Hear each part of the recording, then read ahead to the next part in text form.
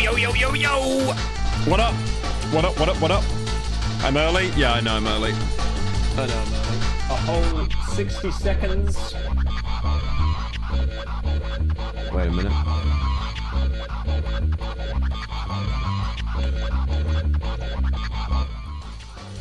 A whole 60 seconds early. What's up? YouTube chat. Twitch chat. What's up? How we doing? How we doing? How we doing? What's with the Darkwood shirt? It's not Darkwood, it's Cruelty Squad. Server blight? Oh yeah, no. I know a new episode came out. I know a new episode came out. I'm excited for that.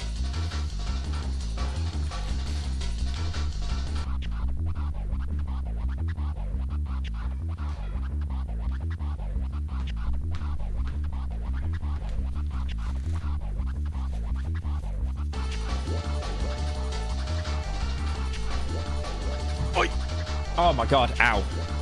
Dude, I worked on core yesterday, like stomach muscles, and that's the first time I've done a core session in basically forever.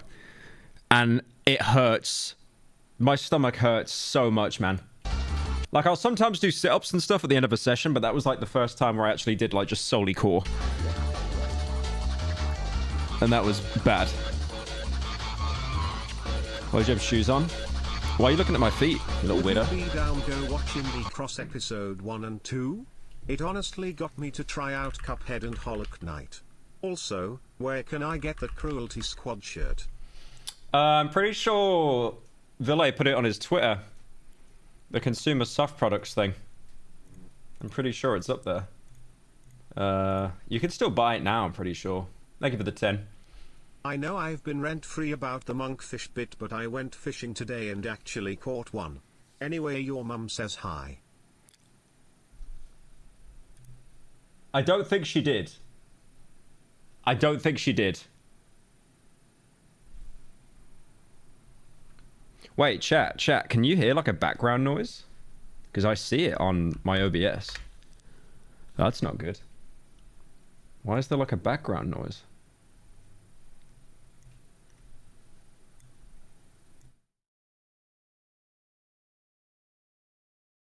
Oh.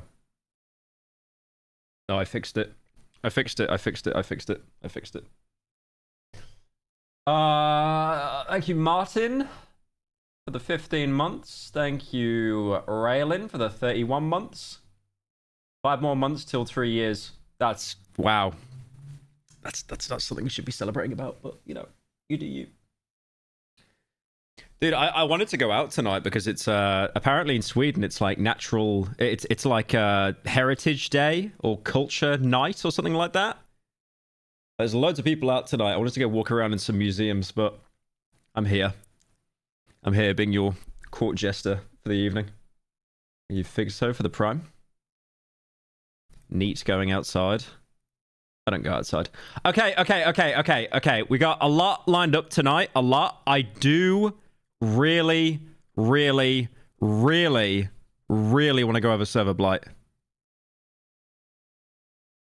I really want to go over that. So let's do it. Oh my god, new server blight video. Oh my god. What's with the... There we go. Subtitles available? Oh my god, bro, the budget has gone through the roof. They've got subtitles now? Oh my god. Thank you, Les Speed Weed, for the 11 months. Appreciate it, man. Thank you, Refresh Twitch, for the 2 months. Dude, this did well as well. This got like 800k in like a week. That's insane numbers. Wait, why am I over here? What happened? That's better. What happened there? I think it was a game I was playing or something.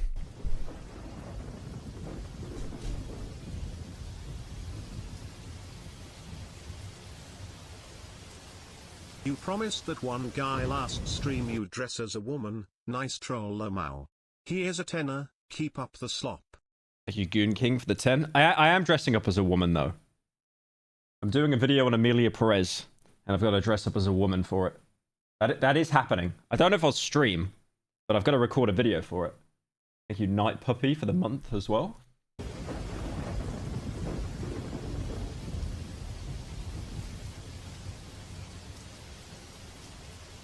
Been a while since the last dunno I've seen your slop and want to reiterate something short. Malfo here. Misspelled Malfoy. Misspelled Terrible at Malfoy. games. Point and laugh. Point and laugh. fear and Misspelled hunger. Malfoy, by the way. Play Sweden. Can't cook. Thank you for the 10, Shaddy. Shut up. Thank you, Mochi, for the 3 months as well, and Night Puppy for the month.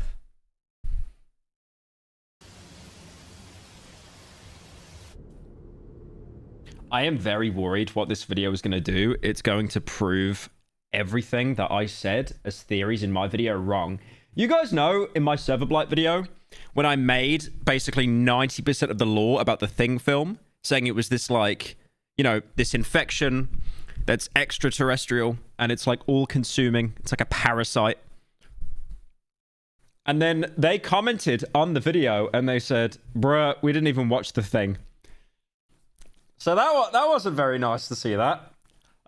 Basically 90% of all my theories were killed immediately.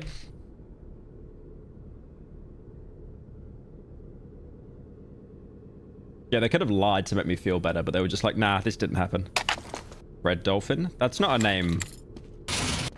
That's not a name we've heard before, right? I think that's new.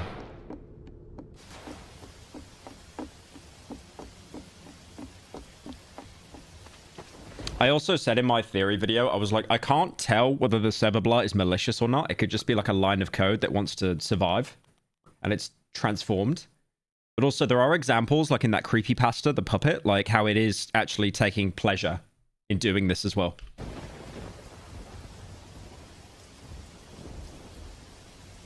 I feel stupid for using money to say this, but you won't see it in chat. I emailed your support a few days ago about Royal Mail because my server blight posters have been sitting in Chicago for a week and haven't moved. Your support hasn't wrote back. Cheers. Thank you, Cohen, for the 10. Hang on a minute. Cohen, I'm gonna screenshot your dono and send it to the merch people.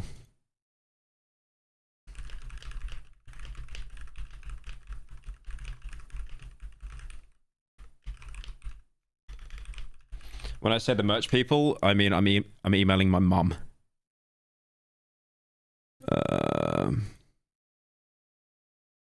Yeah, there you go. All right, it's done. Hey Pyro, I've been a fan since Black Mesa. Appreciate all the content over the years. I just got semi-broken up with today 3 days after finding out my dad has lung cancer, so thanks for getting my mind off things. Thank you, Riley, for the $50. Really appreciate it. Yeah, I hope you're doing well. Yeah, it's horrible going through stuff like that. I hope you're doing okay. I think it's like, when you hear stories like that, I think it really kind of puts into perspective whatever you're going through is just like nothing in comparison to what other people could be going through. But yeah, I hope your dad's doing okay. Seriously.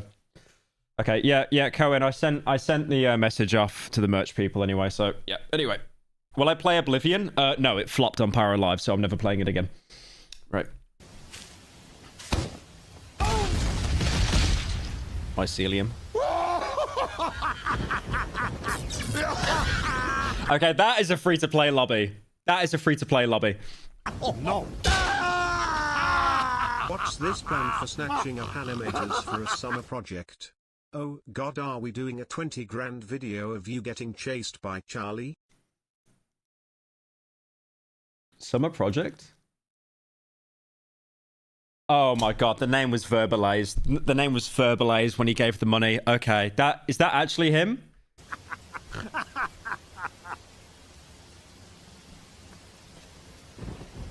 This is like actually how they talk in chat. I think that's one thing I love about this series. They emulate the actual culture of TF2 so well.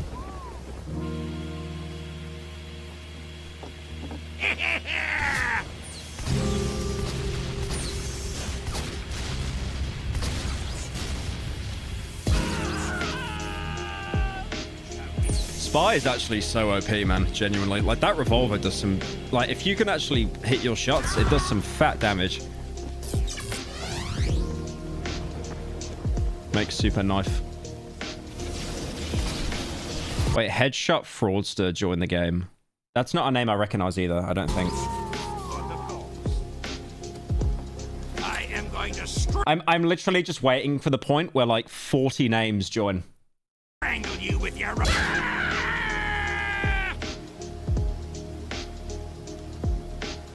Mute your chat, Pyro.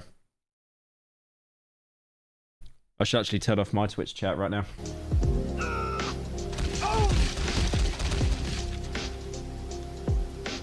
You bitch spy. The only thing this needs is someone in Russian just like cursing everyone out. That's the only way to make it an actual TF2 lobby.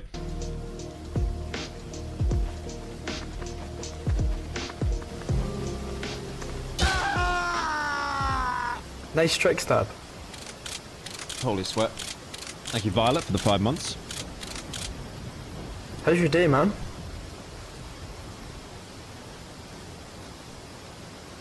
Hey, I get you. This would not happen in TF2. No one would say, how's your day?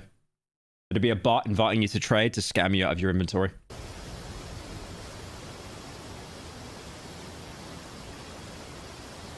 Man, block his ass. Some guy keeps messaging me. Shouldn't have to accept that request.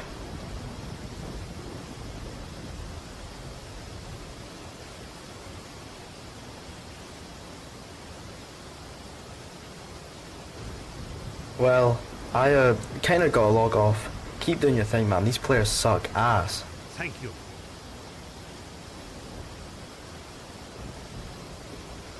I'm calling it. He's gonna say he can't leave. I'm calling it. I'm calling it. The hell? Why can't I disconnect? Oh! I called it! I called it!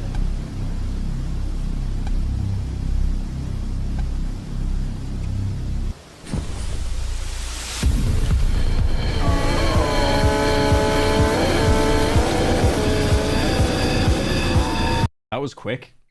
The thing is that I don't understand. No one joined the game. Wait. Wasn't there a guy that joined, like, very briefly for a second? There was some guy that joined. I'm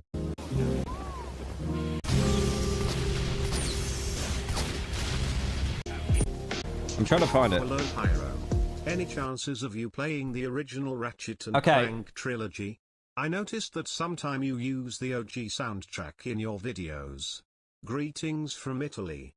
Thank you, Dixon, for the 10. Ratchet and Clank, I've only played Rift Apart because that came out on PC. I played... Genuine question, why do you have an office in your house? Why do I have an office? Because I'm working from an office. You can see it. All these chairs.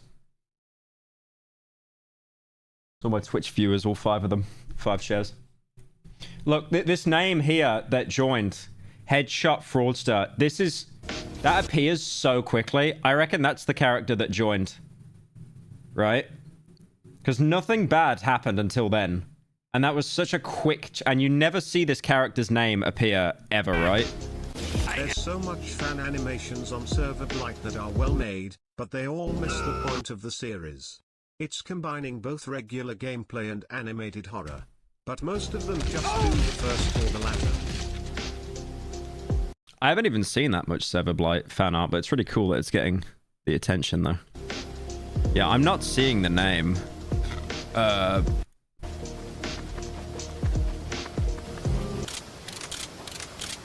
Okay, so that Headshot Fraudster is probably the guy that joined. That was, like, infected or whatever you call it. Anyway, we'll go back to him being grabbed. Ah, hell. Yoink! Oh, Clementine, thank you for the 50 gifted. Appreciate that. Thank you so much. W's in chat for Clementine. That's crazy. Thank you so much. Damn.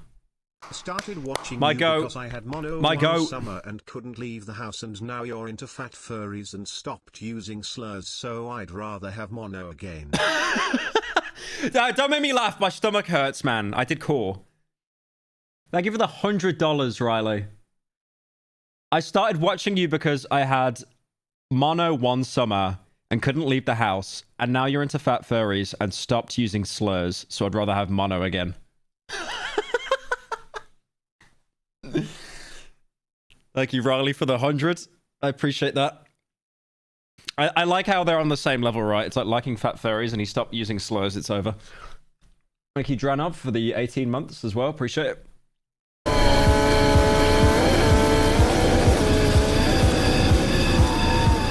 Oh, that's Gilly Sue. That's Gilly Sue. No, that's bad. So this is like the OG people that got infected, pretty much. The OGs. I hope Twitch chat knows they are second-class citizens here. Now face the wall. Are we doing the thing again where Twitch and YouTube chat are just beefing with each other? Dude, it's not even fair. I think there's actually like 3 viewers on Twitch right now. They're saying truth nuke, by the way. Dude, you're basically ganking Twitch chat. Like it's like 10-1 view-wise.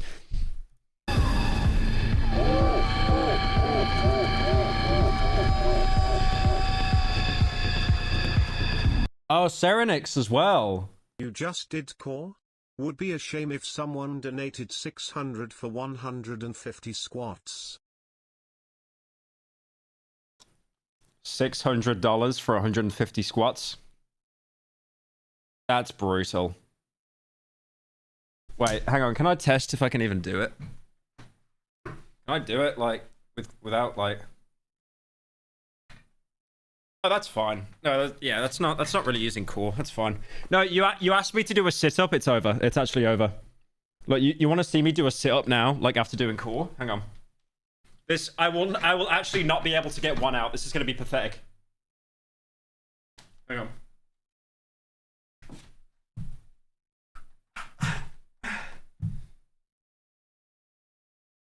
Okay. So no using hands, no cheating. 1 sit up after core day.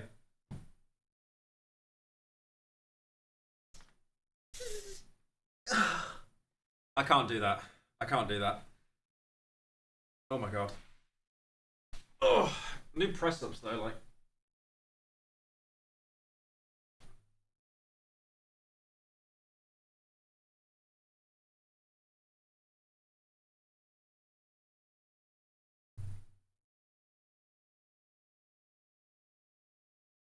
See, I can do press ups fine. I can't do a sit up, man.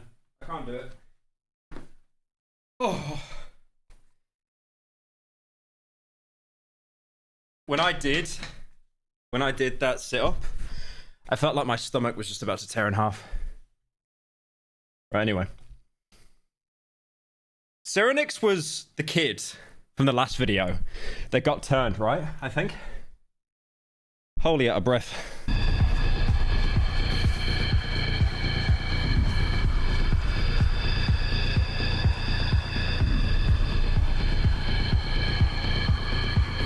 Hey Twitch chat, you guys smell lol. YouTube for the win. I'm horny. Thank you, Birmingham, for the 10. You disgusting degenerate.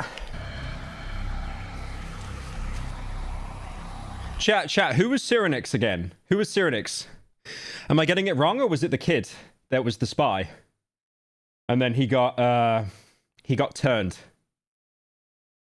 Which one was Cyrenix again? He was the spy from the last video? Okay. Yes, I was right. Pyro currently watching you thwart GTA 5 mall, so I love you, my fake lil Swedish twink. Thank you, Josh. The 10. You're watching me through GTA RP. That's crazy. My loyal subjects, I'm afraid the king is ran dry this month for 150 squats. Coward. Spent too much of the kingdom's taxes on furry commissions. Coward. Another whale has been poached. It's over. It's over. He gave all the money to Charlie. It's over. Thank you, Goon King, for the 10.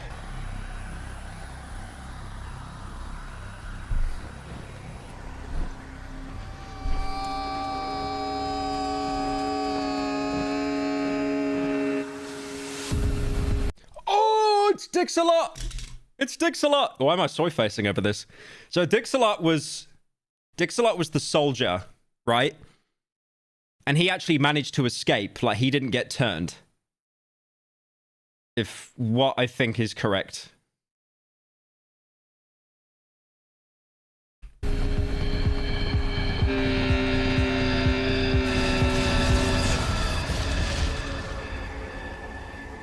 That is the first time we've ever seen one of the entities get killed, by the way. That is actually the first time. We've seen them get kicked. No, I think we have seen them get killed, actually. But not like that. Usually they get dragged away or something.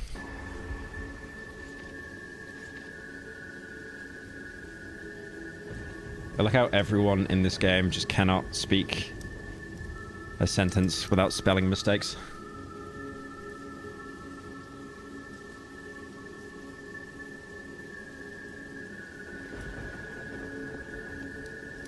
Thunder Mountain. Don't trust anyone, don't touch anyone, don't stop running.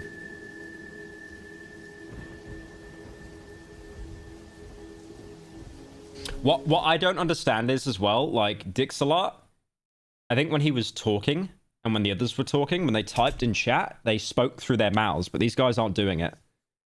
So maybe it's like every server that gets, like, contaminated, there's like a timer that kind of sets in. Like, the more it gets contaminated, then they become more intertwined in the actual game. You know when they're having the hallucinations, that they see all the textures and models, like, around them and stuff? So maybe because it's only just happened, they've still got a bit of time before they start seeing, like, their hands and stuff. As the characters' hands. La. CH, chicken Steve's Lola chicken. Yeah, it's tasty as hello, mamacita. Now you're in the middle crispy and juicy. Now you're having a snackoo, super spicy. It's a Lola attack. Thank you, Acoustic One, for the 10. Which episode of JoJo is this? It's part 2. It's part 2 where he learns about waterbending.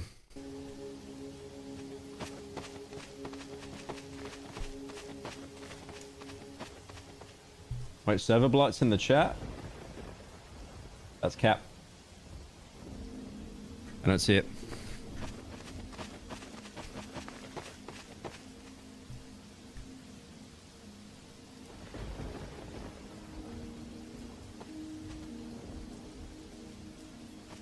I do like how Dixalot is at the main character of the story.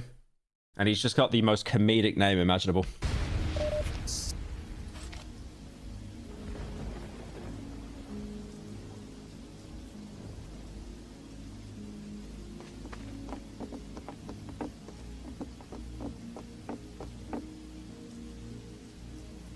Have they not seen anyone I know yet? you probably have plenty lined up, but if you remember the Fallout New Vegas arc, it may have reached its ending if you've been keeping an eye on it. Also Katana Zero shill lol. Thank you, Strange Occurrence, the 10. Oh, it's finished? Okay. That's the Dr. Borsch thing, right? I know he's got 2 more videos out.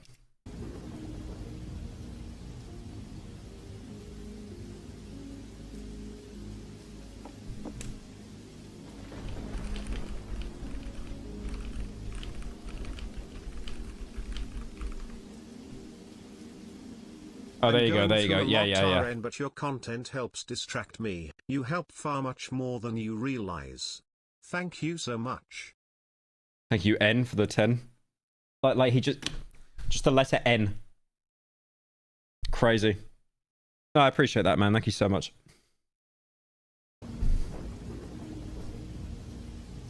I want to read the dialogue. Okay, so I'm guessing, because he's doing that now, like he's moving, like he's being animated through like SFM, even though it's in-game. So he's probably looking at himself at his laptop and then he probably sees the spy's hands, like what happened with the kid in the last episode. Is the spy infected? No, I just think like, I think it works like a corruption. So it's like, the longer you stay in a contaminated server, the more you get drawn into the game. It's not that he's gonna turn. Like, he won't turn unless he gets grabbed, like, physically. That's like the one weakness of the blight. It can't just, like, turn you because it shares the same server. It has to make physical contact, I think. But he's gonna keep tripping more and more and, like, see himself more in the game kind of thing. Which will, if anything, distract him to the point that he's gonna get grabbed. And keep in mind as well, the only way they can leave is if they game in themselves by, like, you know, they take fall damage or something. Which, as a soldier, is actually really easy if you think about it. Like, the soldier actually has the easiest way to, like, to kill himself. Yeah, it pulls you in somehow. Best not to think about it.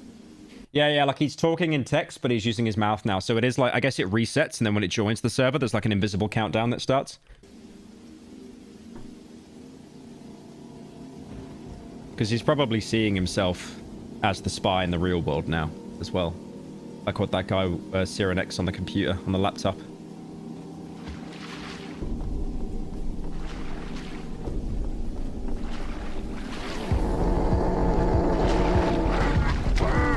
Oh, that's Cyrenex, isn't it? I think that's Cyrenex, who was the spy that got grabbed. And then he died in real life. So even though he's dead, it's still like using his body, like puppeting it.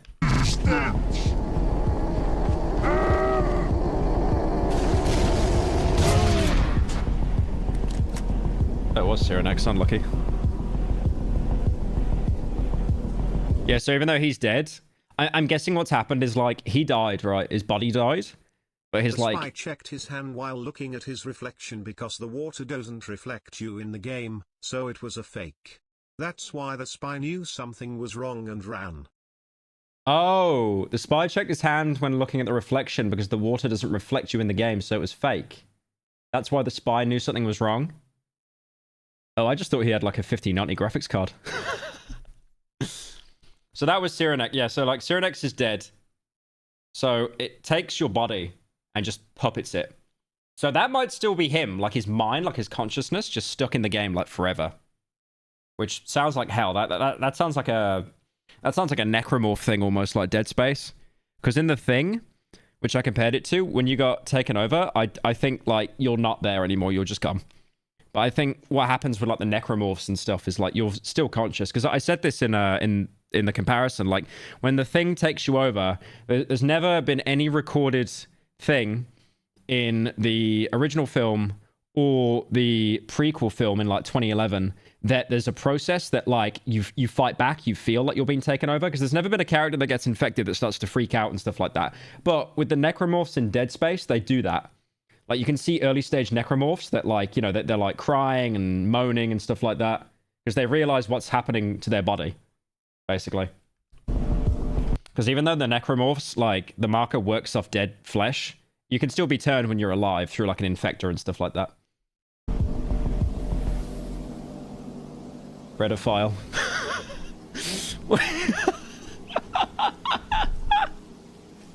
Redophile.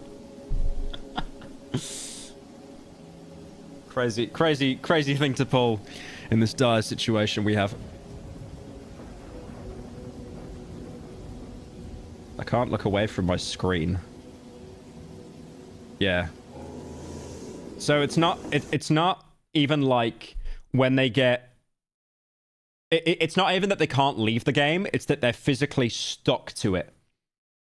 Like, they can't look away, they can't, like, stop playing the game because it's, like, became their life. I know I sound like a no-lifer now. Like a no-lifer on TF2 with, like, 9k hours. But you know how they like, see their hands as the character model and stuff? It's almost trapped them in the game. So it's not even... I feel like when it's got to this point, this is why the server blight works, because I know people are saying, like, bro, just unplug your computer, Lamau. That could work, maybe. We've never seen that happen. But, like, you're so trapped at that point that you can't possibly do it yourself. And we've never... And, I mean, guys, these are TF2 players. They're doing it in, like, mummy's basement and stuff. Like no one's going to be sat there to actually pull out the cord.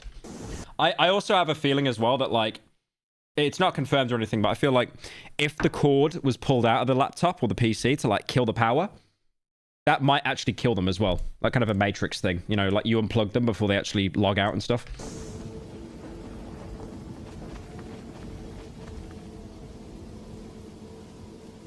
We're going through mid. Oh, chat's gonna have a field day with that one. We're going through mid.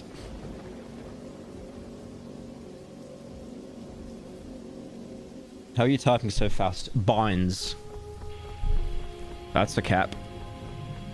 Okay, I don't think he's using binds. I think he just said that so he didn't want to freak him out. I think what's happened is he's been doing this so long that he's like still hooked into the game.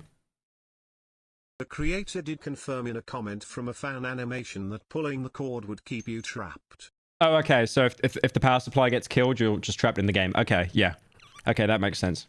Yeah, I was going to say it's a bit of an easy way out. So he said binds. I think that's a cap. I think he's done this so much and he's so stuck into the game because this is the only guy that we know that's had multiple experiences in different servers and he's still survived and not been turned. So I think what's happening there is he's so locked into the game that when he speaks, it just turns it into text immediately. And he's just lying, saying it's like a bind or something. It's like how Cyrenex, he said, like, you know, what the fuck? Like, in real life, and then his spy mouthed it in the game. You know, that kind of thing.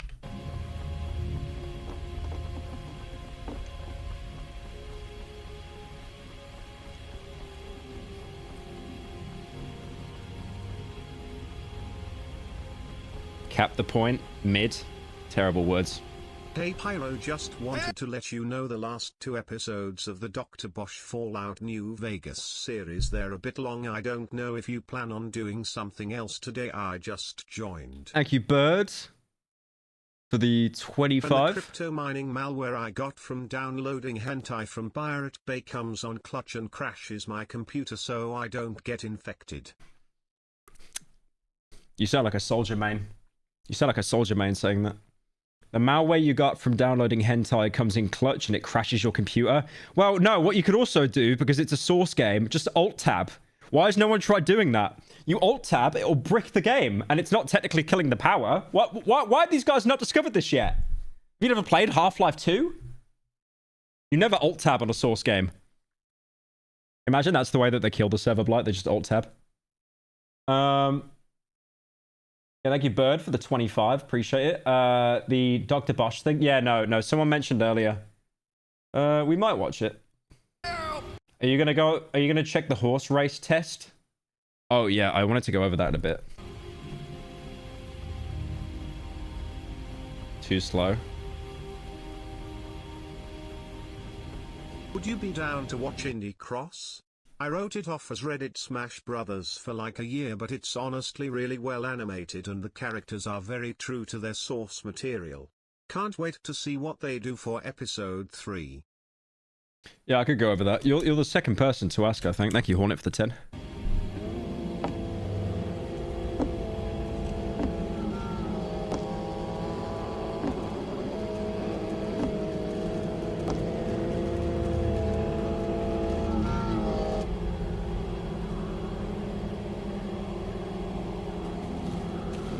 See, that is like directly from the thing. That is directly from the thing. Okay, I don't want to claim credit here. I feel that if they saw my server blight video, they might have actually watched the thing. Because that is exactly something that you see in the film. I think that there was like an entity called like Split Head or something. And it was like one person was infected and you could see the other person being like, I guess, compromised or whatever. And they were like screaming and stuff.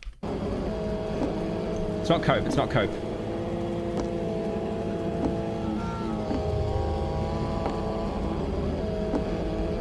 That is literally Splithead from the thing. Because notice how like that one, the engineer, is like smiling and stuff, and then the other one is like screaming. Hang on. There was literally there was a scene. I'm trying to find it now. This is like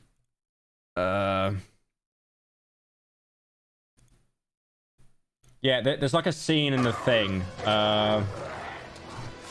This is in like the not the remake, the prequel, by the way, that came out in 2011. It sucks. It's not good.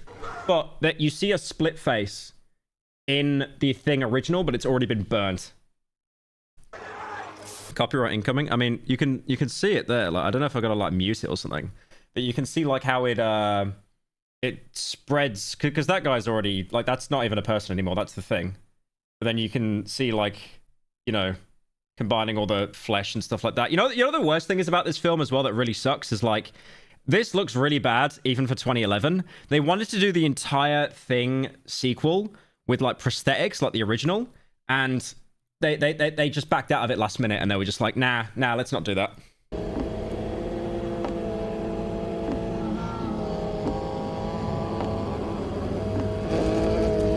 Why's chat saying gay sex? So this confirms your theory that the blight is evil. It tortures the screaming demo man with a smile on its face using the saw in game, which does 500 damage every few seconds. Ew, the prequel sucks. How dare you show that trash?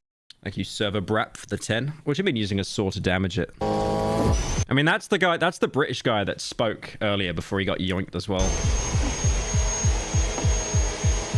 Oh.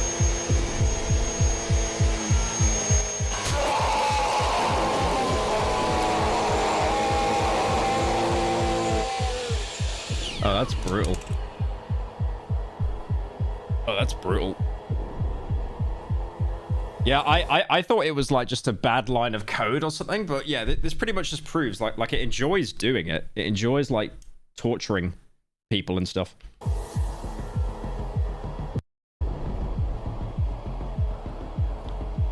You know, it's like in The Last of Us and stuff, right? You've got cordyceps. It's like cordyceps isn't evil. It just wants to survive and spread as much as possible. But then, yeah, this is obviously enjoying it.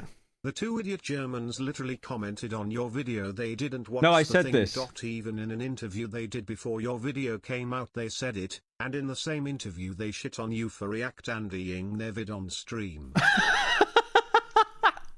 Good. Like a young stroker for the 10. The Project Zomboid analog horror today? It's the one Undead Captures made. What is that? Project Zomboid analog horror.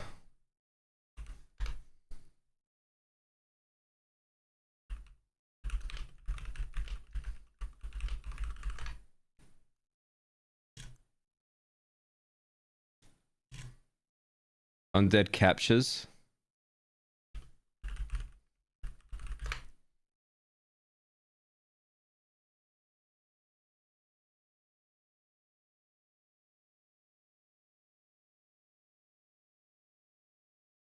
Oh, this looks a bit cinema actually. Okay, I'll save that. I'll save that.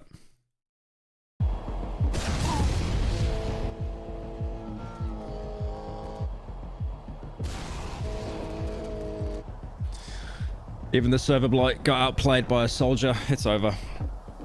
Most underpowered class.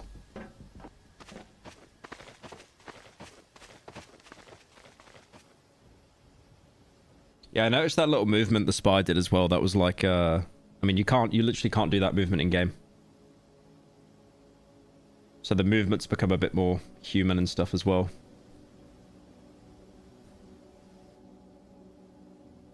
I mean, the server blight is bad and it's really evil, but also it's the equivalent of VR, but for free. I saw it get people who... Friend. I might have missed something, but like what stops an admin from just banning everyone in the lobby? What stops an admin banning? We've never seen an admin in any of these games. We've never seen an admin. I think maybe it targets servers that don't have admins.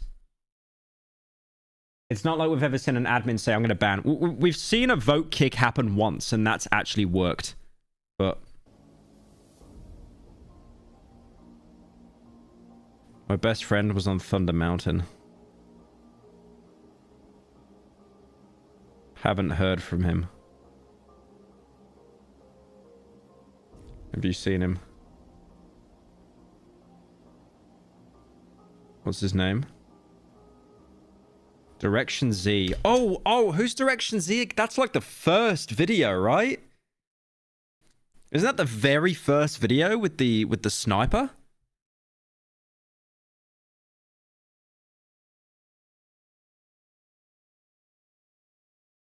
It's the scout. It's the scout that he shot in the beginning. Oh, that's right. Oh, he's gone then, isn't he? Like he's literally like infected. Direction Z is the scout. Red Dolphin is the spy that kills himself.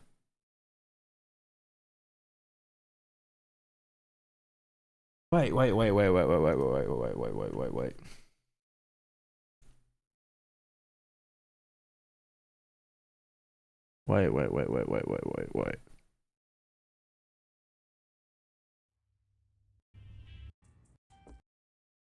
Yeah, dicks a lot.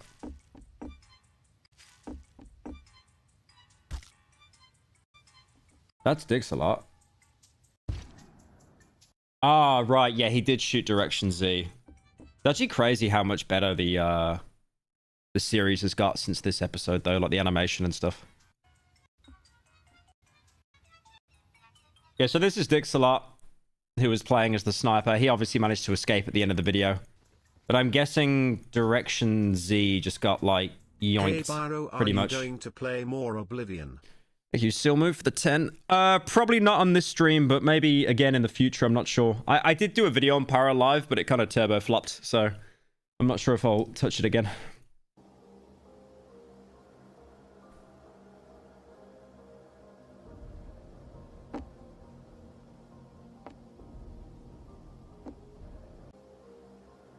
Direction Z. No. Right, so he's lying then. He's literally just lying. Because he killed him as the scout. Maybe he feels bad because he got him infected without actually knowing it.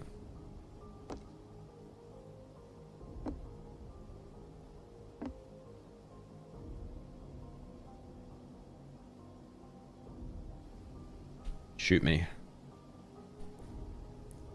Or respawn in there. Isn't that a bad idea, though? Like, if you get... Like, surely, if the Blight's smart, it's just gonna wait in spawn to yoink you immediately. It wouldn't be roaming the map. Wasn't he the spy that jumped off the map?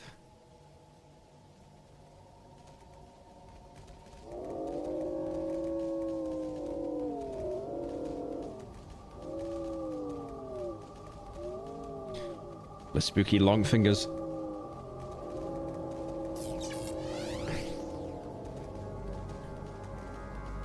Yeah, he was the one that jumped off. Rorke's Drift.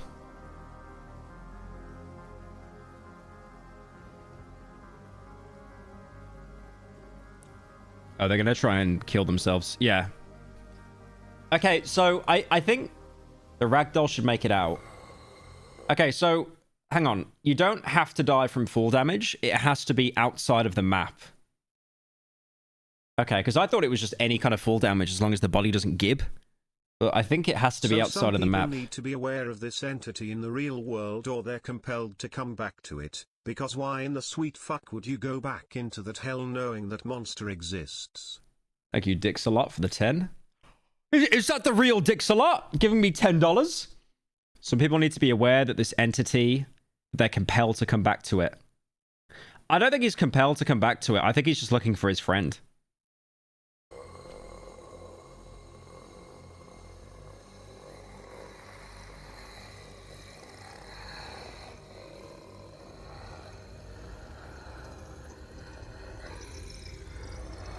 Like, he thinks he can save his friend that he's lost.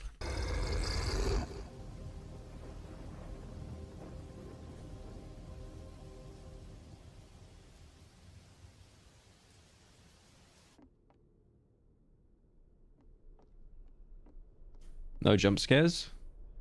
In my YouTube horror series? How could they?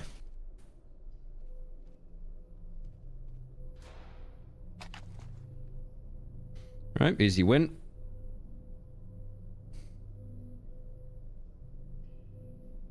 He's looking at his rocket launcher, absolutely amazed that Valve would let you shoot 4 times before having to reload.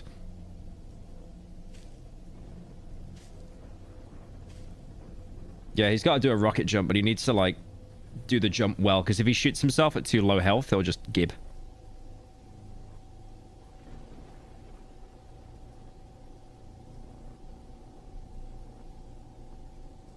Yeah, even he said don't gib yourself. I assume that'd mess it up. Notice how he didn't die to a crit rocket, by the way. Notice that, yep. Very balanced class there, very balanced.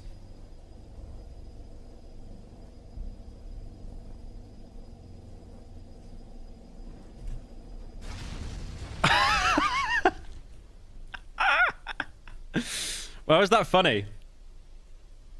You Dranis for joining?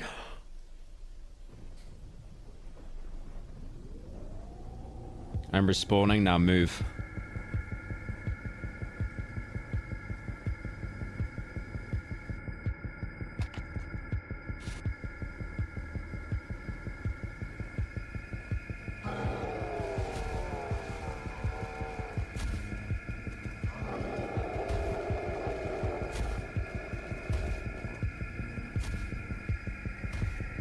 Surely just shoot him. Surely just shoot him. You're a soldier, mate. One crit rocket, he's dead.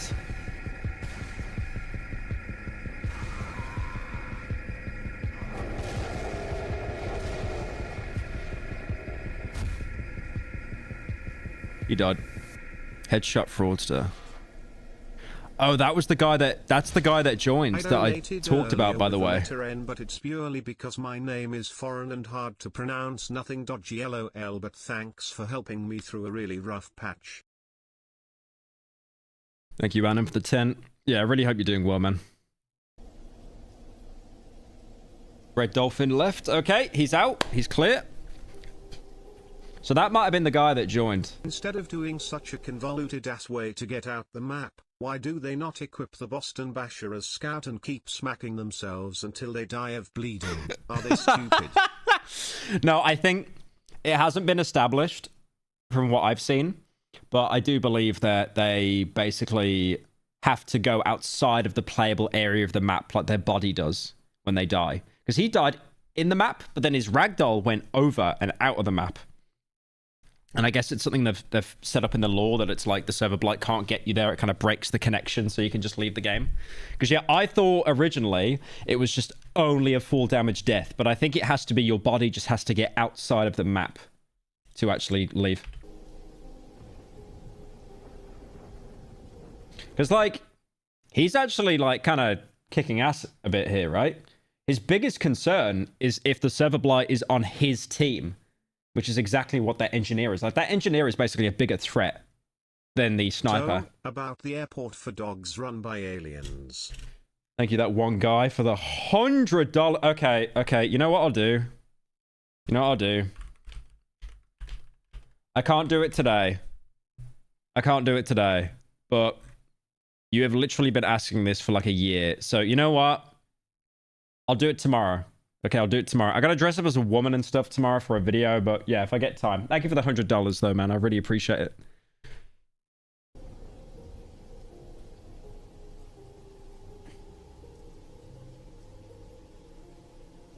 Why did the chairs multiply? No, they had kids.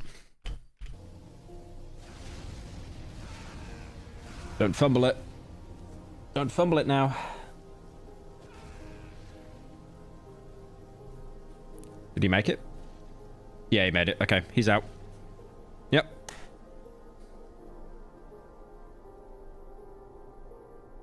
I'm surprised the bodies are still there, because usually they'd respawn and then the body would disappear pretty briefly. I'm just seeing if there's like anything in the corners, but no. I like that. I like how they did that episode. I really did. Like, they could have just filled it full of like jump scares and stuff, but they really didn't go down that route. He's still there. Yeah.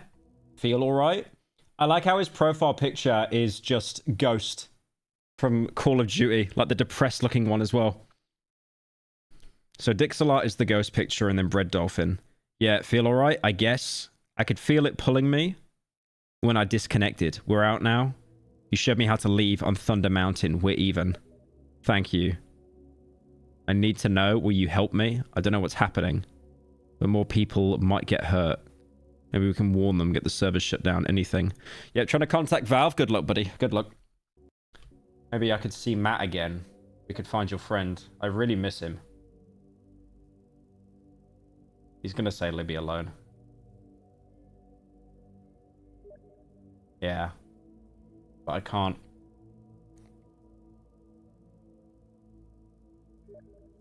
That thing found me twice. Oh, so he was in the first video. Okay. Took me a minute to remember that. I can't go back. Please. Don't message me again. Do you think that's because only Ghillie Suit joined the game? None of the other ones from the previous episode? Yeah, I think it just spreads.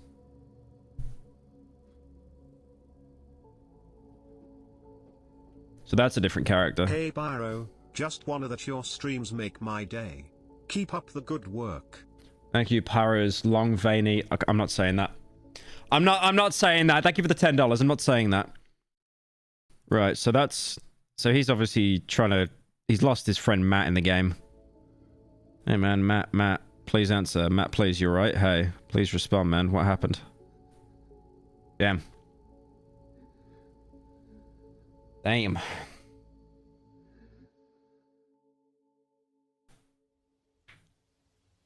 That's brutal. Also, why doesn't the server blight go to a different source game where it's easier to assimilate people, like Left 4 Dead? Is the server blight itself stupid? Well... When is Funga? When is Funga? We're always chipping away at Funga. It's just taken a while. Yeah, I think with the server blight there, it's kind of shown that it is just openly malicious. Like, there's nothing up to interpretation there. It is just malicious. But we still don't know its origins. You know, it could be a line of code that went bad. It could even be, I don't know, some kind of deep learning algorithm or something, and maybe it just took like one of the most spiteful... Like, I also have a bit of a game theory that like the malice and like the enjoyment of pain of server blight, it might actually be templated off like, you know, some players. Like, could you imagine, for example, like Valve or whatever, they use like a bot or something like that to moderate all these bad players. You know, like in GTA, you kill too many people, you get the dunce hat, you put in like a server with all the other cheaters. They might have done something like that in this game. And then the bot became like self-learning and stuff like that.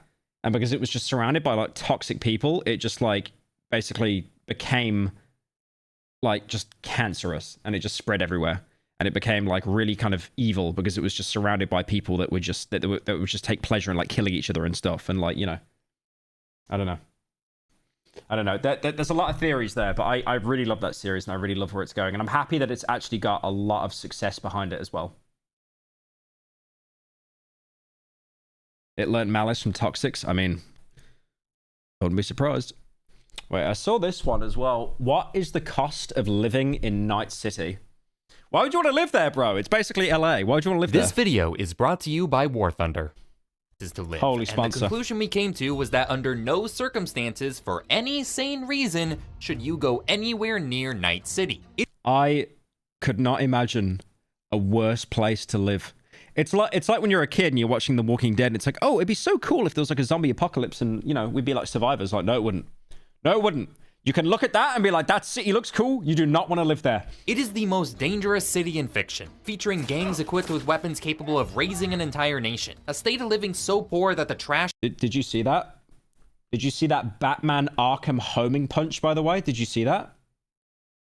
Look at that. Look in those final... Look at that. Look at this jump he does. That's crazy. That's crazy. A state of living so poor that the... I do love Cyberpunk, though. I think it's a really good game. I'm happy that they fixed it, all the issues with it. I keep reinstalling it. I play it for an hour and then I get bored and uninstall it. I don't know why. It's like Skyrim. I just keep doing this. Trash and waste piles above the buildings you could be living in. You'll be constantly wondering if tomorrow is the day you'll finally bite the bullet. There is absolutely no reason why you should visit Night City, let alone live there. But what if we ignored all that and moved there? What would it be like working and living in the region? How much would it actually cost? The game's goated. I'm really happy that they stuck with it and they didn't just abandon it. Like that's massive props. Even if I personally will just probably never play it again. Cost to live in Night City. Today we're going to figure that out, but before we dive into the main question, we first have to answer a few smaller questions to make sure we are on the same page. Number 1. Is Night City based off Birmingham in the UK? Answer, yes. What do we need to live in the city? And number 2. What is the value of the local currency? For question 1, we have to decide what is considered a necessary cost to survive in Night City. The pillars, so to speak, of living. God, do you remember when the game came out, how sloppy some of the stuff was? Like how when cops were called in, they wouldn't actually drive over to you. They just spawn wherever you weren't looking. Here. I'm really happy they fixed all that, though. We can immediately put down the basic needs of every human on Earth. Food, water, shelter. Yeah, I think when I played the game, I only finished it once, but I got the Pan Am ending. The girl that you can get when you play as, like, the male V. All are necessary to not die. The basics aren't the only things we're going to have to account for. Empty desert wasteland. It's an apocalyptic world, they have no choice. Also recently my doctor recommended me ashwagandha for my ADHD and anxiety. They're just vitamins but have seriously helped. Thank you, Adam, for the 10. Yeah, I don't take any like supplements. I just take an AG1, the athletic greens, and then I take a D3 and K2 dropper because I don't get enough sun. Or the cost of transportation if you have to commute for work, regular medical care, taxes, or lifestyle needs as well have to be considered. But the numbers here can fluctuate a lot depending on your current circumstances. If you're living with a partner, for instance, or have a child. Ignore the fact that you'd have to be a madman to move here with a child, and instead put together a template to start from. This V is going to be our template to work off from. His name is Vic. Vic is an adult man in good health, mostly. He has some skills in the technical field that could offer him decent work. I would not be hiring anyone with that mustache, I'm just saying.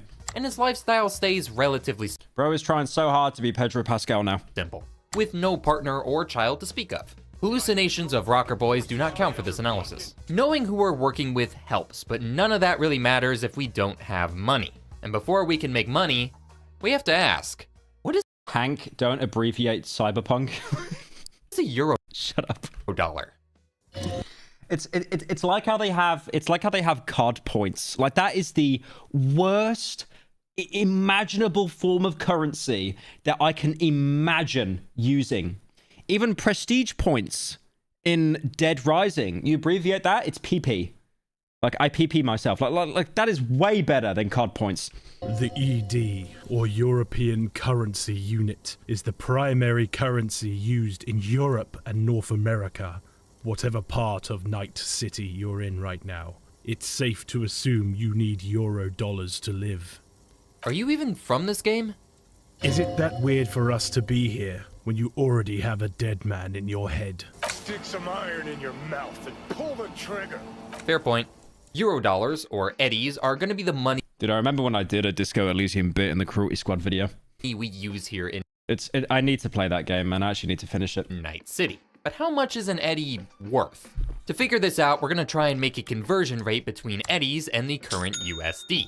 Oh, why is Sean Bean on the screen instead of a Eurodollar symbol? Well, You know Sean Bean is in Oblivion, right?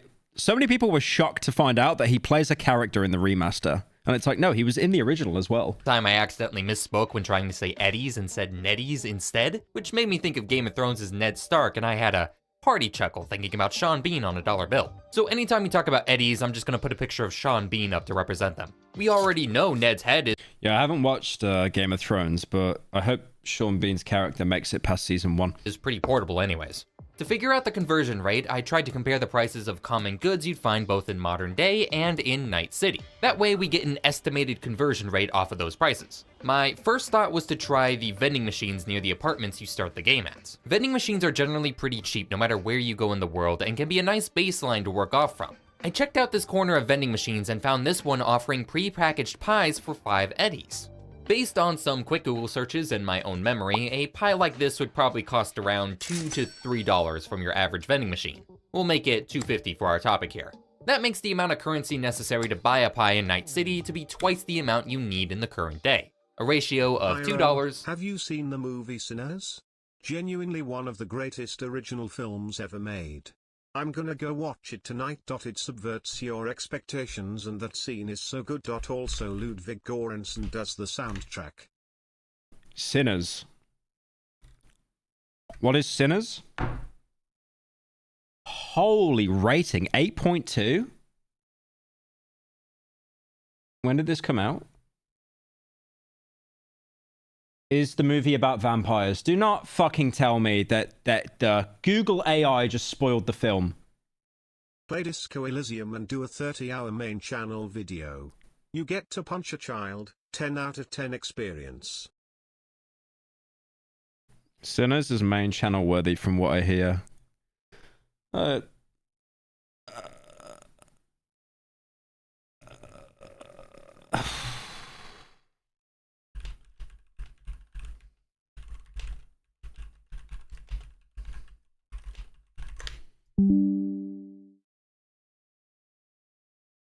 People can't stop raving about it.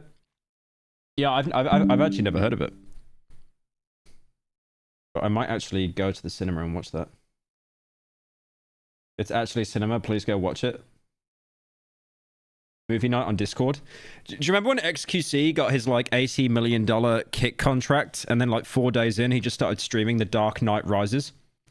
And then the kick staff had to they had to go into his chat and just say, no, stop doing that. To 1 Eddie.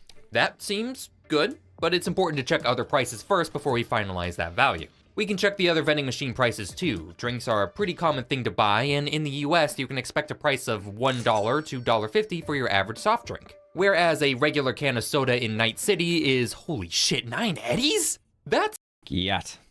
6 times the price of a $9 for a Coke. What are you buying? Like at an airport or something? What is that? can of soda. Now, I'm not an economist. We're good at math. We're smart.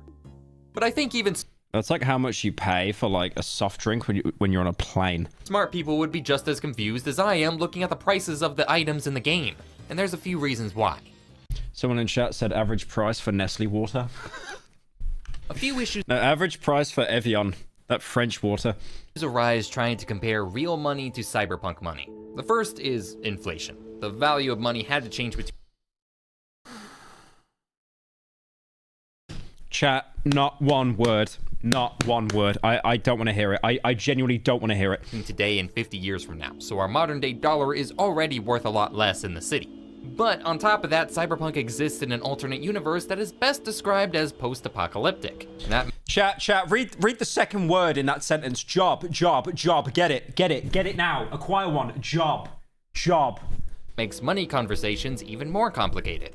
Now we're about to talk about a lot of money here, and it may be quite a lot to take in, so before we start crunching the big numbers, let's talk about something we can do for free. Namely, our sponsor for today's video. No, sorry, mate. Free stuff. I'm sorry. Let's talk about the real money. A drink of water is usually pretty You get that bag. You get that bag. I'm not doing it. easy to find in real life. One of the cheapest drinks out there. Most places will give you a glass for free. Hey, I'm filming here. And for the most part, the filtration across most cities is good enough to give you reliable, safe to drink water. That is not the case in Night City. Here is real water, available for 99 eddies a gallon. I can get a gallon from Walmart for $1. The water in the Cyberpunk universe is so contaminated that it's toxic to even be it.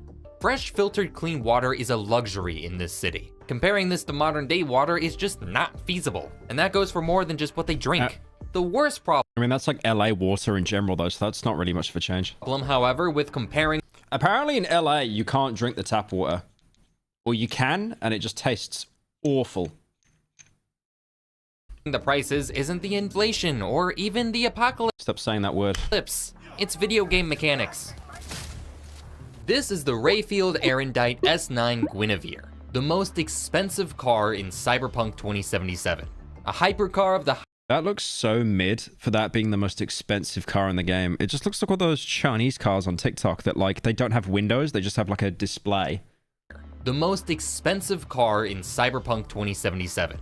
A hypercar of the highest luxury, labeled by the game as I actually like the interior more than the exterior. The interior is actually really nice. being worth more than the GDP of many island nations. Okay, so just from that, we're talking about in the numbers of over $1 billion to be Dude, I think the starting car you get is, like, Really good, genuinely.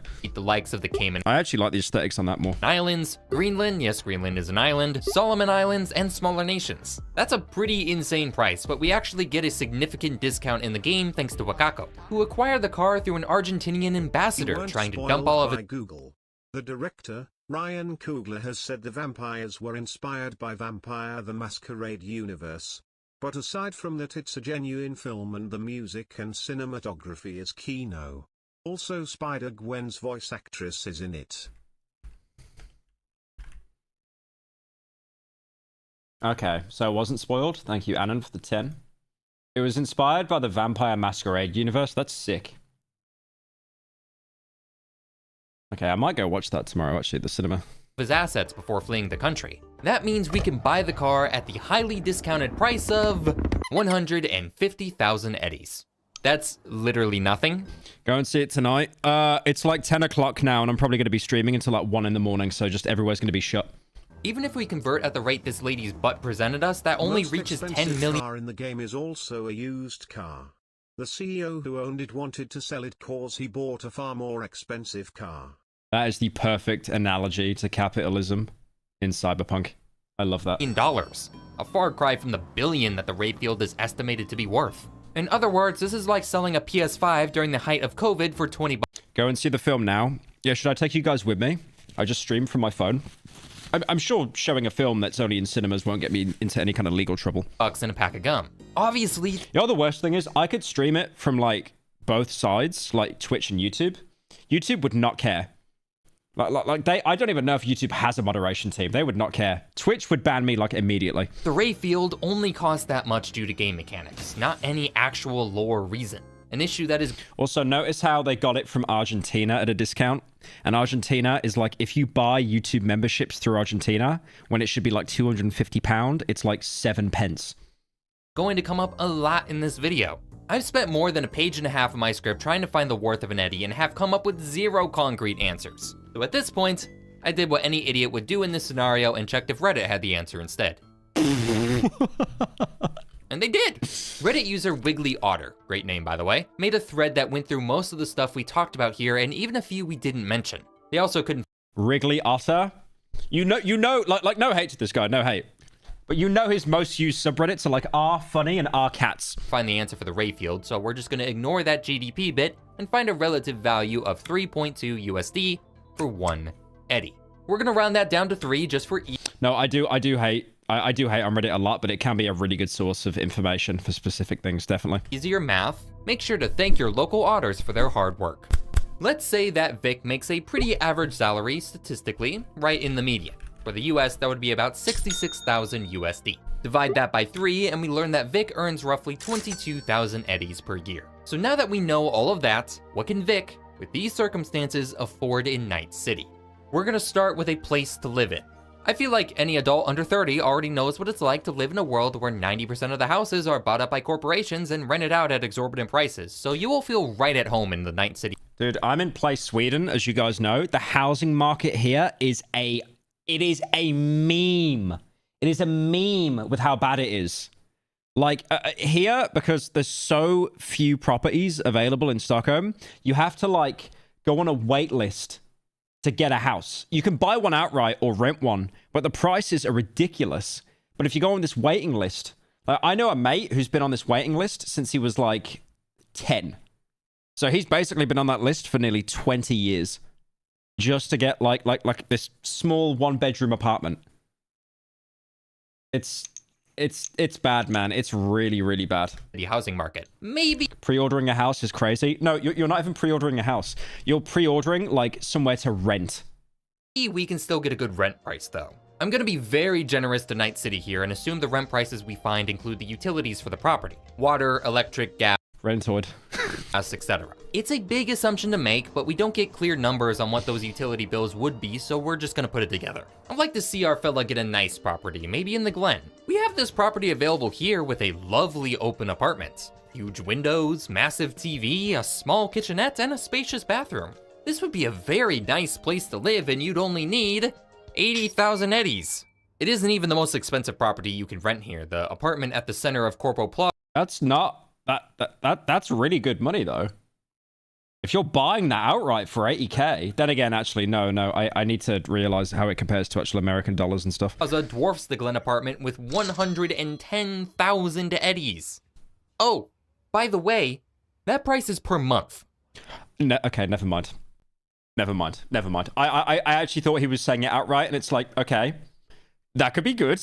No, never mind. We only pay this price once in the game, but that's because Cyberpunk 2077's V goes on a cyber psycho tear throughout the city in the span of a couple weeks.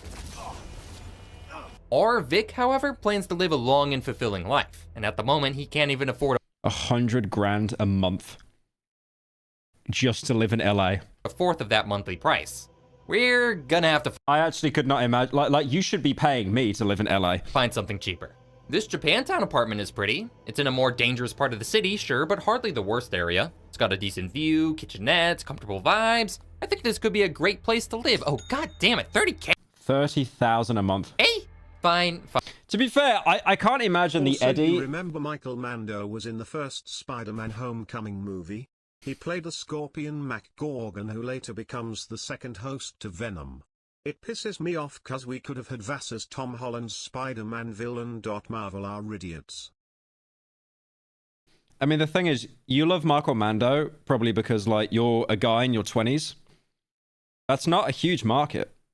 You know, it's the kids and, like, the women and the parents and stuff. Like that's why in Invincible they use so many characters from Breaking Bad and stuff, because it's like, oh yeah, if you watched Breaking Bad, you're gonna watch Invincible.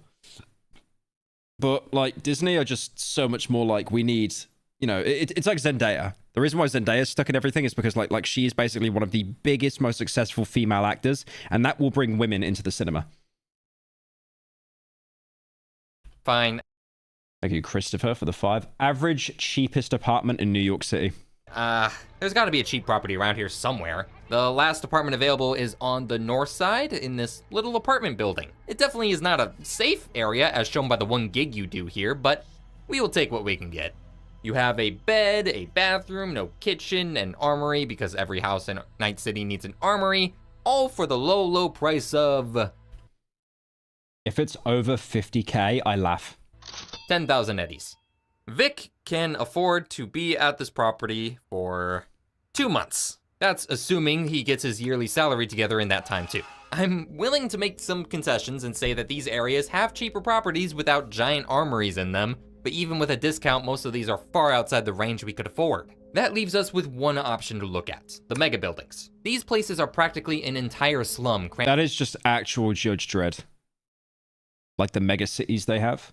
If you guys haven't seen, by the way, there's a film called Dredd. It's got Carl Urban in it. You know, the guy from The Boys who's got that horrible British accent. I'm not from New Zealand, mate. I'm British. Ever gained this 10th V I've got in my needle, mate?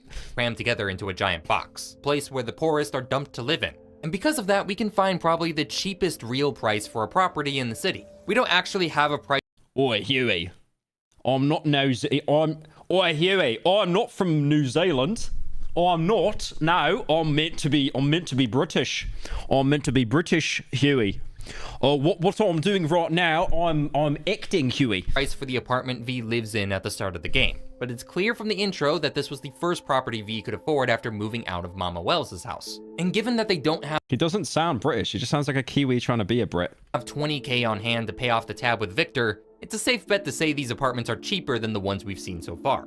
I'm gonna throw a Hail Mary price of 4,000 eddies per month for one apartment in the mega building. That's still which I know is probably not correct, but I'm trying here, man. That means to stay in this property inside the mega buildings, you need an average salary of 48,000 eddies. So we're gonna have to do some serious rethinking. None of the properties available in the game are anywhere near the salary we have here. Your first thought in this moment is probably telling me to stop using the USD comparison and instead find the average salary of a Night City citizen. And that's what is currently going on. We're looking at the very interesting analytics of what is the cost of living in Night City. Points, but you'll quickly realize that the How do the prices get this bad? The I word, the balloon word, I'm not saying it. USD option is the far more favorable one. In the book No Coincidence, a heist story set in the world of 2077, we learn that the job of a welder can earn 30 eddies per day working. That's about 3.75 eddies per hour if they worked 8 hours that day, which they probably worked more. Assuming they work, say, 6 days a week, they make about 720 eddies per month, or a little over 8,500 eddies per year. The in-game prices... So that's like 70% is going straight to rent in the cheapest apartment in the game. Just aren't feasible even for the lowest rung of the city. I know the homeless situation in Night City is bad, but this would make nearly everything in the city impossible to live in. Corporations are greedy, but they still need a barn to put their cows in to milk them dry. I think we have another Rayfield scenario here, gameplay crashing with realistic pricing. Was it bad that watching this video, I actually want to play Cyberpunk again? But I know what's going to happen. I'm going to install it, play it for 2 hours, and then drop it again. And to make this discussion even feasible, we gotta change it. There's nothing that inherently places the rent price of these apartments at per month. So instead, we're gonna interpret these prices as the yearly cost of staying at these properties. This makes the Glen apartment far more realistic at about 6,700. Notice how he's using USD and not anything else? That's because our money is the only real one. Everything else is monopoly money, LOL. Are you for real? Are you for real? Our economy died overnight because of Brexit, and the pound was still worth more than your disgusting, stinky dollar. Are you doing a bit? Are you actually doing a bit? Our economy died overnight, and it was still worth more than the dollar. Shut up. The one thing I'll agree on is Australian dollar is actual monopoly money. Like that is just absolute gibberish nonsense. Eddies per month. And the high-end properties like... Thank you, Wolfgang, for the 13 months. Like Corpo Plaza, around 9,200. This connects well with the Corpo V life path in the game too, as you're considered incredibly wealthy for having a little over 100k sitting in your bank account in the opening. Still, far beyond the price range of our Vic here, but this makes the low-end properties of Northside and the Mega Building far more feasible. We're gonna change the Mega Building apartment to be at 10k as well, meaning both of these properties charge 820 eddies per month to live in, or account for half of Vic's annual income. In case you're wondering, that would place these apartments at about 2,500 USD per month. That's a lot of money. And with that, we can finally move on to... Oh, damn it, I forgot about taxes. Yeah, even in a city managed by mega corporations, you still gotta pay government taxes. So now that we have a place to rent, we need to quickly find out the taxes our Vic has to pay. Since taxes aren't exactly detailed in the game, we're gonna use the current US tax rate for an individual making 66,000 USD per year. Just do what Logan Paul did. Go to Puerto Rico and then inflate the economy because you're paying like 2% tax and you've got like hundreds of millions in your bank account. Which is roughly 23.5%. I'm gonna round that up to 25% because I like round numbers. That means that regular Vic, with his 22,000 eddies salary, pays 5,500 eddies in taxes, as well as an additional 10,000 for his apartment rent, leaving Vic with a leftover amount of 6,500 eddies to cover everything Thank you, I'm duped for the 3 months. For a year in Night City, or roughly 20,000 USD. Now, that sounds like a lot, but let's hold on to our Sean Beans for a minute here and think about what that means. We have water included in our rent, but we're not gonna consider the tap water safe to drink here. And we have to eat food to sustain ourselves. Actually, I don't, I'm a PNG, but you would have to if you lived here. For our yearly grocery expenses, I decided to use the California average as our base. That is the worst thing you could ever do. After very... What's that store in LA? Aeron? 01 or something? Let me look it up. There's this store in America. Oh my god, hang on. Most expensive grocery store in California. It's called like Air One. Yeah, Air One.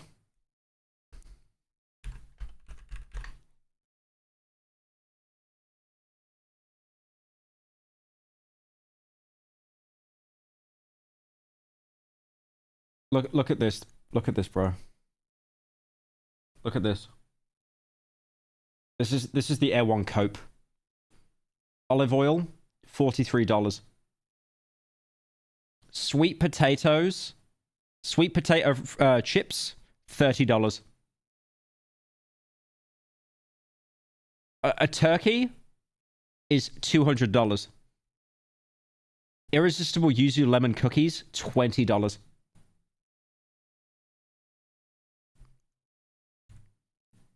It is just actually a meme. Like how expensive that stuff is, man. It blows my mind. What's that? That's garlic. So 12 grams fermented garlic. No garlic breath, naturally sweet, powerful antioxidant, rich in amino acids, supports gut health. $43. For $20 for almonds, man! Almonds! There's no way. There's no way. God, that is an actual meme. We've got a Night City store in real life, guys. Thorough research, I learned that the average single person in California spends roughly $100 on groceries per week. $400 per month, $4,800 per year. After converting to eddies, we get a cost of 1,600 eddies per year on groceries. Everything in the song is 100% right about America. BTW America Swedeland. Thank you, American number 1 for the 10. I think I've heard of that song before. Thank you, Plus Up, for the 9 months. I can't afford groceries, but I got enough money for Pyro. Streams and slop channel. Do you think you could check out a game called Hypnospace Outlaw? It's pretty cool. I think you'd like it. I haven't actually heard of that, but I could look into it. Thank you, Eli, for the 10. Use all these ingredients in a home-cooked meal. Oh, nuts. Okay, we have to change the cost a little bit because obviously we're not in modern-day California. And specifically, we don't have a kitchen. Night City's low-income housing is actually pretty clever in that regard. The apartments in the mega buildings don't have kitchens, and getting individual appliances to work with instead would not only be more of a hassle, but also difficult to manage given the apartment Average Pyro viewer. Like instead of having a kitchen, he's got a gaming setup. layout. But every apartment has a vending machine installed that you can buy whatever you need from. Food, water, women, men, guns, you really have the whole variety. Everything about the design is meant to encourage you just buy a woman from a vending machine. She's just stuck in there. to eat out, to consume from the vending machines, takeout, and restaurants. I thought that was a troll face for a second there. Why does that look like Attack on Titan? That looks like the smiling Titan. Instead of cooking yourself. That makes the average price you are going to spend on meals each day skyrocket, as we've already seen from the 9 Eddy vending machine soda, which is also the cheapest drink option. Energy drinks are 17 eddies. It also means that you can't Uber Eats a man. What do you mean by that? What do you mean by that? save as much money on leftovers because this place isn't even equipped with a fridge. That's more money per meal with less value coming out of each meal prepared. Oh my god, bro. Someone in chat's crying as you couldn't order femboys from the vending machine. Yep, classic. We're gonna do our best Classic. to save as much money as possible, but it isn't looking pretty. Vic is going to avoid vending machine food as much as he can, mainly buying from local stalls and restaurants, which offer cheaper prices. Vic's diet is going to consist of lots of Matapong decaf, fake beef, and hot dogs. Is that beef in an actual Petri dish? Oh my god, it is. Synthetic meat. You're in for a treat. I like hot that. dog. The thickest dogs and tightest buns in town. What? This is a good moment to point out that there is practically no real meat in the entire city. Almost all animal life in the region is wiped out, and all of the meat we eat here is synthetic instead. So they have to do stuff like locust pizza to replace your usual toppings. Oh, and all That sounds disgusting, but I could so see that happening in the future, man. Like people are looking into bugs now, like eating bugs, because apparently they've got like mad high like fiber and protein content in them. avian life in Night City actually. I didn't even know this as well, but like you know how like most countries the main meat that they eat is chicken. In China, it's actually pork. It's pig. I genuinely thought it was chicken in like most countries. Went extinct thanks to the Avian Extermination Act of 20. I actually don't like eating pork though. I think it's pretty disgusting. Like bacon is nice. I'll eat bacon, but like just like I've had like Chinese pork before, and it's literally just like 80% glob of fat. 2063, which ruled all birds within an 18-mile radius of Night City to be killed on sight. That was thanks to a disease spreading at the time through them. I guess we're not getting chicken either. Hey, is there a laser dot on my head?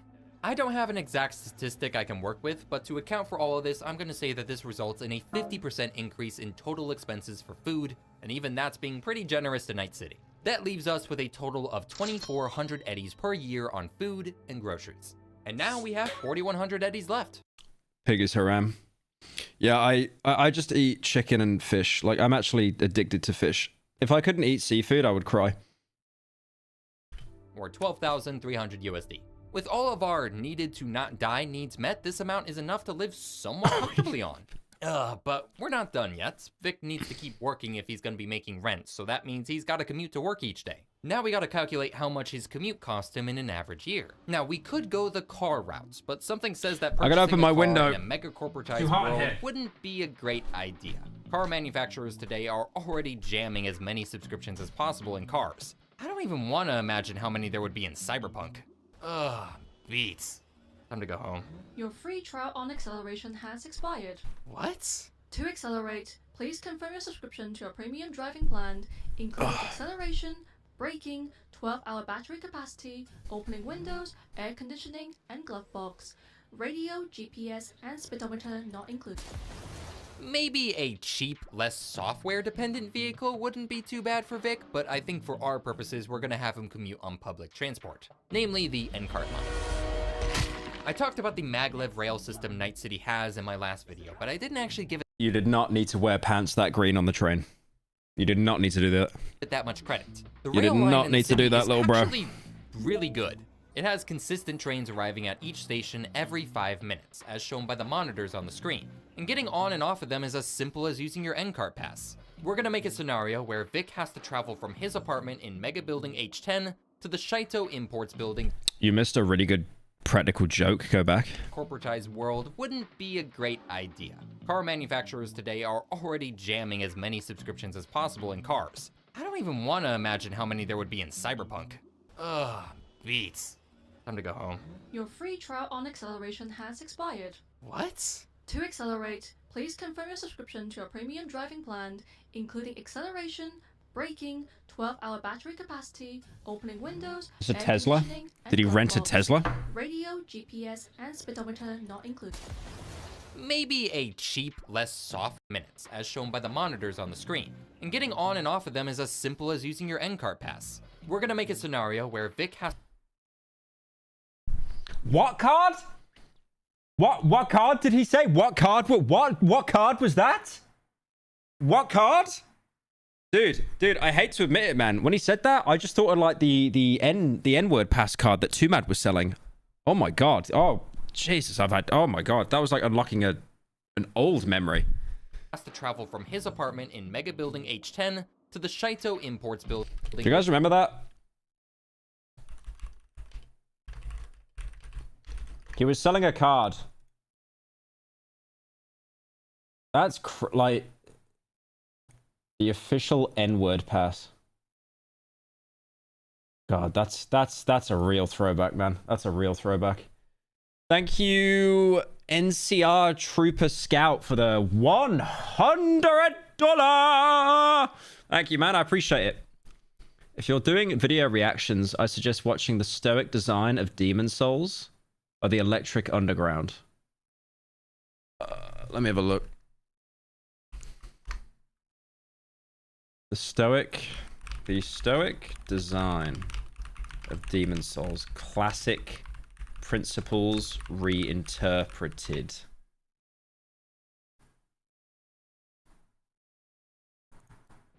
That's an hour long. Oh my god. Okay, there is no way I can do that this stream, but I do have it bookmarked now. But yeah, thank you for the 100, man. Really appreciate it. W's in chat for NCR Trooper.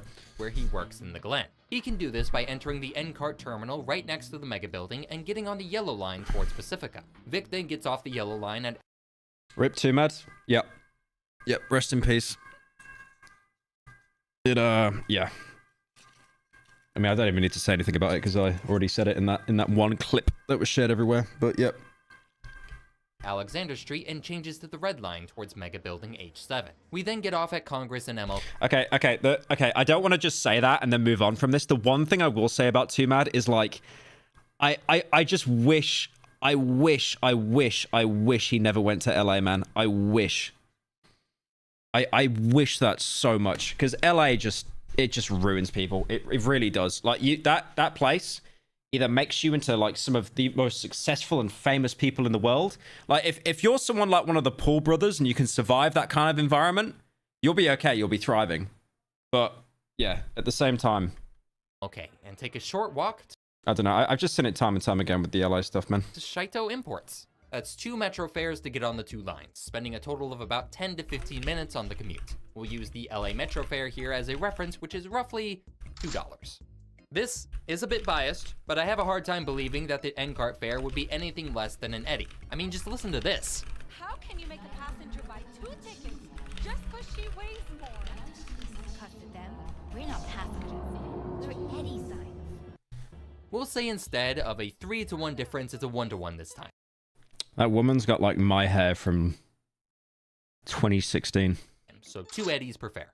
That's 8 eddies per day on Vic's work commute. Let's say 5 times a week, coming to a total of 40 eddies per week on metro fares, 160 eddies per month, and 1,920 a year.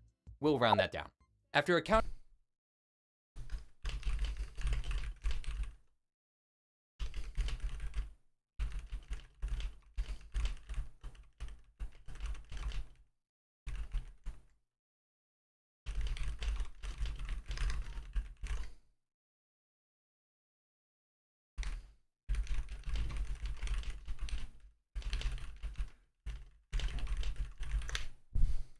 for the commute, we are left with 2,200 eddies. Okay, things are starting to get a little dicey, but I think we have everything we need now to live in the city. We have food, shelter, a safe commute, and our tribute to the corporate overlords. There's definitely I don't think I've ever actually used the tram system in this game. nothing else we need in Night City.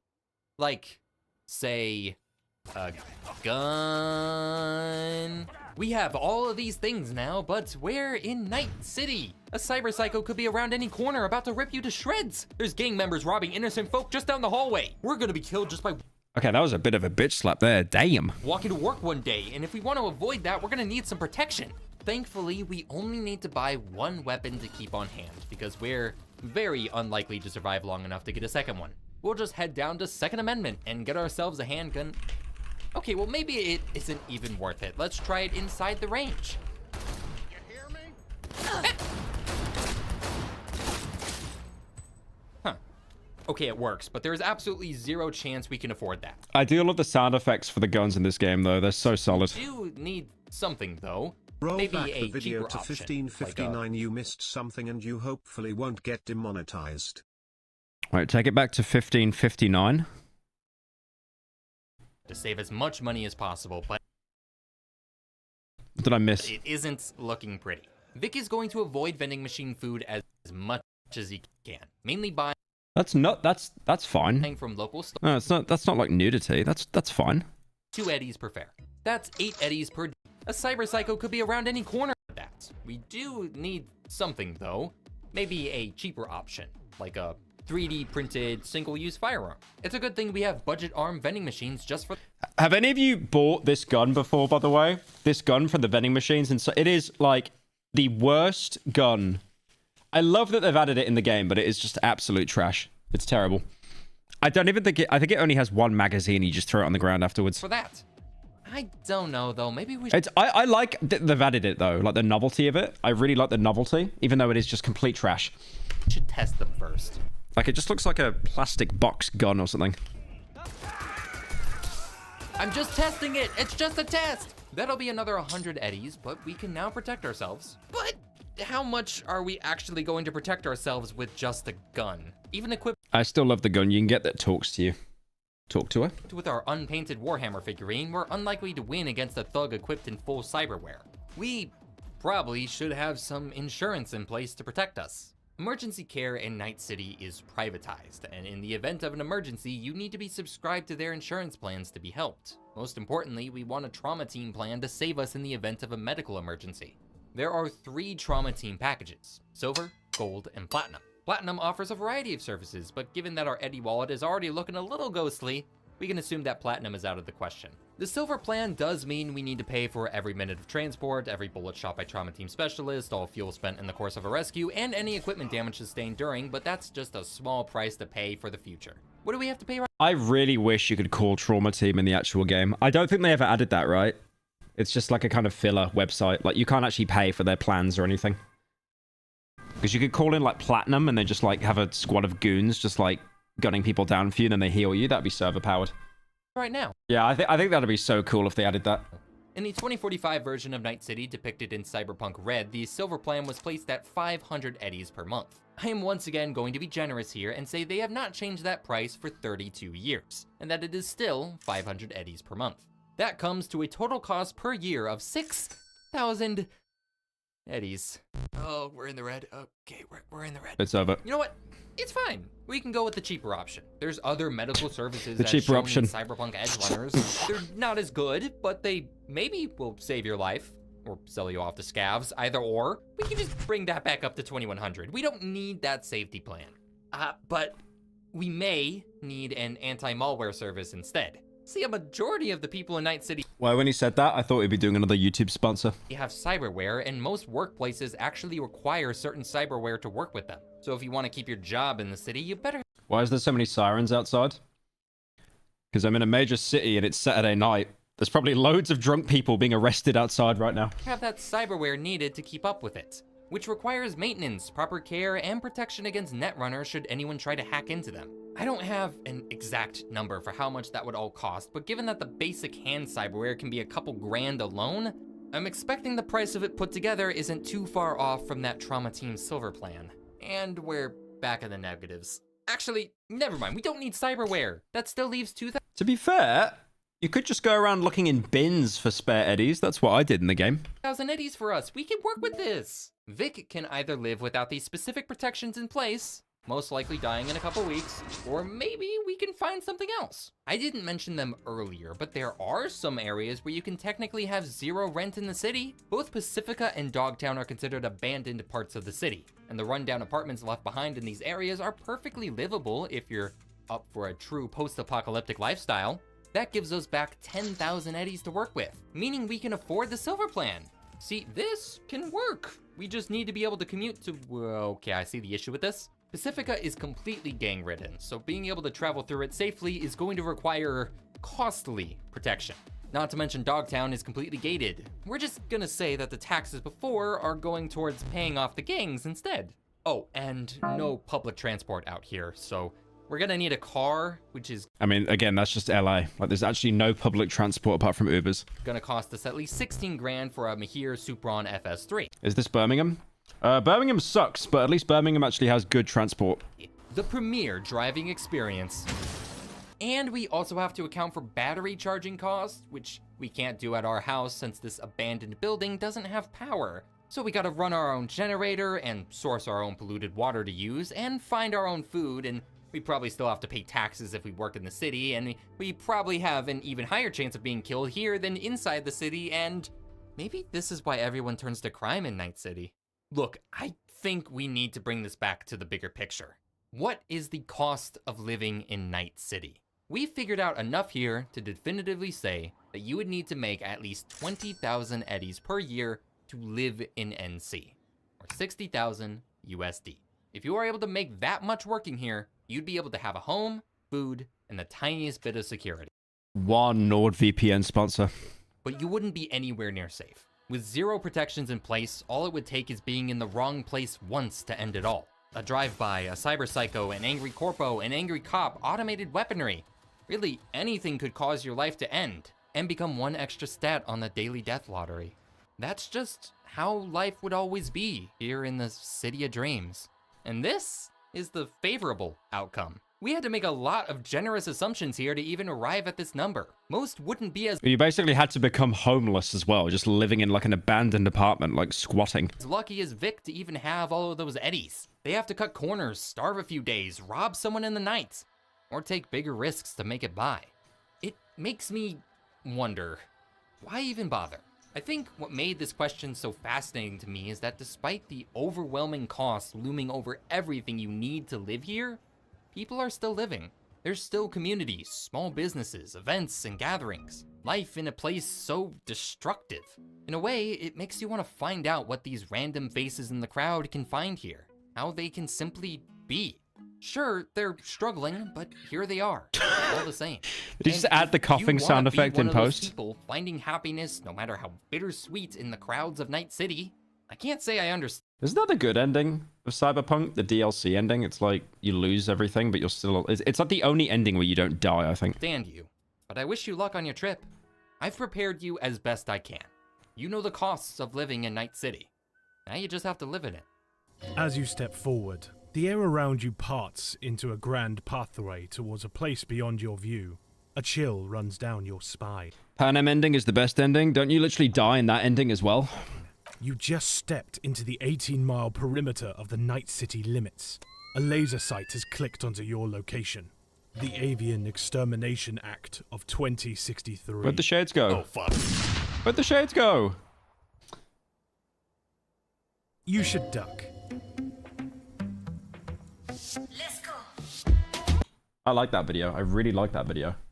That's a good channel. I might actually drop him a sub. What's his name? Moreover. Based. Okay, what else we got? I have seen this video, my recommended, by the way, and it's got like 6.5 million views in like 2 weeks, which is mental. That is insane. I spent 30 days in a dead game. Yeah, these videos are always so popular though. This is there.com, a once popular virtual world that's been dead for over a decade. But despite It looks like that PS3 home lobby thing they used to have before they pulled it. having practically 0 players, somehow the game is actually still up and running. And for the low price of $9.99, I'm now a premium member for a month. So for the next 30 days... That is so dangerous, putting your card details on a site from like 2005. That is probably so compromised. I'm going to try to bring this game back to life. But before I can try to revive it, I have to find out if anyone is even still here. Starting now, this game is literally going to be my life for the next month. So hopefully I'm not alone. My new identity... How do you only have 300 viewers? Your YouTube videos get millions of views. It's just priority. It's like most people that are watching me on YouTube. They're not watching me on Twitch. I've noticed when other people like Ludwig or Critical, when they dual stream, they actually tend to get lower views on both ends of the stream because the audience is basically split up. And also, I haven't streamed on Twitch for like 3 years, so... for the next 30 days. But basically, long story short, I fell off. Globotron. It's Globotron. Globotron. As I was entering the world of there.com, I already had a plan. Okay, so I've already got a couple ideas for how I'm going to find other players, because if you can't already tell... Like you built to suffer for the 5. Judy literally cheats on you in the good ending. Crying emoji. This game, well, it's pretty empty, and I can't just walk around aimlessly hoping to find someone. So the first thing I want to try is visiting featured landmarks. These are the most popular places according to the game, so I thought it's where everyone would be, but I was wrong, because every single one was empty. I mean, this game was basically abandoned. It was really weird and kind of unsettling exploring all these empty places. Dude, where is everyone? I find this so weird, this kind of video. Because this video, again, got 6.5 million views in 2 weeks. And that's beyond viral. That's like reaching every single facet of probably English-speaking YouTube. I'm also watching it. I'm getting really heavy, like, kind of Ryan Trahan vibes. If you know that guy. It's so strange how, like, YouTube has, like, huge shifts in what the meta is every couple of years. The other thing I tried was going to hotspots, and up to the minute list of the busiest places in there. According to this, someone was at Phoenix Park, so I went to check it out, but when I got there, I realized something. Wait, I was just here. I was the reason this place was a hotspot. I was the only one playing. Oh man, finding someone else in this game might take longer than I thought. Well, hopefully not too long, because my plan at the end of the 30 days is to throw a party, like the biggest party this game has seen in years. And I now only have 29 days left to make that happen, so hopefully I'll find someone soon. Is this Hitman? He does look a little bit like Hitman. One was a failure, but today I have a new plan. I found this blog post on there.com's website. Also, is it really bad that when he booted this game up, I actually thought for a second it was Second Life? And it says the best way to locate other members in there is by exploring neighborhood hangouts and signing up for daily scheduled events. I clicked on neighborhood hangouts and visited the 3 with the most residents, with the first one being... Shora Residence 35. Oh, that's not even active. There are 35 people who live here. We just gotta find them. I mean, if anyone is actually still here. I looked all over the neighborhood and there wasn't a single person. So on to the next one. I am so mind broken that this looks like a horror ARG. A Halloween town. Okay, after looking around for, 77 20 residents. minutes, again, there's nobody here. A hollow village, our last hope. 189. All right, this place has the most residents of any neighborhood in the whole game, so surely there will be someone. I mean, 189 players is a lot Were of those people. two And I people believe real each or just resident is paying AI? real money to live here, so unless everyone just forgot to cancel their subscription, there's got to be someone here. So clearly just exploring popular places on the map wasn't working, but according to that blog post, the other way to find people is by signing up for daily events. The Twitch stream is stuck at 720p. Yeah, I'm trying to look into that after this stream. I don't know what's doing that. So I looked on the list of upcoming events and found a trivia night happening in 2 days. Tiki Talk Trivia hosted by Francis7.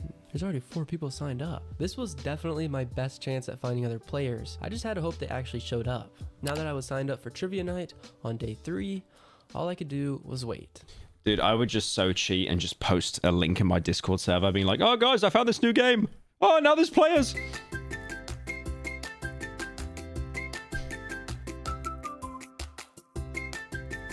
Oh my god, he's having so much fun.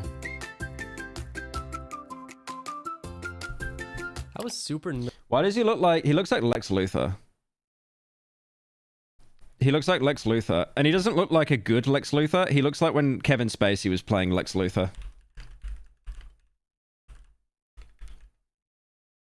You know that meme from like 2005 where he goes wrong. That one. Come on, let me hear you say it just once. Come on. You're insane. No. No, the other thing. This is like iconic. If you ever grew up watching like YouTube poops or like Gmod videos, this is iconic. Come on, I know it's just dangling out the tip of your tongue. Let me hear it just once, please. Superman will never. Wrong. It's better when it's pitch shifted down though. Nervous going into trivia night because I had no idea what to expect. Wrong.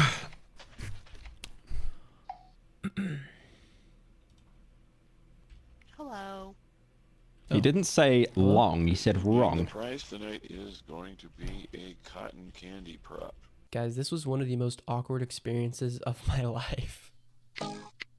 It's over. It's over. Like he barely finds anyone, and of course there's a fairy there. Yep. Jessica, gonna give it a try? Brazil. Brazil No, nuts. not Brazil. Want to give it a try, Glob? Or is it Globe? How do you say that? Since this was my first time actually meeting someone in the game, it took me forever to get my mic working. Made up of 2 or more atoms, what is Can the anyone hear smallest me? particle?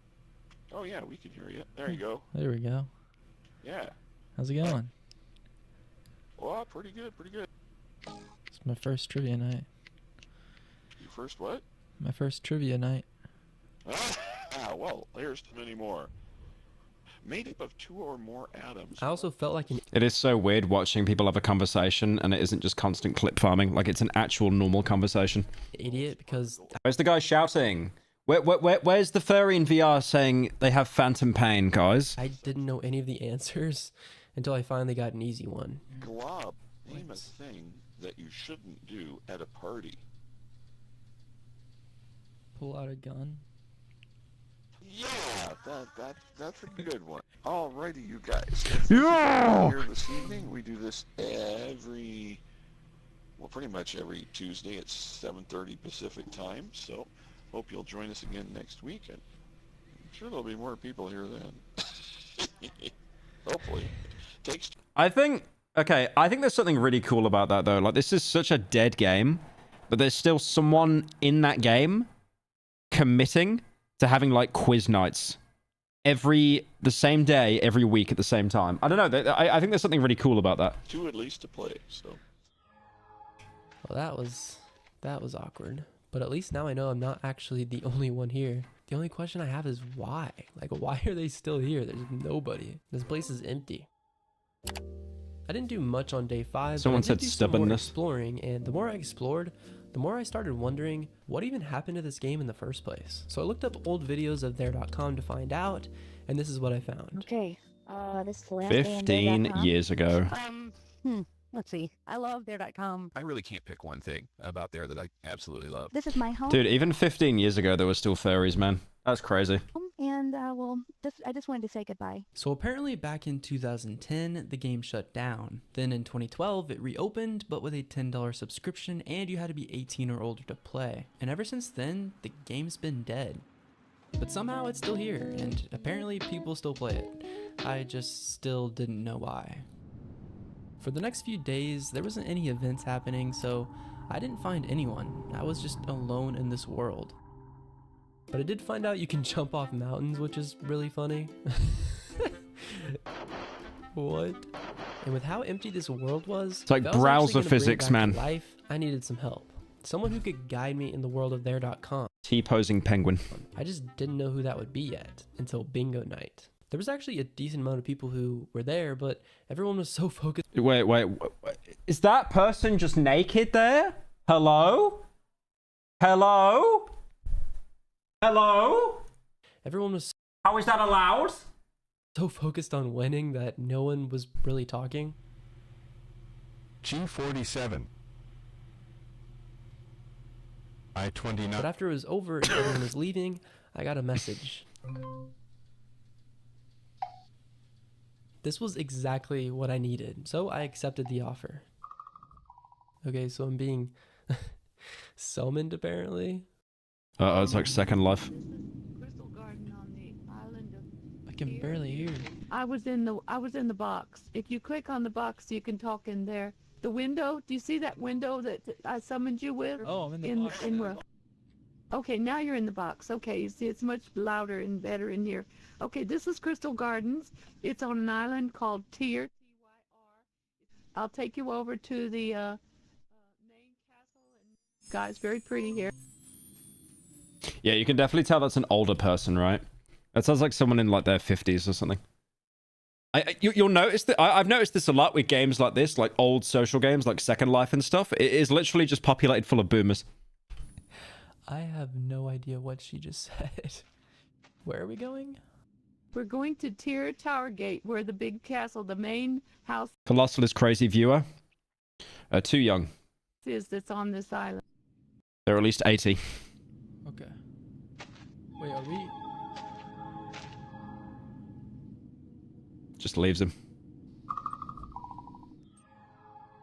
You see those spires sticking up in the background over there? Yeah.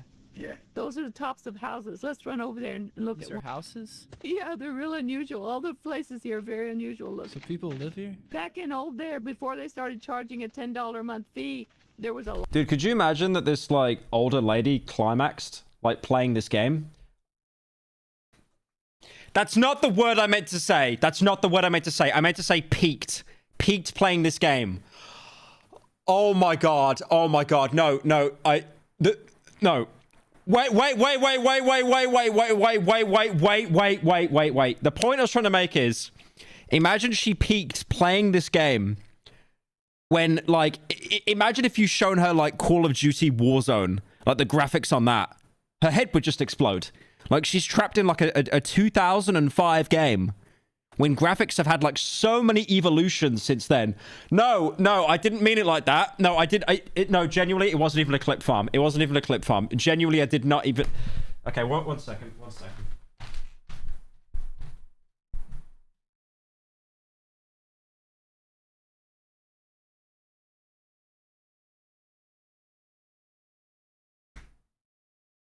I promise to God, I did not mean it like that.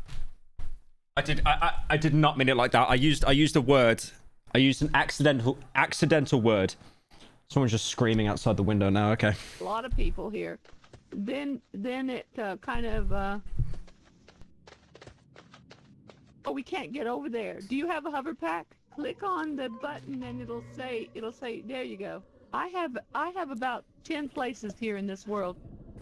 Do you own the houses that you have, or do you rent? You rent. You can buy a neighborhood, but if you buy a neighborhood, it costs you about $100 a month cash money.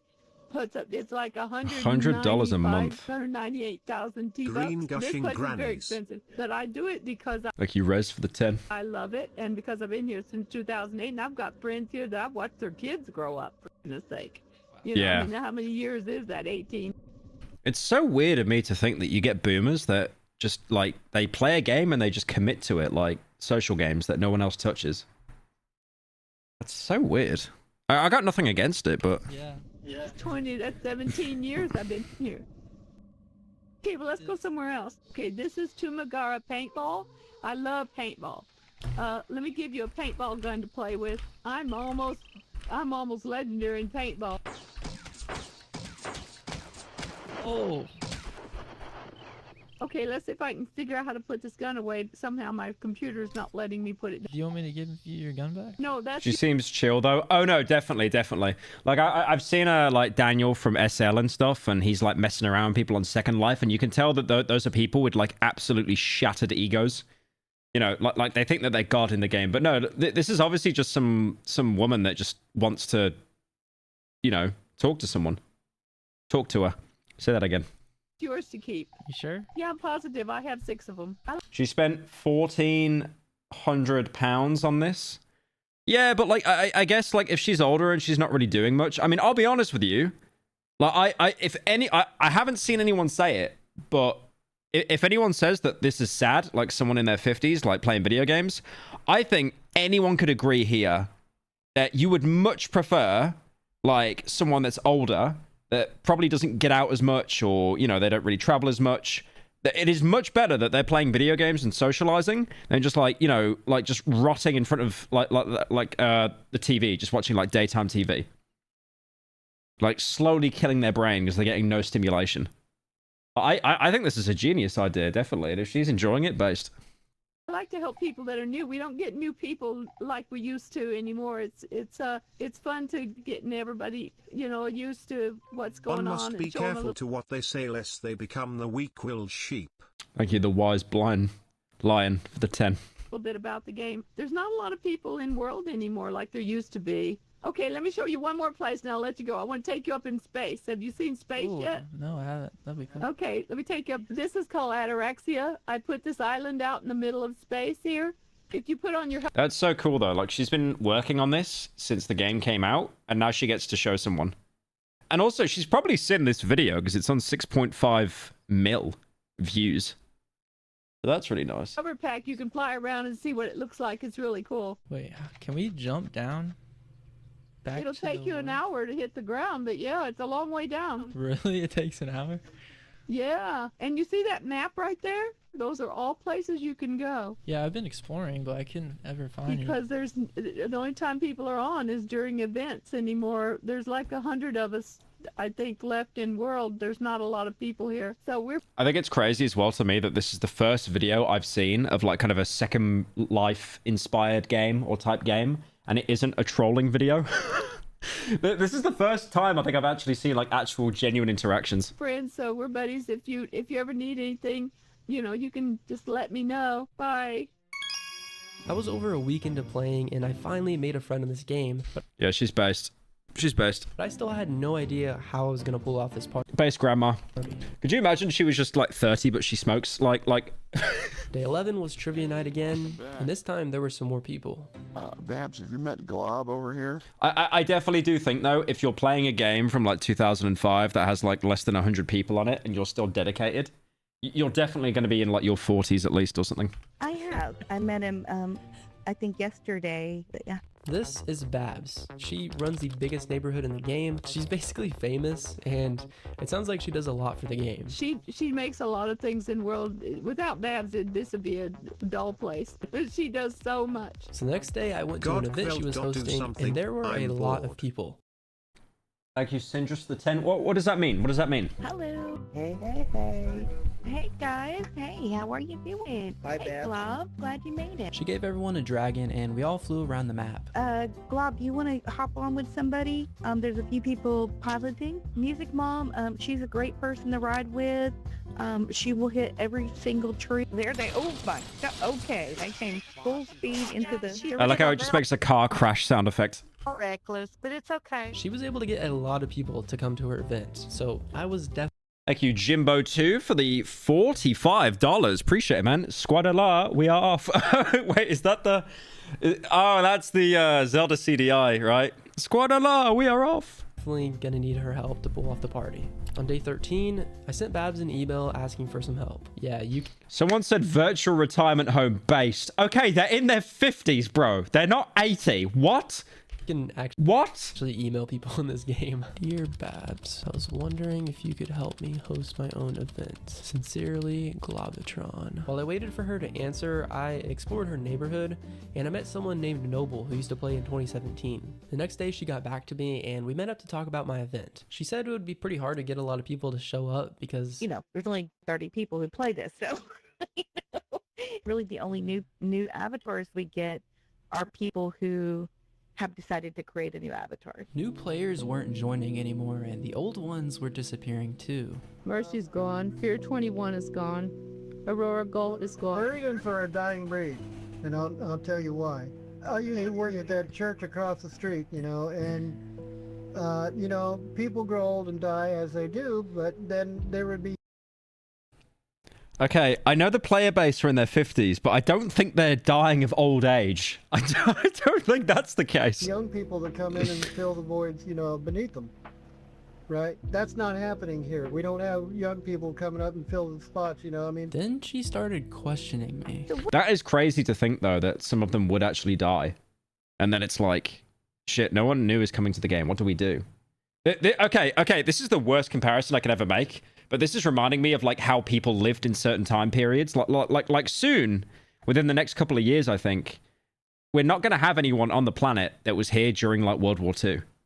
Which is crazy to me that no one will actually be able to directly recall that, and we're working solely off past accounts and history. Hey Pyro, if you like this video, there is another YouTuber called Redlin that made similar video on Dead Games/server. They are good React Andy content.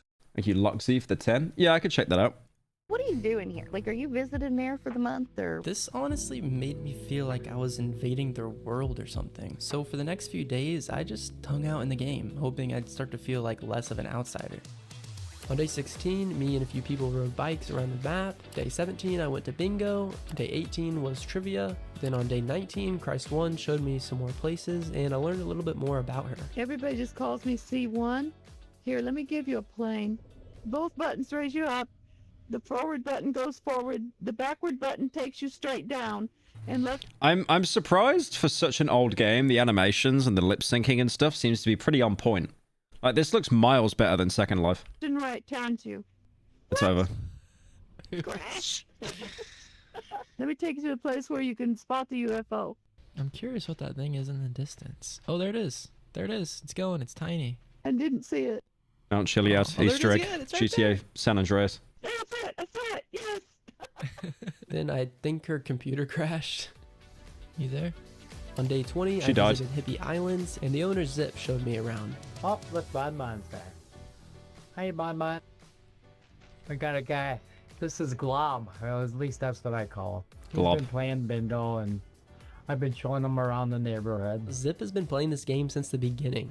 I do like as well, I've noticed this with a lot of people that have like, you know, characters and stuff in virtual games. They always make their character like absolutely shredded and in very good shape. It's like how people that have like furry characters and stuff, they always make the character like 9 feet tall or something like that. You know, just a quality that they just don't have in real life at all. Bought this place back 2009, and then a year later they closed, but then I got it back. So I've been in there since 2003. On day 21, I went to a yard sale. Yeah, It's sad to know that Guns of Icarus died faster than this. It had potential. Thank you, Rez, for the 10. What's Guns of Icarus? And bought an aquarium from Jess. Jess is a regular at bingo. She's basically just always dancing. On day 22, someone named Ozgate showed me and C1 these jump pads that launch you across the map. All you have to do is walk out in the middle of that Speaking from experience, no, I don't know what you're talking about. record and kind of dance sideways a little bit when you're in the center, and it'll throw you to.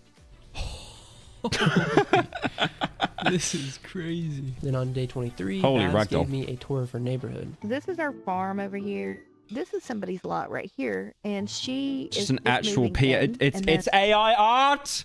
No, the AI art infested a 2005 game. It's over. It's over. Shut it down. Shut it down. just moving in, and then December Dreams lives right over there, This is our house. So these are just different things we've. I love that fish. Oh my god, look at that fish. Remember to feed the fish. Are you sure that's not just like a plushie in a tank? Collected over the years, like little It's not even moving. awards or stuff just from different events and stuff we posted. Well, that's me and my dog right here on the wall. That's me and my dog too. We got best friend necklaces on. The one thing about this game is I love the fact that this is a thing though. Like you've got people that probably felt like they didn't really fit much into, you know, society, or they felt a little bit isolated, maybe because where they live. And then they're able to actually, you know, come together and actually have like a friendship and stuff over, you know, like some old R game like this that no one's heard of. that every event you see and every item you see in this game almost exclusively is. How do they afford to keep this game running? I imagine with the people that are left over, they're like hardcore, and it's probably they're paying more money than what the upkeep costs. I imagine the upkeep for a game that came out in 2005 that looks like this would not be a lot of money. It's member produced, member created. Everything you see is just something somebody who is a member just like you made. Every single thing you see here. We wouldn't have anything here if it wasn't for the members. This is when I started to realize how much this game meant to these people. There.com was the first really like online social thing I ever did. But I immediately made so many good friends. Like I was like, this is weird. This feels like a friendship, you know? How does that feel like an actual friendship, you know? You know, like I was just like so confused. I was like, how could that be real? Well, it really was real. I've met some. I wonder like how much income they actually make as well, because if it is like Second Life, you can actually pay money to buy things that people create. These people in real life, and like, you know, like it's been a part of my. It's Ruffle. been a significant part of. It's so wholesome yet so sad. I don't think it's sad. What's sad about it? You've got people that probably didn't feel like they were fitting in real life, and then they're able to, you know, meet other people like-minded online. I think it's kind of both, if anything.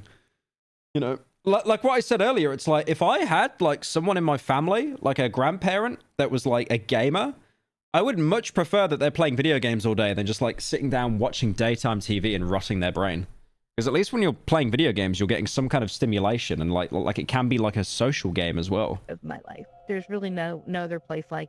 The only sad part is that the game's dead. Yeah. The fact that the game is slowly kind of, but it seems that there's loads of people that still play it, so it's not dead yet. And I feel like these people that have been doing it so long, they probably have backups, right? Like if this went to shit, they'd probably go on Second Life or something like that. You know, I'm sure you. They'd be like the only They'd be the only people to play Second Life that aren't psychopaths. Probably have figured that out. And the community is really tight knit, even though, you know, we're damn sure sick of each other. We see each other if enough of us to, you know. My original goal was to Why is the each other. We see each other.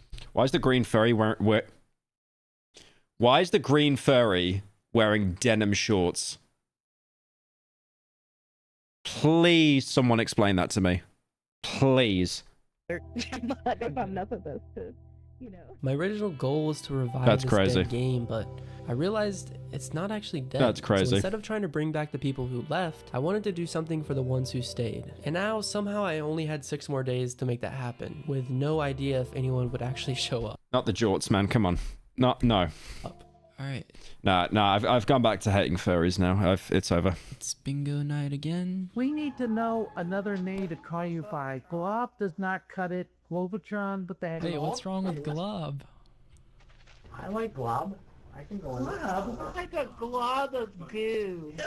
Yeah, a glob of goo. Oh, it's not happening. I'm not calling anybody glob. How about Tron? I like Tron. From now on, he's Tron as far as I'm concerned. And at this point, there.com was starting to become like part of my routine, and people like actually knew me. Hi, Glob. Good to see you. With only 5 days left, I had to get the party planned. That woman's so sweet, though. But to pull it off, I was gonna need It does. I mean, to be fair, by the sounds of it, though, it does seem like the majority of the player base is like an actual retirement home. a crew. I hope this video brings more players to the game. I think it will. I just hope not in a negative way, where you just get people that are like, oh my god, I'm going to troll the OAPs. It's not a heist movie. I don't know why I made it like this. So anyway, the next few days we started planning the party, but I was still going to all the regular events. And honestly, I was gonna be kind of sad when my membership expired and I had to leave. But with only a few more days left, I kept playing. Yeah, and we understand that it's we understand what it is. We understand how old it is and how decrepit it is, and we understand like that. It's just so sad that like. Why is he actually dressed like Agent 47 there? Who's he taking out, bro? Where's his hit? Stand like that. It's just so sad that like so many people are not here to enjoy it because it has so much to offer. It really does. You know, we've all been to other places, and especially when they're closed in 2010. What the hell is... Bro, this looks like Enna Dream Barbecue. Everybody here went somewhere, and a lot of them went to Second Life, a lot of them went to other places, but we've all tried other things, and even if they ended up staying, even Oh, if they did mention Second Life, okay. never came back to here, what you'll find when you talk to them is that they missed this, but they never found anything else like it. The road's filled with cars now. All empty inside. Okay, so the event didn't happen on day 30. Honestly, I played this game for like over 2 months, which was definitely not the plan, but eventually things worked out and it was time for the event. And we actually had a Is this Sims? Looks a bit like it. It's not. huge turnout. I think around 20 people showed up. Damn. Which was honestly way more than I expected, and everyone seemed to have a good time. Like, it was actually really fun. Afterward, we took a group photo and then we jumped off the mountain together. It was awesome. Okay, this is the last day in there.com. Let's see. I love there.com. It's hard to leave this place. I mean, you go out and you look for other places to play, and nothing compares to there. There's really no other place like it. It's like a real world here. You get to know people, and I really can't pick one thing about there that I absolutely love. You know, I think my favorite thing in there... My friends, of course. I've made some lifetime friends here, and it's amazing to think that you can make friends in a virtual world. I have made so many good friends here, and I will never forget you, my friends. And so there.com to me... Okay, really wholesome montage, and then someone in chat just said, my life is like a video game. Shut up. It's about the people. And it's always been about the community. I'm Francis 7, and The voice behind the Babs avatar. And, I just wanted to say goodbye. Thank you there.com. I'm really gonna miss you guys.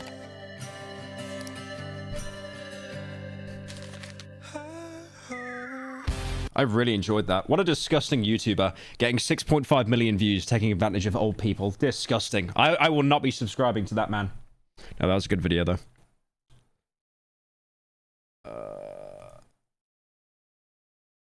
Wait, I got linked this. Where is this from? Someone... Uh-oh.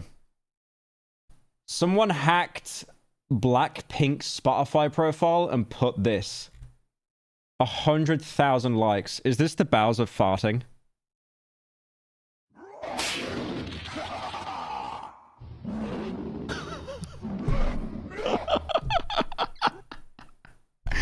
Oh, that's the background when the song plays. Oh my god, how did they get into the account and change that?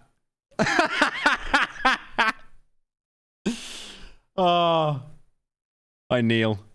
Okay, that's kind of funny. How did they get into that account? Are they still hacked? Damn. Oh, there's No, bro, I get tagged in that Bowser video so much. It's unreal. Wait. There's a Bookshot roulette short film that just came out. Taste your luck. Bookshot roulette short film. This could be cinema. This could be cinema.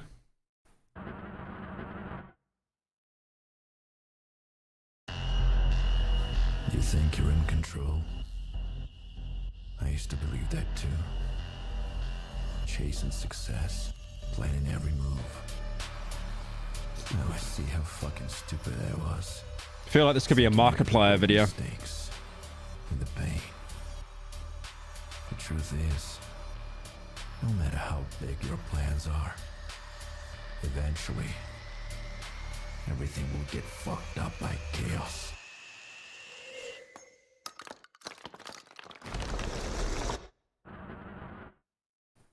Success is the achievement of desired visions and planned goals.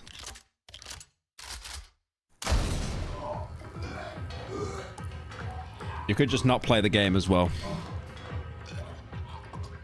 Well, here I am. Living the success I spent my whole life planning for. What a sick joke to end up in this place. Broken and exhausted. Broken. Why do the tablets say sus on them, chat? Why did the tablets say sus on them? And exhausted. What? Life made me swallow that nasty pill. The more you control, the faster it falls apart. Are you afraid? So I decided it's time to give myself up. And taste. No Quaaludes! No! He didn't watch Wolf of Wall Street. Because I learned the hard way. Chaos is always at your door. All those people down there were like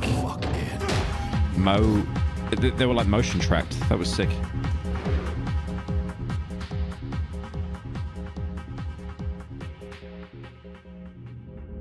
Are you ready?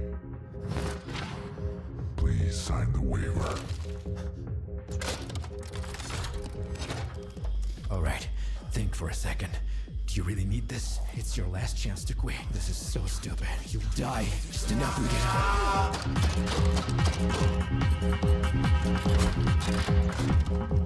No, he didn't put God down. He didn't get the God Easter egg. I can't tell if the dealer is like actually a paper mache model or it's just like it's just like 3D. Yeah, I think it's actually like a real life model. Yeah, it's like paper mache or something. That's sick. I always play fair. You go first. Shoot yourself with a blank and I'll skip my turn. Choose. Who's saying AI slop? Are you for real? Which order did they go in the chamber? There are 3 combinations. Most likely this one, and even more likely that my conclusion is bullshit. Why am I doing this? I'm fucked, that's for sure. I could have walked away. I could have taken the pills to calm my nerves. I could have...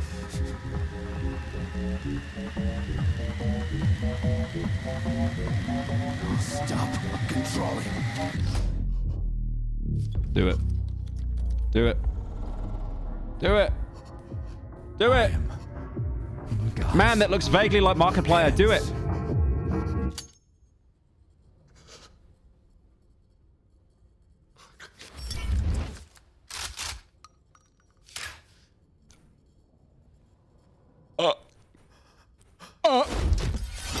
I genuinely think going first in that round would have been so unfair. Yeah.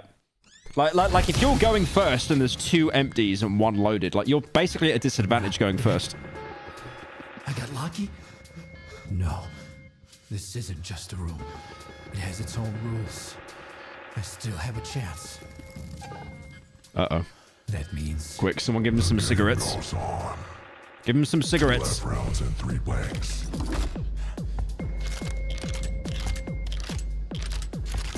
Your turn. If I mess up, it's over. It's over. The voice in my head is screaming, run.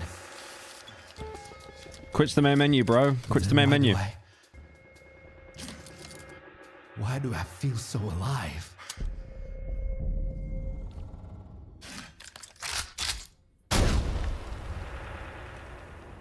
Will he come back with an angry face? I swear he smiles until you shoot him for the first time, then he has like an angry face. Oh yeah, they even changed the model. That's cool. Yeah, it was a giant vape he shot him with, guys, yeah. That'd be hilarious if he shot himself again. He won't. Yeah, he won't.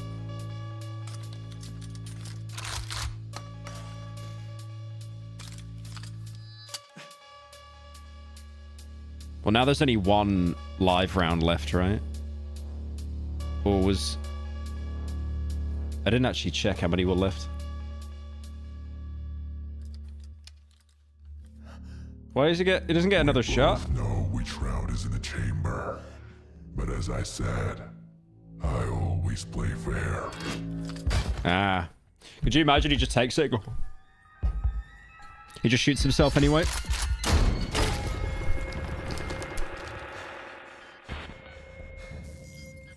Damn, you got him. You got him.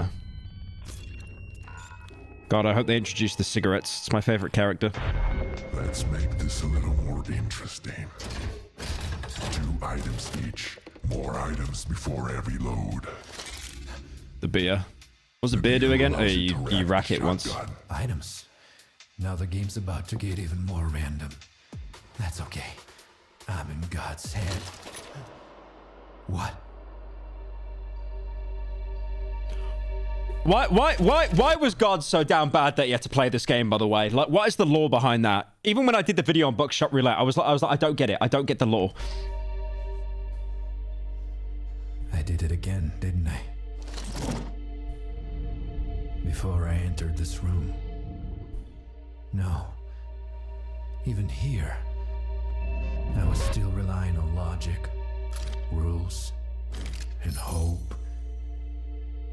That's not luck. He's got the blade to double the damage by the way it's over. That's just... Thank you, Scurver, for the prime. Fear in disguise. Couldn't God just make money? If luck is what I'm after, yeah, then I can't keep hedging my bets. Just like God, who's actually above like any kind of like human value, like money and stuff. It's like, he did it for the funny. I can't play halfway. Your turn. Real luck doesn't wait for plans or strategy. Imagine gotcha games like this. What, where you waste incredible amounts of money and then die? In real life. So, every gotcha game. Real luck is just... pull the trigger.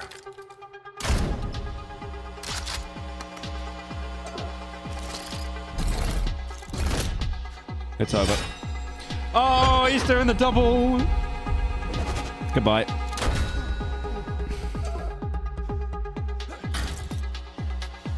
He gets it. Oh no, he gets 2 shots. That's right. Now they'll break. Now they'll break. Oh, that was really cool how they did like the cuffs just came off themselves. Weird taste, but I like it. You had 1 sip of that beer, man. Don't put it to don't let it go to waste at least. Jesus.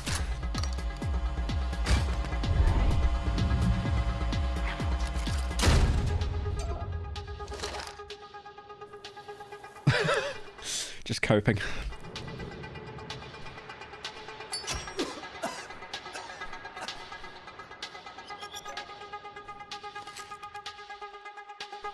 Smoking, what does it say on the package? Over. Smoking kills. Save yourself and others. Quit now.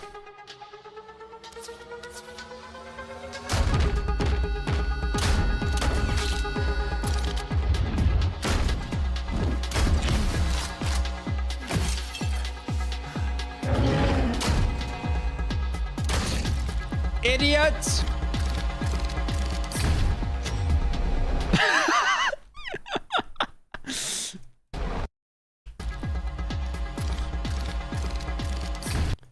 Dude, that is literally every Twitch streamer after finishing a 12-hour stream. Like, he's literally coping while drinking.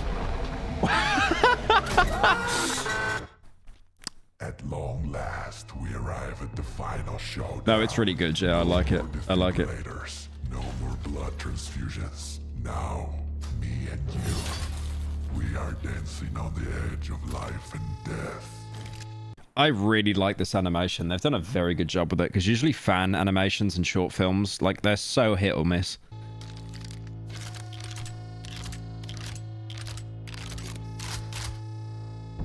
Your turn.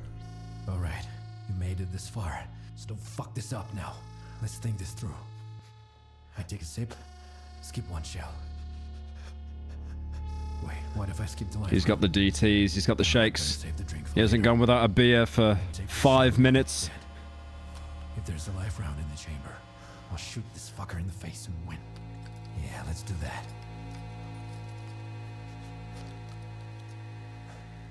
Hold on. What if it's a blank? Server crystal. It's probably a blank. Why is he staring at me like that? It's life round inside, isn't it? Shut your fucking head. Don't pull the trigger. Shoot him. The fly. The fly presses the trigger, by the way. You know what? Maybe I've already found what I was looking for this whole time. Why should I care about the outcome if I had so much fun just playing the game?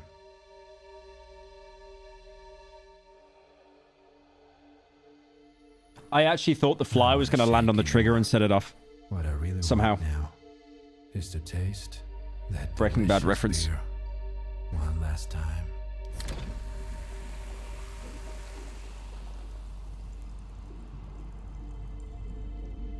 So he just became an alcoholic. I mean, if he ejects the shell and it's empty, it's over.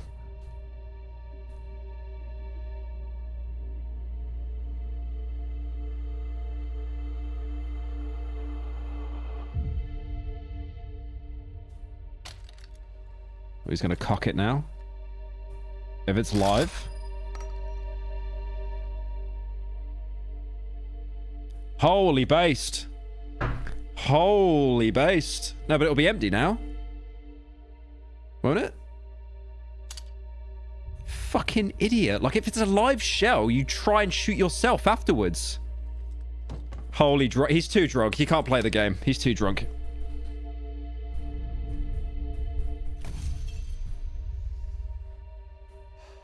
Why would you get a live shell and then try and shoot him? Damn. That was a nice beer. It's like he could have won. He could have won, by the way, but he's like, nah. Nah, the beer was calling. The beer was calling.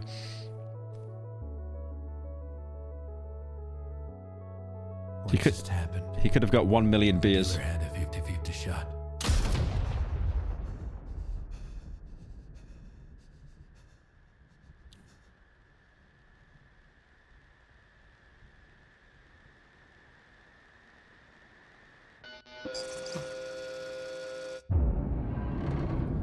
Oh. Oh, maybe the dealer switched it back to him, thinking it'd be live. Empty, and then he fumbled it. If I didn't use the beer, the game would have gone different. Okay, he's literally saying if I didn't drink, it would have gone worse. Maybe I should just accept the fact that for me, it was a success. I tried to win. I used items. All of my actions led me to success.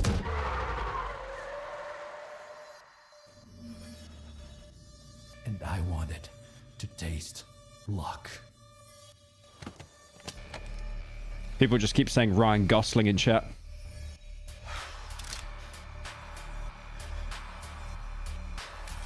Is he that addicted? He's going to keep going for free, by the way. Are you stupid? Is this man stupid? You've won, by the way. The reason why you played that game is because you got paid. You're now just doing it for a bit. There is no winning here. You are just a disgusting adrenaline junkie. No. I wanted to taste your luck. He just loads every chamber and then he kills himself and it's like, wait, no, I just wanted the thrill of luck. Even though it's a 100% chance it fires.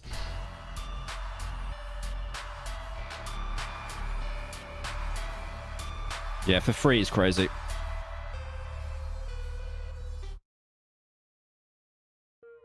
Bro, just tell him about the co-op mode, man. Just tell him about the co-op mode. He doesn't need to do it in real life. Thank you so much for your support.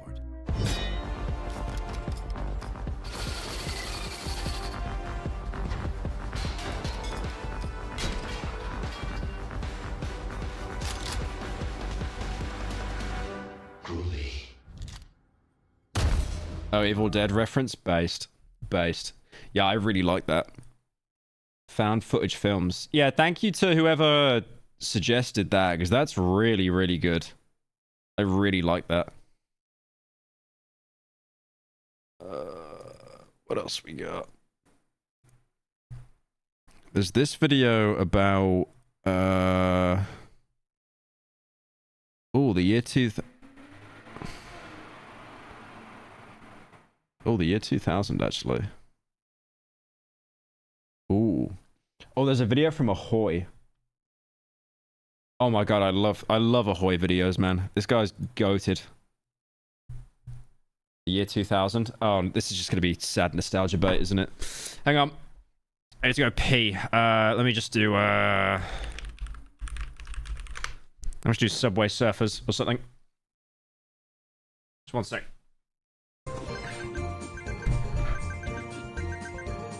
What is that? What is that? Is that Arabic baby shot? What is this? What is this?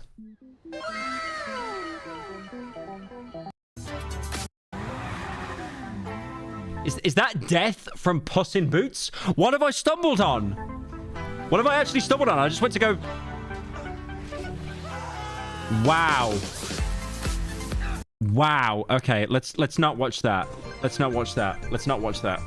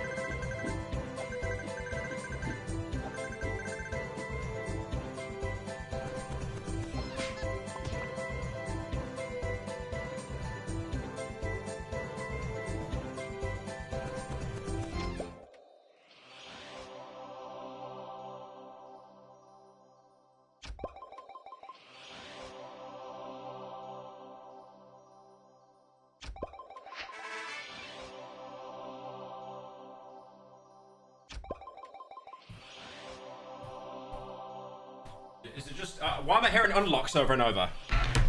Why am I hearing unlocks over and over? Where's the gameplay? Where's the gameplay? Where's the gameplay?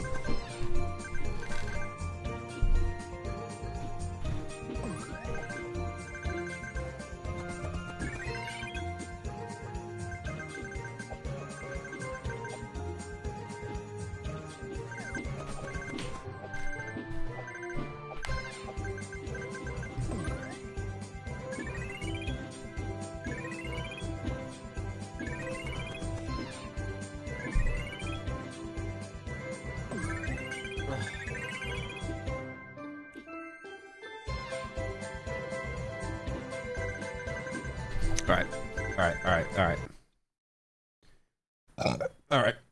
We're back. We're back. We're back.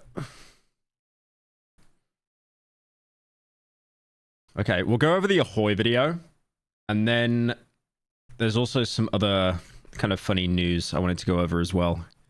Because apparently some of you have been missing the slop.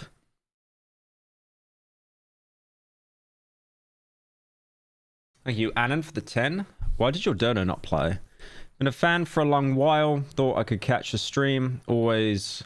Anyways, by chance, have you heard of the animated series Indie Cross? No, I haven't. What's Indie Cross? What the... Oh, you're the third guy to ask about this, by the way.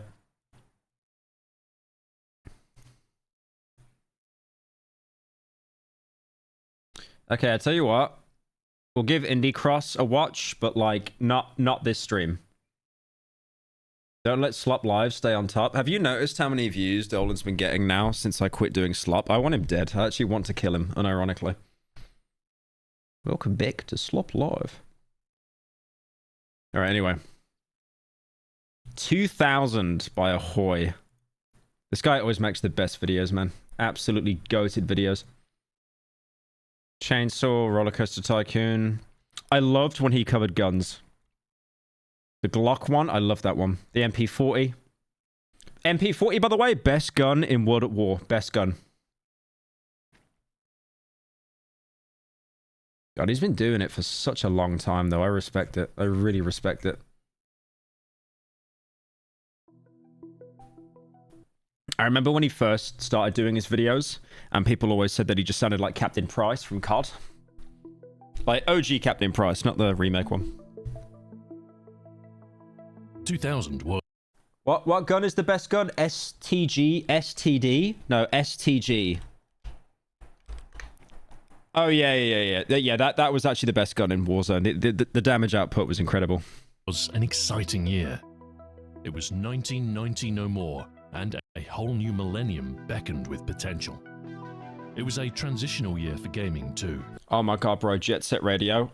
Holy crap. Have you guys heard of, like...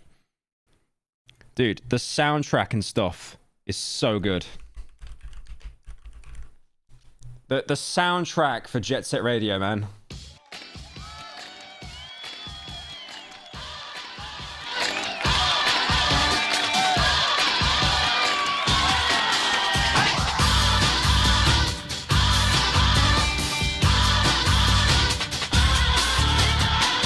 Also, ignore how my recommended is just Blade and Echo. Shut up. Don't want to hear it. A generation of consoles was coming to... Oh my god, Time Splitters as well. Oh my god, I feel like I'm back in the retirement home. I'm an old man reminiscing of the past. I never played the original Time Splitters. Apparently it's actually really mid, but Time Splitters 2, holy cracked. They had this robot. Hang on. They had this robot in Time Splitters 2. When I was like a kid, when I was a little kid, I was literally simping over this character. It's one of the cover characters. Oh yeah, the funny robot. Yeah, the art design for Time Splitters was so good though. It was absolutely goated. I love the art style they had for that game. Phenomenal. To an end, and the battlegrounds were littered with failed machines. The 3DO, the Sega Saturn, the Atari... Okay, I never played these, by the way. I'm not that old. Jaguar. It wasn't a console war. It was a massacre. Nintendo were still standing. Their N64 had found a family-friendly niche, particularly in the American market. I remember when Nintendo would make like an M-rated game, it was just all people would talk about because it was just unheard of. Like when Perfect Dark came out on the N64, it was like, what? You kill people? And there's blood? You don't jump on their head and they fall off the screen? Steady stream of Mario games helped, and 2000 gave us Paper Mario, Mario Tennis, and Mario Party 3. One of the biggest N64 releases was Zelda Majora's Mask, a follow-up to the hugely successful Ocarina of Time, and while Majora's Mask... Dude, I played that once on someone's Switch, Majora's Mask. It is actually I really want to play that game at some point because it is so dark. It is like perfect. You know, everyone on TikTok is like, I want to be in a dark fantasy setting and not Dark Souls. Like Majora's Mask is really, really morbid. I think it's like the only Zelda game where like Ganon isn't the bad guy as well. Didn't sell quite as well. It garnered critical acclaim and a cult following. It didn't sell well because it scared the kids, unironically. Another N64 classic. Yeah, perfect. Rare released perfect. I never played it on the N64, but they remastered it on the Xbox 360. It was so good. And you could cheese all the enemies because it basically was like GoldenEye, but they would only target your chest. So if you were hiding behind cover, you could just shoot anyone and they could never get a hit on you. Perfect Dark, a spiritual successor to GoldenEye. Yeah, it lacked the Bond license but didn't lack ambition. The game pushed the hardware to its limits. That game was so good, man. Bring that out on Steam, please. I want to play that game. The visuals were very impressive, but the frame rate less so. Yeah, I mean, Nintendo has never been good at frame rate, let's be real. Like, only now on the Switch 2, you're getting like 60 FPS, and the PS2 had that with Ratchet and Clank. To other platforms, the N64 had relatively few releases, but the games that were released were generally of a height. It's crazy how many good games aren't available on Steam. There's no games. There are some games, but there are no games. Standard. It was the home of the big mascot games, like Banjo-Tooie, Kirby 64. But the biggest franchise at this time was Pokemon. Wait, did Kirby just eat that guy? I thought Kirby spat them out like Yoshi. I never played a Kirby game. 2000, Pokemon Stadium released in America and Europe. That game is rigged, by the way, Pokemon Stadium. If you're playing against a sweat that knows every Pokemon type, it is impossible to beat them. And quickly became the best-selling console game that year. It sold 1 million copies in its first month. The only thing that could outsell Oh Pokemon man, Stadium oh my god, leave Bulbasaur was Pokemon alone, Gold bro. and What are you Silver doing? For the Game Boy Color. Leave him alone. On its first day of release in Japan, it sold 1.4 million copies. Wait, I need a Pepsi Max. I'm sick of this water. Caffeine! Caffeine.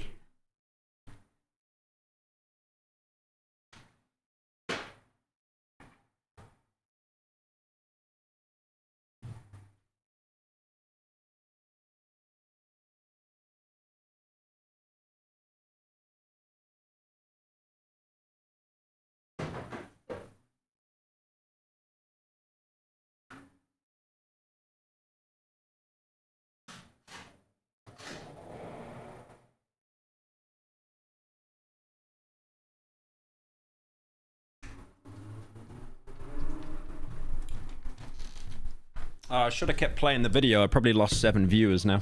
Its first few weeks in the US, it sold 2.9 million.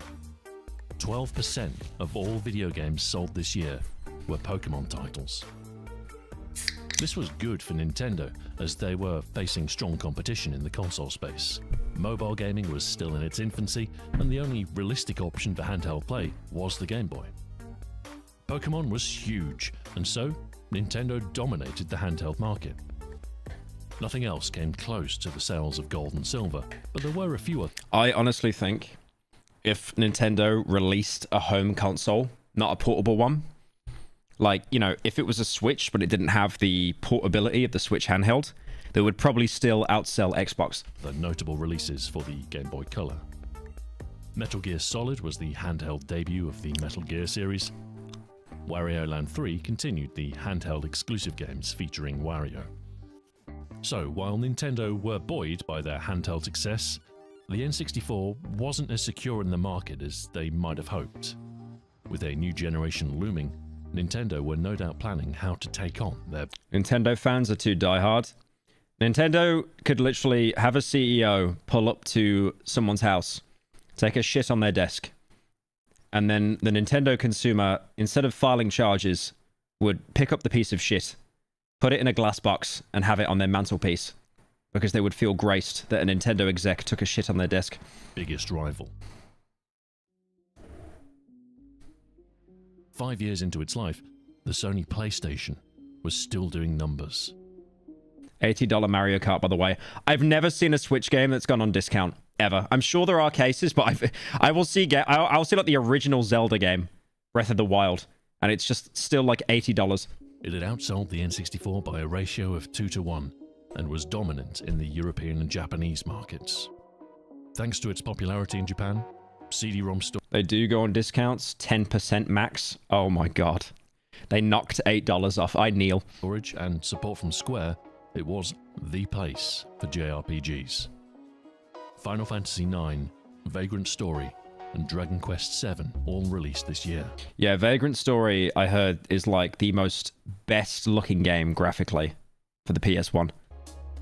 I just hear really good things about it.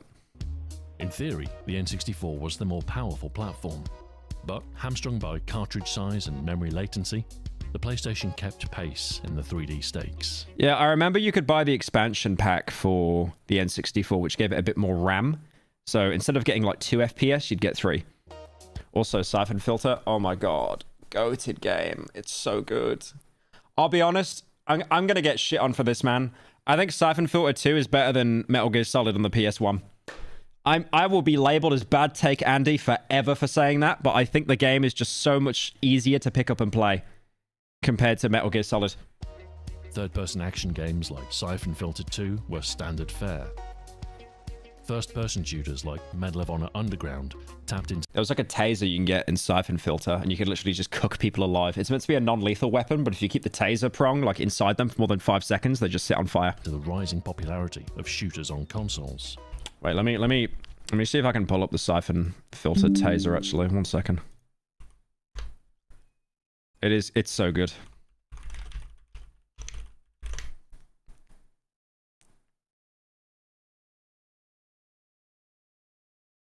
Oh, there's literally a guy doing a video on it from like the same level. Yeah, you can tell he's emulating this as well. Activate Windows, you brokey. What are you doing? Come on. I don't need to see you picking it up. Oh, here we go. Here comes the comedy.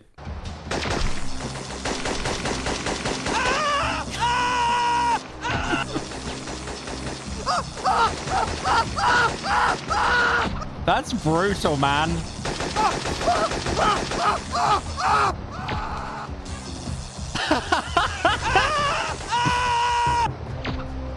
I like how they just set on fire as well. Like, how many volts is that?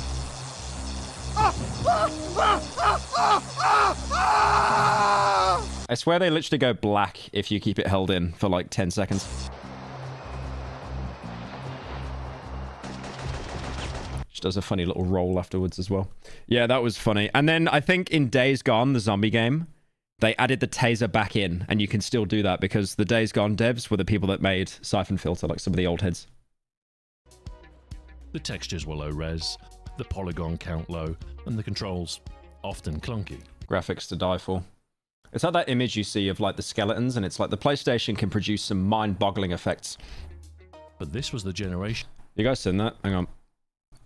PS1 mind-boggling effects, and it's just like yeah, there you go. Just two poorly rendered skeletons. Mind-boggling effects, by the way. Crazy. We've come so far. Now we've got loot boxes. Where 3D graphics and battle passes became the expected norm. 3D opened up the potential for new genres and allowed home consoles to offer arcade-like experiences. Damn, that still actually looks so... had established itself that looks so good, though. Like, for that being a PS1 game, that actually still holds up. The home of driving games. It had Gran Turismo, after all. It had variety, too, from serious driving simulators like Colin... Old graphics were so much better. Why do you think now, like, the indie scene is exploding with, like, PS1 style graphics and, like, old horror games and stuff? Like there's such a niche for it that AAA just don't want to touch. McRae Rally 2.0 to the crime-fueled Driver 2. If you were a sports fan... Driver is so funny, the original game, because in the original Driver, you have to complete this tutorial in under 60 seconds in a parking lot, where you have to do like so many different movements. You've got to do like donuts, a 180 turn, an emergency stop, a handbrake. There's like 18 things you need to do in under a minute. And apparently the devs realized, oh shit, we didn't actually... Apparently that the timer is locked on hard mode, no matter what difficulty you're playing on. So loads of people, when they were kids, they bought Driver and they got filtered by the tutorial mission. So they could just never like go... I mean, hang on, if I can... See if I can show it actually. It's actually so bad. Look how many views it's got. Like people just got filtered by this. This will probably look easy, by the way, because it's like it's a pro doing it. But look how many things you have to do.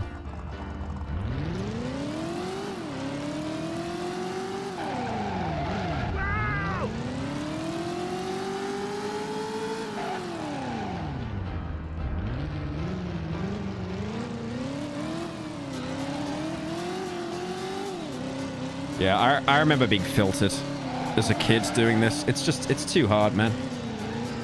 Like, what's that? A salmon? What's a salmon? I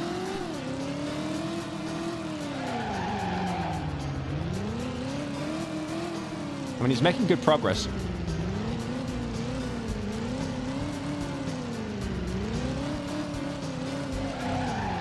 Oh, slammin'. Oh yeah, that's going in between the joint things.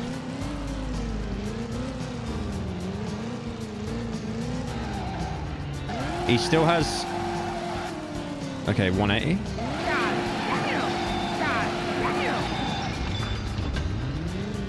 He's still got to do a 180 and a 360. He's nearly at... This is a sweat, by the way, and he's nearly out of time.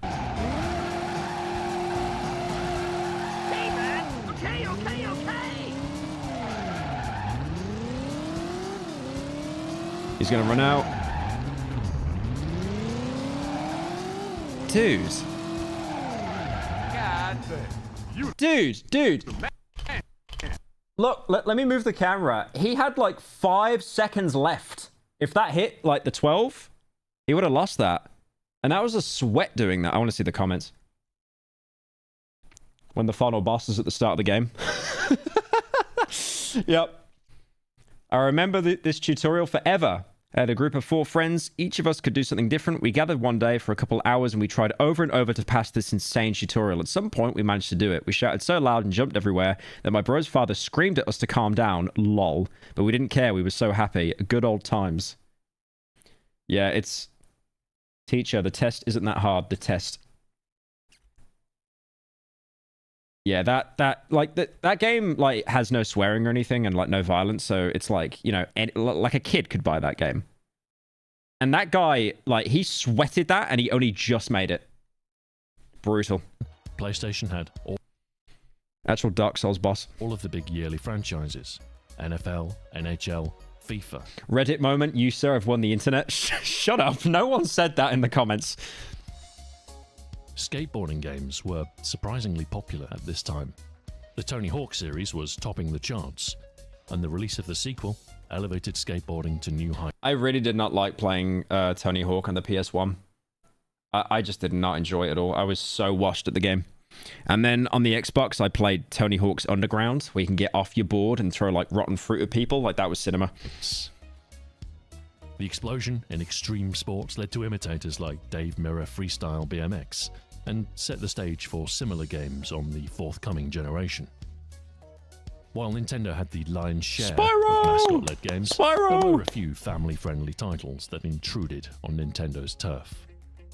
The Spyro series had its 3rd entry with Spyro Year of the Dragon, a cutesy 3D platformer. Oh man, there's so much soul in this image. There's so much soul. And the popular Crash Bandicoot series had Crash Bash. That game was way too hard. I remember playing that as well. I always played a Dingodile. You just could not beat that game. Like the later stages, the AI was just flat out cheating. A party game in the Mario Party mold. In short, the PlayStation had more games suitable for more ages. The games were cheaper, cooler, and more varied than anything else on offer. It also helped that it was easier to find pirated games. Sony were newcomers to the console Dude, 90s scene, ads were so... 90s ads for video games were so weird, man. It was like anti-drug PSAs or something. Generation had installed themselves as king. And if that wasn't enough, they were preparing to unleash a devastating blow to their rivals. Penis? Meanwhile, the PC was doing quite well. While the console wars were brutal, computers had long since consolidated to IBM compatibles. The closest rival was Apple, who had been struggling for years. Apple having games. I laugh. I swear they got like Team Fortress 2 like 10 years after everyone else got it. And were only starting to make a recovery. As far as computer gaming was concerned, the PC was the only choice. And over the last decade, they had become a common purchase for the home. So with an install base in the tens of millions, there was a sizable audience for PC games. The biggest selling PC game of 2000 was The Sims, a life simulator game from the creator of SimCity. It was a unique game that appealed to an unusually wide audience, and it did rather well as a result, selling 6.3 million copies. Unironically, I think The Sims sold so well because it is such a casual game. And also as well, like, people don't realize like how many women are like gamers as well. And The Sims just always appeals to women, like every time. By 2002, there were many expansion packs and sequels that followed. Someone just saw the Sims gameplay and they just said Project Zomboid. Rent-free. Another hotly anticipated game was... Next in chat, he's going to say how he's got 10k hours on it. Action RPG Diablo 2, Blizzard's follow-up to 1997's Diablo. RPGs had long been a staple of PC gaming, and Blizzard had a great reputation at the time with the success of Warcraft and Starcraft. So, it's perhaps unsurprising that Diablo 2 ended up as the fastest-selling computer game ever. I've never played a Diablo game, but I would much rather play this than any recent Diablo title. Like, that actually looked fun. CRPG players were spoiled for choice, really. This year also had Baldur's Gate 2 from BioWare and Icewind Dale from Black Isle. Another classic PC genre was strategy, and one of the highlights of the year was Shogun Total War, a meaty slice of turn-based planning with 3D real-time battles and the opening entry of the Total War series. The popular I'm going to tell my kids that was Shogun on FX. Command & Conquer series had a return to form with Red Alert 2. After the divisive Tiberian Sun, the alternate Cold War took out the setting was Pentagon! welcomed, They although took out the it wasn't quite Pentagon! as good as the original. 3D stealth action games were en vogue too, likely due to the popularity of Metal Gear Solid. I really want to play Hitman Contracts. Oh no, Codename 47, that's the first one. I tried playing it, but the disguise system in that game is so broken. It's like you can get a perfect disguise, but then you jogged for 3 milliseconds and someone in like the next map over saw you do that, and now everyone's on full alert. IO Interactive gave us Hitman Codename 47, an open-ended assassinate 'em up. And Looking Glass Studios released Thief 2: The Metal Age. A Hail Mary from a struggling studio, which, despite critical acclaim and healthy sales, failed to save the company from bankruptcy. Yeah, Thief was so good, man. Thief 1 and 2, absolute squeak. One key advantage of PC gaming that the consoles hadn't yet usurped was online play. The internet was rapidly becoming more and Thank you, Jimbo2, for the $22, man. Appreciate it. Thank you. Polska Gorom. I don't know what that means. more popular, and for most people, the first, if not the only, device to be connected was the PC. Games like Quake 3 Arena, Unreal Tournament, and Team Fortress Classic had installed themselves as online essentials, and this was the year that Counter-Strike made its debut. Backed by Valve and the Half-Life name, it found instant popularity. The realm-based tactical FPS remained popular. Wait, there was riot shields in the original CS? Oh my god. That just sounds so disgustingly broken. Popular for years afterwards, topping play count rankings. The PC market was challenging, however. The sheer breadth of software available meant that many games, no matter how critically acclaimed, didn't sell particularly well. Take Deus Ex, for instance, a first-person action RPG that was hailed as the pinnacle of PC. I gotta do a video on Deus Ex at some point, man. I have to do it. I have to do it. Oh, that game is so good. I still haven't finished it. PC gaming. Yeah, I like how aiming in Deus Ex, like you'd crouch. You know, like in most games, FPS games, you crouch, your aim just instantly gets better. It took about 9.5 minutes in Deus Ex. Doomed with awards and retaining a cult following today. It sold about 138,000 copies in the US in its first year. There was a lot of competition for shelf space, and the big boxes didn't help. The PC market had a lack of cohesion, and the consoles were starting to gain ground. Even PC stalwarts like the point-and-click adventure were struggling. The golden era of LucasArts was over, replaced with an endless string of Star Wars games. Many great PC exclusives of this era failed to gain the traction they deserved. Yeah, I remember when LucasArts did so many good like point-and-click games, and then they just got slurped, and they were just doing Star Wars slop like forever. No One Lives Forever was a deft blend of camp 60s espionage with first-person stealth action, and it was very good. It received critical acclaim, with some reviewers comparing its innovations to those made in Half-Life. It sold 36,000 copies. Can you imagine, like, back then, that's probably fairly decent. Now, that's a flop. That's a flop. Of course, some flops were more deserving. No, not Daikatana, man. This game is awful. Than others. I would love to play this game, because I've seen every YouTuber just attack it relentlessly, but I would need to play it myself to see how bad it really is. Daikatana came out this year too. It was supposed to be the next big FPS from John Romero to exceed Doom and Quake. A promise the game couldn't uphold. Iron Storm forecasted sales of... Dude, I met John Romero in Ireland when I was doing a meet and greet like 5 years ago or something. And then apparently his kids used to watch my content or something, and I was like, okay, that's pretty bad. And then he came over to me and he gave me like his own book that he signed. I don't have it here. It's back in the UK. But I've got a signed book from John Romero. 2.5 million, but its poor reviews scuppered any chance of a hit. It sold just over 8,000 PC copies in the US in its first few weeks. That's brutal. History remembers it as one of the biggest commercial failures of the era. There was just no room for mediocrity. The PC had more games available. Who's John Romero? He's like the Jonesy guy in Fortnite. Yeah, it's like his friend. Than any other platform. But players didn't have bottomless wallets. 7 out of 10 isn't good enough when the shelves are filled with 8s, 9s, and 10s. So the PC shelves are filled with 8. I like how back then 70% was good, and now it's bad. Like, I swear the way game ratings have worked is like, if it's anything below an 8, it's trash. 9s and 10s. Just because there is so much slop being put out now. So the PC needed a new approach to selling games, one more flexible and with fewer overheads than retail.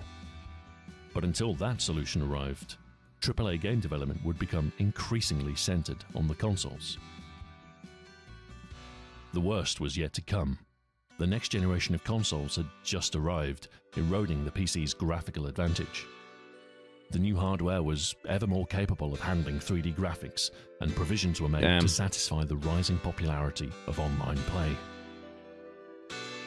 The next gen was a threat. Just old man face over and over.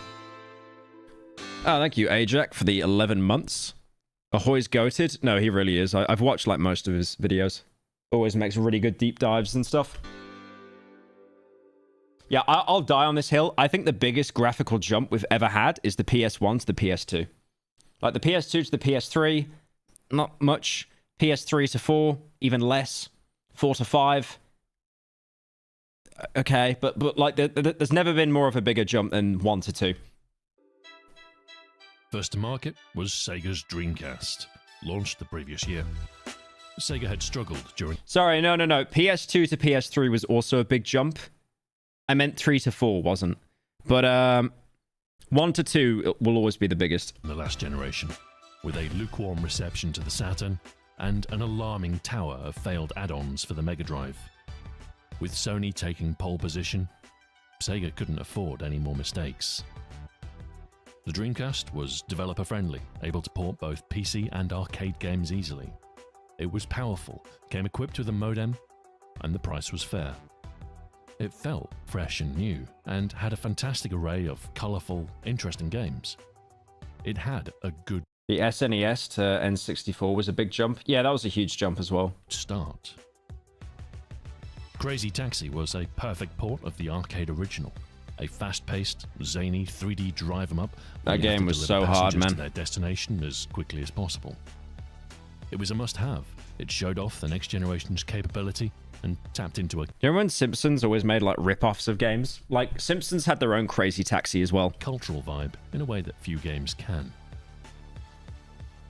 The cel-shaded Jet Set Radio was similarly cool. An urban grind-em-up with jet-powered inline skates and a killer soundtrack. Yeah, that game's so good, man. Greater still was Space Channel 5, a campy rhythm game where you repel an alien attack by matching actions. It's got a cool 60s sci-fi theme, and Michael Jackson even makes a cameo. Most baffling of all was Seaman, which released in North America this year. I so want to play that game because it just looks like it just looks like a nightmare you'd have when coming down from Fent or something. I'm not sure what drove Sega to make such weird games, but I'm glad they did.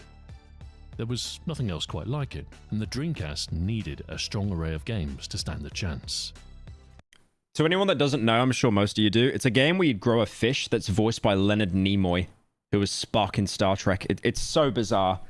It is an absolute fever dream of a game. It makes no sense. And he like talks to you through your controller and stuff. Exclusives were a big deal, and while Sega may not have had Mario, the Dreamcast was the only place you could play Sonic Adventure. It was also home to Shenmue, which released in the West this year. An ambitious action-adventure life simulator game that was the most expensive video game ever developed at the time. It was good. So yeah, I heard like insane things about Shenmue. I remember seeing Donkey's video on it like 8 years ago. And then they made Shenmue 3, I think, or Shenmue 2, like within the past 10 years. I think it came out like a while ago. And apparently it wasn't very good. certainly unique, but not quite good enough to recoup its costs, despite selling 1.2 million copies. Still, it was only on Dreamcast at the time, so it served as a pretty good incentive to adopt the system. The PlayStation may have had Gran Turismo, but the Dreamcast offered a strong alternative in Metropolis Street Racer, a racing game with an open world and innovative kudos scoring system.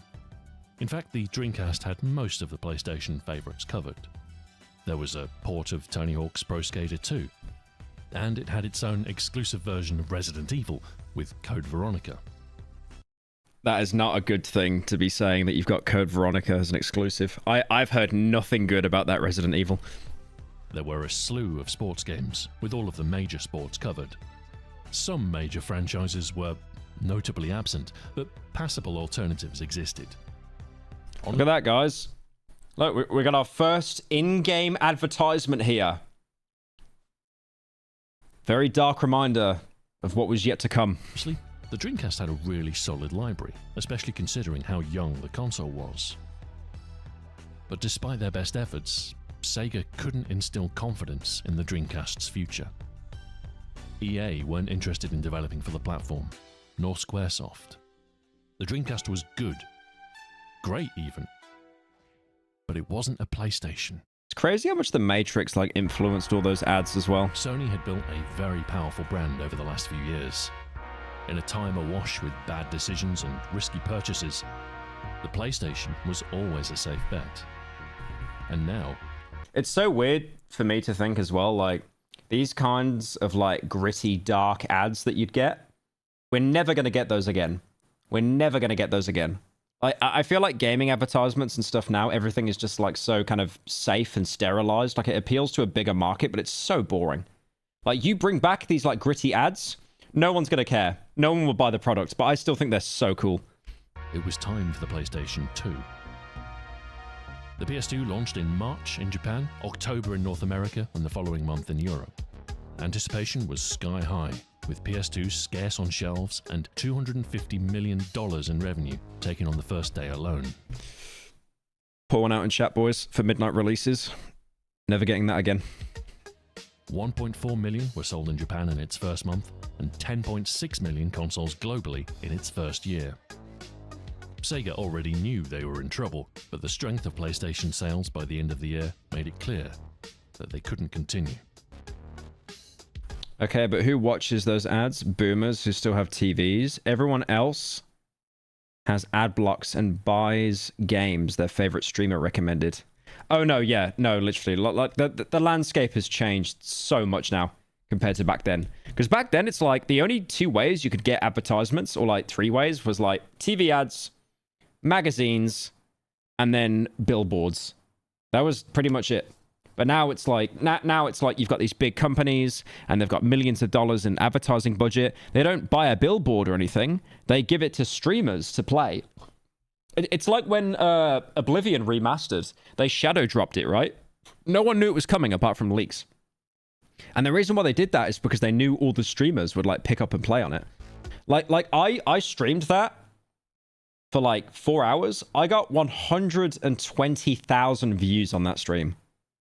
That's insane. Like there was obviously just so much hype around that game. So soon, the PS2 was left standing as the only next-gen console on Pyro is in the new PewDiePie video? What do you mean? offer. It was the logical choice. It could play DVDs after all, and cost about the same as a standalone DVD player anyway. Unusually for a new console, it was backwards compatible with the original PlayStation, so you could carry on playing your favorites until something new arrived. You know what's so funny? This shows how stupid I am. I went to Blockbuster as a kid, and we had a PS1, and I rented a PS2 disc from Blockbuster, thinking it would work on my PS1. And I tried it for like a full hour, and I was like, why is it not working? Why is it just not playing? Have I done something wrong? And I kept taking the disc out, and you know the cope where you go, oh, you breathe on it, and then you clean it and stuff, thinking it's going to like make the disc work or something? The compliment It's I think it literally I think instead of me being stupid, it literally was just a poor cope because we didn't have enough money to buy a PS2. of launch games for the PS2 was a mixed bag. Enough to cover most genres, but the best was still on the way. Thank you, Anto, for the 3. I'm jealous that you left the UK. The annual I mean, I haven't moved to Sweden. I'm probably going back at some point. sports games were perhaps the most important for the launch checklist. EA had the NFL, NHL, and FIFA franchises ready to kick off the next generation. More interesting was SSX, a snowboarding title that scratched the same extreme itch as the Tony Hawk series. It was originally a Dreamcast title, but after EA lost confidence in Sega's console, development shifted to the PS2. Driving games were another important part of the PS2's launch lineup. The next Gran Turismo was a year away. The PS2 and 3 were too expensive. Yeah, all the consoles are usually just mad overpriced on release. But we literally had like, I mean, we weren't poor. Me and my family weren't poor growing up, but we weren't doing like well. You know, it's like I could probably like I spent so much of my childhood just playing demos, like demo discs over and over. Because it was like so much easier for my parents to buy me like a £5 magazine that had like 10 demos in it, as opposed to buying like one game that was like 40 quid. So in the meantime, there were a few other next-gen options. Ridge Racer 5 was an arcade racer from Namco, praised for its tight racing and next-gen visuals, but criticised for a lack of anti-aliasing and limited content. Rockstar Games were gearing up to dominate the new generation and had 2 racing games on offer. What's the deal with you and Up It's Not Jump? He had me cameo in some of his videos. I met him at Insomnia before that shut down. He's a really nice guy, by the way. Very, very nice guy. Like, the energy he gives off in his videos, he's basically exactly the same in person. He's really nice. Ready for launch. Midnight Club Street Racing was a city-focused game with illegal races between exotic imports. Smuggler's Run was an off-road expedition with buggies and other rough-and-tumble vehicles. Fighting games were another popular genre. Tekken Tag Tournament was a spin-off from the popular Tekken series with a new team fighting mechanic. Dead or Alive 2 Hardcore was an... I like how the fighting games were always 60 FPS first. Because it was just like such little was actually happening on screen. It was so easy to render it out. Updated version of the arcade game for the PS2, regarded as the best of the genre at the start of the generation. The new and exciting first-person shooter genre was starting to make headway on consoles, with the PS2 receiving a port of Unreal Tournament. Not a patch on the PC original, but it's hard to beat local multiplayer action. The exclusive Time Splitters was much better received. Its varied gunplay and characters meshed with better suited gameplay to the console. I love that game so much. I never played the original, but I played the multiplayer for 2 and 3, and they're pretty similar. Like only that game had such a weird cast of characters. Like you could literally kill a Chinese man that was running like a Chinese restaurant, and then he'd pick up, and then he'd drop his weapon, which is like a brick, and you could just start throwing bricks at people. For third-person shooting action, you had Armored Core 2. A mecha game by From Software. Dynasty Warriors 2 was a large-scale strategic hack-and-slash. The PlayStation had a reputation for great RPGs, but the selection on offer at launch for the PS2 was underwhelming. Best of the bunch. So many weekends lost to playing Time Splitters 2? You mean weekends gained? That's memories, bro. Which was Summoner, a 3D Western action RPG from Volition. From Software were also quite prolific, building on the success of their King's Field series. They had 2 games ready for launch, Evergrace. Have you watched Totally Pointless TV? Yeah, he makes really good videos as well. I legit feel bad for him because he's doing video game reviews and he's British, so most people just comment saying he's like a Pyro clone. I think that's like really unwarranted. And Eternal Ring, although neither were received particularly well. Dark Cloud was originally intended to be a launch title, but slipped to later in the year. A Zelda-style JRPG, it was the best of its genre in 2000, although this wasn't the highest bar to clear. With retrospect, the launch titles for any console pale in comparison to those released once it finds its stride, and the PS2 was no exception. But the basic needs were covered, and many great games were in the pipeline. With the massive hype surrounding the launch of the PS2, Sony couldn't fail to make an impression.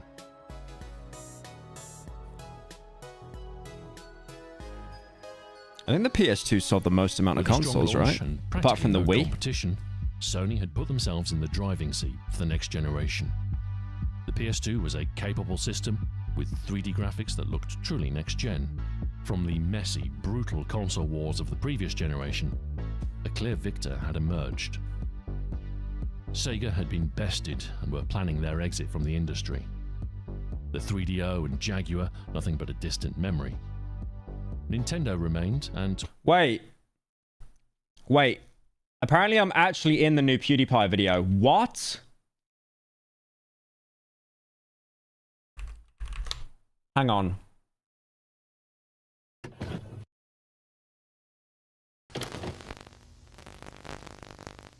Wait, where am I in it? 5 minutes in.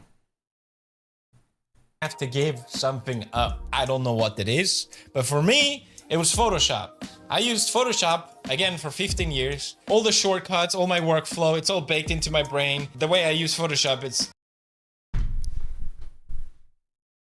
Okay. Oh, that's not a very nice picture. That's an old video as well. That's super old. Why would he use that example? Why would he use that example? I don't think about it. It's just, here's the thumbnail. It's not beautiful, but I get the job done. Oh my god. I remember when he was doing these thumbnails, and you could tell he just gave into irony completely, and he just made it progressively worse and worse and worse. Unfortunately, Adobe is a garbage company, and their software just won't run on Linux. A lot of artists are jumping ship. They don't... Yeah, Adobe does, Adobe products are bad. It's like when you get, Skips and... My battery's low. Oh shit, my battery's low on my Linux. God damn it. Hang on. I might have to end stream after this video actually, because my mouse is about to die. Were preparing their next-gen competitor, but they've been in the shadow of the PlayStation for a while, and with the PS2's head start, they had a mountain to climb. Even the PC was feeling the effects of the PlayStation's influence. Although the last decade had been great for the adoption of the platform for games, the lack of a standard configuration made it difficult to target. Plug it in? There's nowhere to plug it in. There's no loose cable here. And it's like a really specific cable. I've got to like steal one and they just... I always leave it to just sit on the floor in the middle of the office. There is something to be said for the simplicity of a console, and the monolithic hardware was starting to become more appealing for both consumers and developers. Microsoft knew this, and with their financial might, they saw an opportunity to challenge Sony's dominance in the console market. Essentially, a PC in a little black box, leveraging the rapid advancement of PC components into a standard configuration. As the PS2 launched in Japan, Microsoft announced the Xbox. Bro, could you imagine if that's... Bro got the Xbox 720. Oh my god. Do you remember this? Do you remember this? What is that? The Xbox 720 and it's just blue. Like, what is that? Is it made out of shotgun shells? I love these old designs. The Xbox 720. Wild. That's just a PSP. That's a real issue. The Xbox 720. It never looked like that. It never looked like that. That is just a Switch. That is just a Switch. That's a Steam Deck. Oh. Wait, there's a gold Xbox? Oh, I remember there's a Simpsons Xbox, actually. Yeah, there it is. That is so expensive, by the way. There was only 100 ever made. There's like people on Amazon selling that for like 10k or something. It doesn't even look that good as well. I love when you got the Xboxes that would make custom sounds when you turn them on. Like there was a Gears of War one that made like a chainsaw sound. And there was like a Halo Reach one as well, I think. Until next year. But Sony's monopoly was going to be tested. and Nintendo were no longer guaranteed The yellow ring of death. Yeah, instead of getting a red ring of death, it's just yellow. It's just Homer going, "Oh!" in place. It was an exciting time. Technology was cool, and there was nothing but blue skies on the horizon. The arrival of a new millennium had brought a feeling of optimism for the future. Wait a minute. I just want to check my battery level on my mouse because it might have been like a lie. Oh, it says 12 hours remaining. Nice cap, by the way. Nice cap. Okay, never mind then. Never mind. We could cast off battery level's low. You've only got 2 weeks left to use it. Clumsy artifacts of the 20th century and embrace a new digital world. Mobile phones and the internet were starting to make a tangible impact on everyday life. We had SMS, we had MSN Messenger. The internet was young and bristled. I don't even think I used MSN as a kid. I genuinely think when I started using like Facebook and stuff, that's like when they started to retire that stuff. With opportunity. This was the future. And we were living it. Thank you very much for watching. Did you guys know that the year 2000 was 25 years ago? Now you feel old. But yeah, drop a Hoya sub. I definitely recommend checking him out. He does like amazing deep dive videos. Like they're so good. They're so good. Wait, what's this? Casual player accidentally makes a huge discovery that speedrunners missed. Glitches are synonymous with speedrunning, and over the years, a ton have been found. Some of the most famous are backwards long jumps in Super Mario 64 and wrong warping in Ocarina of Time. And when it comes to It's so funny seeing those backward long jumps in Mario when they do it up the stairs. backwards long jumps, the earliest mention of them comes from a November 1996 issue of Famimaga 64. In recent times, speedrun glitches are found by dedicated players that have advanced technical knowledge of how the game and hardware work. Like the hot plate glitch in Dragon Quest III, whereby manipulating the internal temperature of the NES, it's possible to affect the hardware in such a way that you're able to create a fully leveled party and warp to the final boss. It's not even a code you're putting in or like corrupting a save. You just put your machine in a microwave and then you brick it so it gives you what you want. These types of glitches typically aren't stumbled upon by players playing the game casually, as the requirements are too precise and technical. But, just like an infinite amount of monkeys working at typewriters will eventually produce Shakespeare, casual players inevitably stumble upon glitches that speedrunners miss. One of the most famous cases is that of Boba Skip, where during her first playthrough of Metal Gear Solid, she found a glitch that was previously undiscovered. However, just recently, a casual player stumbled upon something in Super Mario Bros. 2, The Lost Levels, that led to the discovery of a skip that speedrunners missed for the last 39 years. This skip is a big deal, as it currently 39 years, bro. Saves almost 20 seconds, and in today's video, we'll be looking... I do love that, right? Like, they discovered it nearly half a decade later, and all it does is remove 20 seconds. But for speedrunners, that is like the holy grail. At how it was found, the technical side of how it works, what it skips, and if it will ever be hit by a human in a run. On March 12th, Luigi's sidekick was playing Super Mario Bros. The Lost Levels on the Nintendo Switch when something bizarre happened. After jumping onto the floating platform, his game crashed. A couple weeks after this, SMB speedrunner and tasser, Simplistic, saw it posted in the NES Dev Discord, so he posted it in the 8-bit Mario speedrunning Discord, saying that a new crash had been discovered, and that he had managed to replicate it on emulator, but needed to look into what was going on. And on further investigation, he figured out what was happening. The code used to spawn back. I wonder how people find this. Actual autistic dedication. No, it literally is. It's like complete dedication.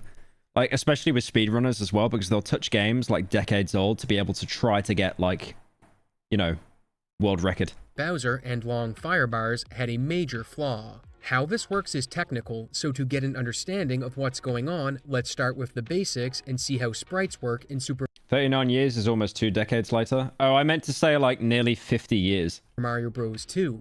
The way enemies are spawned is quite straightforward. There's a check that happens off camera as Mario moves through a level, and if an enemy spawn location is ever found inside of the space just off camera, it spawns the relevant enemy sprite and adds it to the active entity list. In regular conversation, the word sprite is typically used to refer to moving objects on a screen, so in this case, the sprites are the characters moving around the game world. However, this definition is a bit more specific on the NES. If we take Mario for instance, while he does move across the screen, he's actually made up of individual squares that are 8 pixels by 8 pixels. And these squares are what are referred to as sprites for NES developers. The artwork you see in I think the discovery was on accident. Nobody cooks their hardware on purpose. I don't know, man. Speedrunners are a different breed. Side of the squares are called tiles, but all that tiles are the graphics assigned to each sprite. Mario and Luigi are both given 8 sprites with corresponding tiles, but most entities, such as the Firebar and Blooper, are only given 6 tiles. To fight, or to hide it in a haystack? Thank you, Rove, for the 12. Is it wiser to use a needle to fight or hide in a haystack? Use a needle to fight. You know, I mean, British, obviously biased to stabbing, but still. Even the Goomba, who only uses 4 tiles, is allocated 6, with the top 2 serving no purpose, as they don't even have a hitbox. They're just there because the code was architected for these enemies to have 6 tiles. Listen to Fear by Young Sherman. I'm not doing that on stream, but I'll save it in case it's a banger. Anyways. But there are exceptions. Long Firebars and Bowser are very large entities, so large in fact that they require 12 tiles to produce their entire sprite. In the basic code for enemies, they are only given 6 tiles, so to solve this problem, Long Firebars and Bowser are given 2 enemy slots in memory instead of 1, which lets them have another 6 tiles. The act of getting an additional 6 tiles isn't easy, as it's not as simple as just spawning another enemy, so I mean, that makes sense if it's like the final boss of the game, it gets more priority. So, the developers created a special function called Duplicate Enemy Object. When an enemy is spawned into the game, 2 things happen. First, it looks up the type of enemy that needs to be spawned from the enemy type list, then looks at the active entity list to see if there is room for it to spawn. The active entity list has room for 6 objects, 5 of which are for enemies, with the other slot being for power-ups and special objects like the vine and flag on top of the pole, but the Long Firebar and Bowser are treated differently. Since these enemies require 2 slots each, the Duplicate Enemy Object function reserves another slot for them. And aside from holding the tiles, I see DEO and I just immediately think of the Asmongold chat buzzword. For the extra parts of the enemy, the only job the extra slot has is to check if the first slot the enemy is stored in has been unloaded so it can unload as well. With regular enemies, the game won't spawn them if the enemy list is full, and the same is true for the Long Firebar and Bowser, except in the case where the list has space for a single enemy. So they just like spam spawn the same enemy? The developers never created logic in the Duplicate Enemy function to check if there is space in the list for the extra slot required for Bowser and the Long Firebar. But, if 5 slots are filled and one of these needs to be spawned, the game will spawn it. So you might be wondering, where does the data for the second enemy slot go? If you look at the range of memory addresses for the active enemy list and enemy type list, there's a single byte between them. And if the active enemy list is full, the game uses the empty byte for the data needed to spawn the extra slot of the Firebar or Bowser, and business carries on as usual. So, how does this lead to a crash? When Mario uses a pipe, goes between levels, or transitions to another room, the game runs code that clears out most of the RAM, which includes all of the enemies from the active enemy list and the extra byte. But when the room loops, such as in some parts of Bowser's Castle, the game only unloads the enemies in the active enemy list. Oh, so he's like force bricking the game, basically, and I'm guessing that when he boots it up again, it just gets rid of all the enemies, so it's just easy win? The extra byte that gets filled up by the second slot of the large enemies is left alone in this case. What this means is that if you load the duplicate into the free byte, then loop the room and try to spawn the large enemy into the last spot of the list, the byte between lists will already have data in it. The game then looks ahead in memory and tries to find a 0 value, and the first thing it finds with this value is the green Koopa, which is created earlier by stomping on a Para-Koopa. It then converts the Koopa's data to a new value, which causes the game to look for the pointer to the enemy processing code in a place it wouldn't ever look. And if you're wondering what a pointer is, it overrides the loading slots. I would love if this bug basically just replaced Bowser with just a little Koopa. just a programming variable that stores the memory address of another variable. After the game converts the Koopa's data, which is supposed to lead it to the enemy type list, it ends up going very far out of bounds and arrives at the data for the special pause timer that plays when Mario takes damage or grabs power-ups, where it then runs the entity handler code. This results in a crash, or as Simplistic puts it, wreaks havoc, as that code isn't supposed to interact with the special pause timer. However, he also made another realization. Right next to the special pause timer in memory is where the player's controller inputs are stored, which meant there was potential for arbitrary code execution. Arbitrary code execution, or greetings ACE, from is your a local Mormon communist. Smash or pass executioner SMO. And when ASOT. I've been waiting for many millennia. Are you Sheno for the 10? Smash or pass executioner Smo. I prefer not to comment on that. When's ASAP? That'll probably be the next video we put out on live. Or no, there'll be a couple. There'll be one more and then ASAP. Programming exploit where players alter the game's memory, then get it to execute the payload they just wrote. And if they could get the glitch to jump the game's execution to controller inputs, there was a chance they could use that small amount of control to write a useful payload. From here, 4 people worked on making the crash do something useful: 3Creepio, Web2000, Simplistic, and SBD Wolf. Is that profile picture? Who is this guy? Rocky Horror Picture Show. What's his name? British voice actor. He played Pennywise in It. Come on, guys. Someone clutch here. I don't know how I haven't... It's Tim something. Isn't it? Tim Curry. Tim Curry. There we go. Yeah. Tim Curry. Yeah, he's based.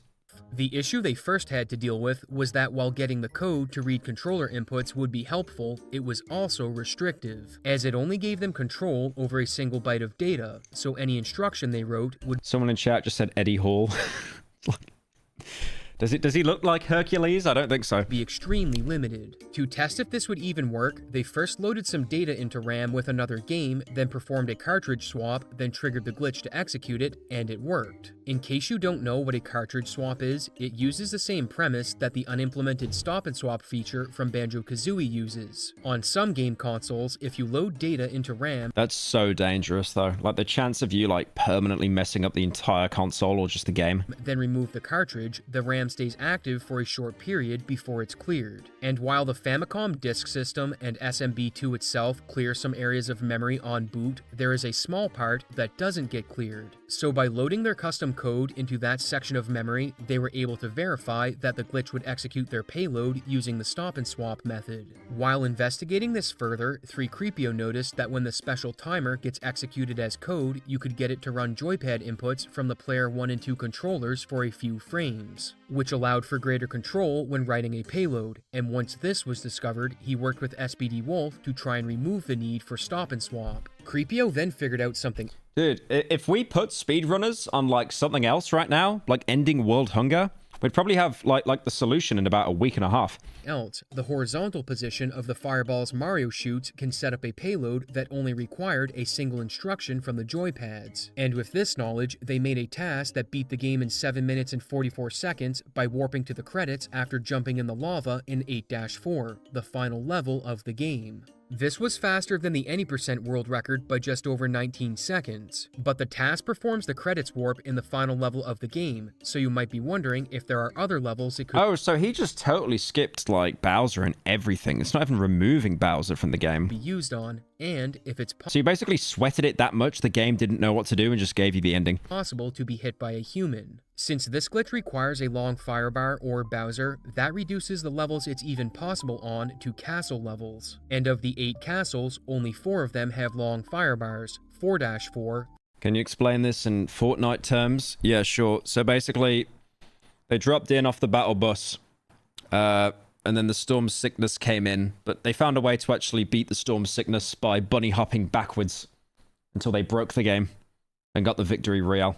5-4, 6-4, and 8-4. 5-4 has no enemies aside from the Podoboos, which are the jumping fireballs, so it's very far away from having the requirements. 6-4 doesn't have any power-ups or poison mushrooms, so it's impossible to fill the active entity list, which leaves 4-4. This level has all of the ingredients required for the credits warp glitch: a power-up, long firebar, 4 enemies counting the regular firebar, and a second long firebar. So surely the glitch must work, right? Unfortunately, the first long firebar unloads just before the second Goomba in the hallway spawns. No! So while all the ingredients are present, So technically, it can't be beaten faster because it's all the Goomba's fault. they aren't quite in the correct positions. However, for the sake of argument, let's assume they were in position. Due to the technical requirements of this glitch, even if the second Goomba spawned earlier, the glitch wouldn't result in Ace since there isn't a power-up or poison shroom near the Bowser fight, which prohibits the glitch from being triggered a second time. So 8-4 is the only level in the game where the credits warp can happen.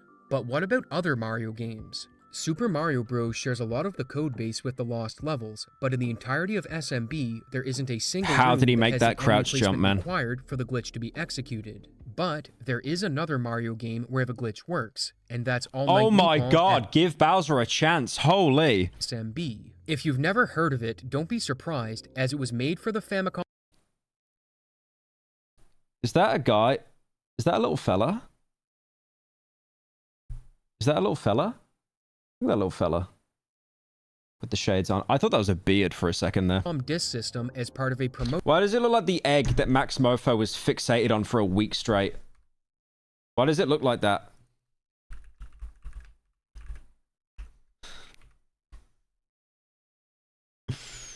It actually looks the same.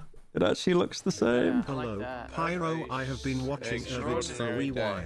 I only every recently you stream on Twitch. Much love and keep up the great work. Also, you are a stinky poo poo XD. XD. Thank you, Diamond, for the 10. Funny little character. I like that. All right, let's test this out. Hey, have you seen this little guy? Which guy? It literally looks like it is the same character. It is the same character. He even has the sunglasses as well. Look at that. No. Shut the fuck up. I've seen the egg guy. Look at this little fella on there. Yeah. Married man, by the way. We can all make it, boys. Promotion celebrating the Japanese radio program of the same name. Only 3,040 copies were made, and to get one, you either had to win a lottery or show up in person at the station to buy one. The game Was that queso on the left? Oh my holy new gen. contains levels from Super Mario Bros. And the Lost Levels with some changes, but 8-4 from the Lost Levels appears almost completely unaltered, and when the glitch was tested, it worked with only a few changes to the setup. Something odd about this glitch is that it involves Mario using fireballs and jumping into lava, and some users on Twitter were quick to point out that Mario is doing both of these things on the box art of Super Mario Bros. So it appears that the box art of SMB predicted the Ace setup in the Lost Levels. This leaves the question of if the glitch has been hit by a human. Currently, some of the task setups use left and right inputs at the same time on the D-pad, which is only possible with a broken controller and is banned on the leaderboard. But while all of this was going on, 3Creepio was working on making this human viable, and he had made The huge speedrunning drama is insane. The speedrunning situation is insane. progress. First, he created a task that achieved the credits warp without using left plus right or up plus down inputs. However, this used a technical method to achieve the crash that was out of the player's control. So while it was technically possible for a human, the likelihood of it happening put it out of the realm of possibility. Next, he tried messing with when you use the fireballs, as getting them in the correct memory positions was difficult, as while a crash was possible on this method, it was frame perfect. And his hope was that if he could find a consistent setup, the frame window for the crash would go from a single frame to 4 or 5 frames. Currently, 3Creepio is close to finding a viable setup that works for a human in real time, but as of this video, it hasn't been fully What is that background there? What is that background? fleshed out, and Wait. Oh my god. That's it. Yeah, that's it. Is that a win though? Oh, holy. I hit Walter Pixel and it worked. What? What? I don't know how. That's right, Nifsky hit the setup from a save state on April 4th, and then on April 5th, Lukuki hit it as well. Yes! Yes! That is so... Oh my god. No wonder that let's took nearly go. 50 years. Oh, let's go, dude. How would you be All able that's to... left is for someone to get even it on in a full accident as speed well. run. It may take a while for that to happen, however, as a player would need to get to the final level while being close to world record pace. Any mistake would end their run, so this probably won't happen anytime soon. It won't happen soon, just sweats it out and actually does it the next day. Come on, come on, come on. That worked, right? Yes! Oh my god! First 7-4X, first ever ace, He just submits it as like glitchless run and then he gets banned off the forums. first ever RTA ace full game. There it is, baby! Let's go! 745! Once again, Nifsky pulls a Nifsky, hitting the skip on his 6th run of the day and being the first person to get a world record with the ace glitch. It's insane to think that a game almost 40 years old had a credits warp found in it because a casual player encountered a crash that speedrunners missed. Speedrunning truly never ceases to amaze me. Thanks for watching, and I hope to see you in the next exciting episode. Yeah, that's insane though. Like, that took nearly 50 years to discover that. That's wild. The exploration of the glitch. I'm the guy who found this glitch. You never in a million years think I would help discover a speedrun trick, but here I am, lol. He just comes in asking for compensation. Yeah, can I have half the revenue on the video, please? What else is there as well? Hang on. The Discord. Wait, what's this? Apparently the Discord.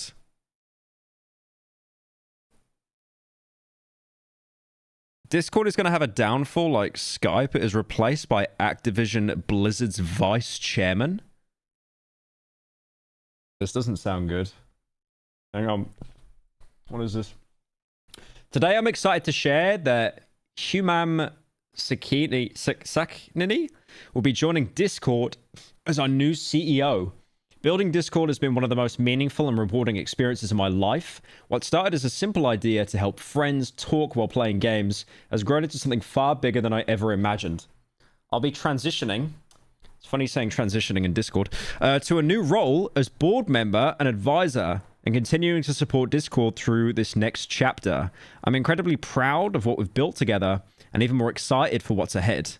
Read more about this transition. It's just saying transition and Discord in the same sentence. I love that. Wait, there's an article as well. Discord names new CEO ahead of potential IPO as co-founder steps down. Stepping away from the gaming-focused social media service, the startup said. You replace the CEO of Discord with an Activision Blizzard chairman. Could you imagine that? It's like if you don't have World of Warcraft installed, they're going to start charging you for Discord. That's crazy. Thank you, Doge, for the $12. Dr. Bosch uploaded a new video. Yeah, I saw that. I do want to look into that. Discord executive change comes amid media reports that it met with investment bankers to discuss a possible initial product offering. I'll be honest, I don't think we're ever going to have to start paying for Discord. I don't agree with that. But I'm very, very worried that they might start to put ads on Discord for free people. It's like with Netflix. Netflix dropped their price and then they started to like lower the resolution and then they put ads in. They might do that as well because Discord over time have like slowly been lowering the size of the files and stuff you can send if you're not paying. They might actually have a tier now where when you're, you know, not paying, which is most people on Discord, I imagine less than 1% of people that use Discord have like Nitro because it's so ridiculously expensive. And I mean, Nitro is like gold dust, right? Like people get their entire accounts hacked on Discord and hijacked only to try and get the Nitro off it so they can try and sell the account themselves. But yeah, like Activision Blizzard getting involved in that, that's not good. That's not good. I really think the microtransactions here are going to be so much more invasive as well. That's really bad. They already have ads on Discord. No, but okay. Let me give you an idea, right? Could you imagine you're calling your friend on Discord, you don't have Nitro, and then you get interrupted when speaking to them to play a 30-second unskippable ad. It'll be like, here's an ad break. The call will resume afterwards. It's like that episode of Black Mirror. What's it called? 20 Million Merits, where the guy tries to like skip an ad and he closes his eyes and the ad just waits for him to like open his eyes again. It's time to go back to TeamSpeak. It's funny, like whenever like a big service always has like problems, people say go back to TeamSpeak, but they never do it. I feel like it's the right time. There's a clear strategy. The job of a CEO is constantly evolving. Constantly evolving how to make more money. That's crazy. He has helped oversee major gaming franchises like World of Warcraft, Call of Duty, and Candy Crush. No, not Candy Crush. Oh my God, they're gonna put Candy Crush on Discord. They're gonna force you to watch Candy Crush ads to like call your. Could you imagine like if you want to send your? Okay, I'm just speaking like doomsday terms here, but could you imagine if you had like you send messages to your friend and you know there's a character limit. Imagine if there was a message limit, and then the message limit is like you've sent your 50 messages for today. You want to refresh your energy? Watch 2 30-second ads. What was this? The founders retiring to play more games? Bro, the only reason he'll give you money it's cause I'm high on coke. I love everything you do. I've been putting your vids when I sleep for some years now. He'll play War Thunder RN. Love you, man. Thank you, Greek Coke, for the 10. Don't do cocaine. That's very bad for you. Don't do that. Don't do that. Wait, what is this? Amazing answer from the founder of Discord when asked why he's stepping down ahead of an IPO. What are you going to do right away, Jason? I need to finish... I need to finish Final Fantasy VII Rebirth. I have a backlog. I want to play Blueprints. I haven't even played Baldur's Gate 3, believe it or not. It's like he's quitting and giving the company to Activision so he can play games. Dude, the Blueprints is a good game, but it is not worth giving up the CEO of Discord for that. Oh my God. It's a based reason. No, it kind of is a based reason, actually. I'll give you that.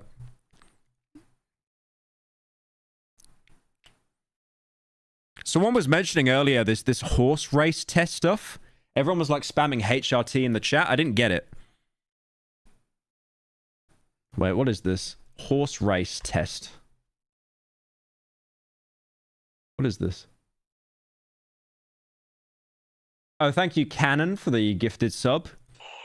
E1M2T3. What is this?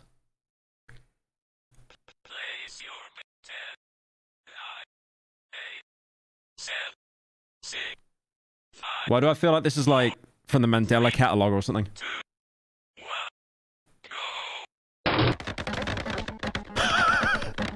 What is this? Okay, I'll be honest. I'm betting on Pink. I like his nose. I like the little schnozzle he's got. They look closer to Among Us characters than horses.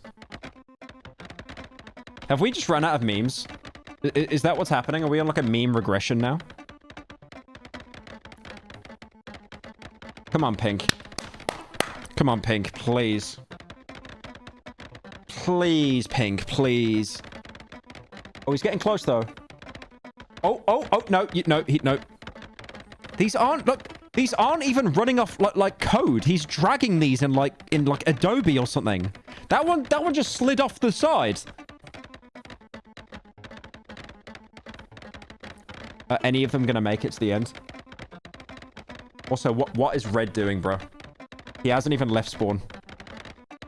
It's like eco round and he's still spawn camping. Please, Red, get out of there. Okay. I have a small feeling that this is not actually an algorithm or a code. He's just dragging these. Look at this. He like there, he was like, close enough. All right, I'll drag you out.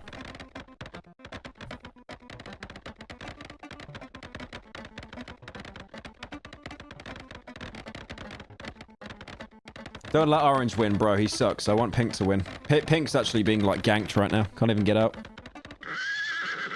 It's over. Go Orange!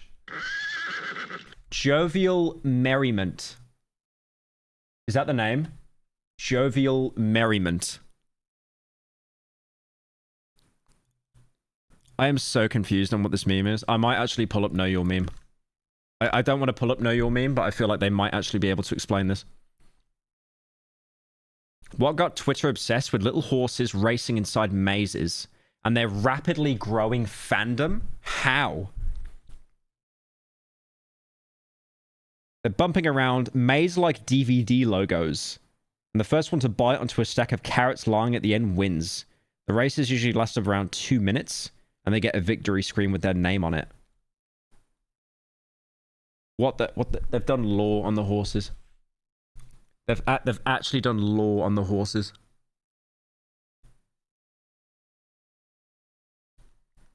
Lubs. So Red is friends with Pink, but Pink is disliked by Orange. But Orange is admired by Cyan. Which one's complicated right now? Orange and blue? Bro, that looks more like a frog than a horse. What is this meme? What is this meme? Why is this gone, like, right over my head? The orange horse is called Jovial Merriment. What?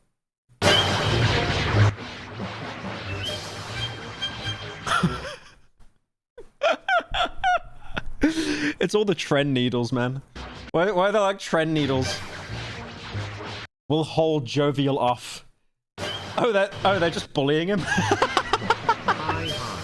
I'm going to be honest, but you helped me come out as non-binary. Looking at your anyway, when are you reacting to the game that killed its creator USS Liberty Incident Israel Funny Moments compilation? Thank you for the 10. That's a bait dono with that name, by the way. Holy bait. Wait, what was the Wait, there's a Google Doc that's like showing all the sheets. Oh my god. Look at this. Someone did an entire sheet. Any update on the Funga video?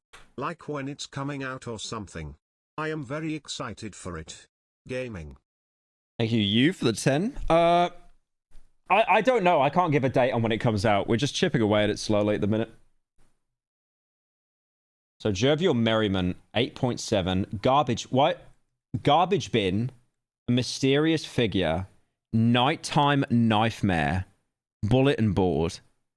Resolute Mind Afternoon. Comely Material Morning. Downtown Skybox. Cyan. Superstitional Realism. Yellow and Doorknob. Okay, why Brown get the worst name, bro? Why Brown get the worst name? Doorknob. They just call him Doorknob. Am I like getting too old right now? Because I feel like I don't get this meme. I don't get this meme. Alright, hang on, there's one more. There's one more.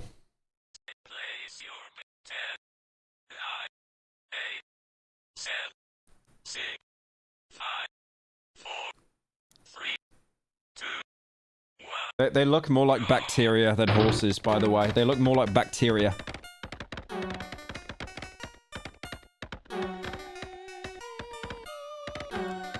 Has White already won?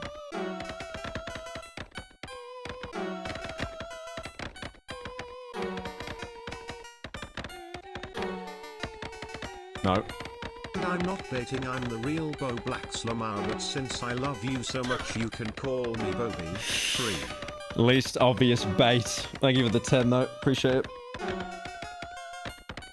Oh my god, thank you, Massimo, for the raid, bro. 2 viewers.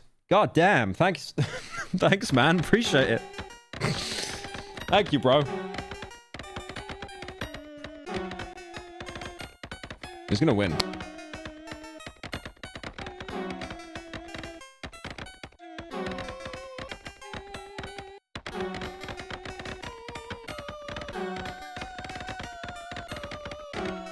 What's with the scary music as well? That is not a horse. Look at the leg, little stanky leg on it.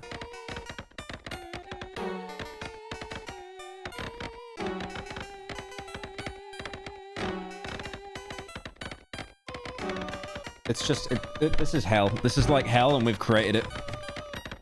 We've actually discovered hell. Why do they make that sound?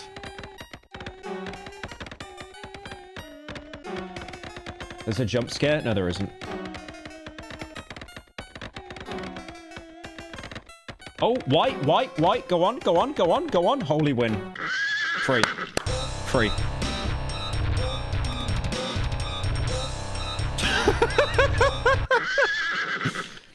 A mysterious figure.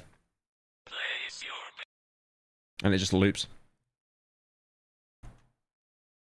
Can't wait for a white YouTuber to make a 2-hour-long deep dive into horse race. Okay, all right. Anyways.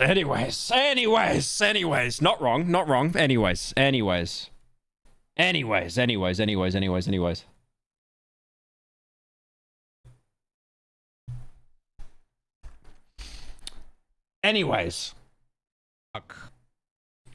Wait, apparently the Switch 2 pre-orders went live and they were just absolutely horrendous. Give me a second.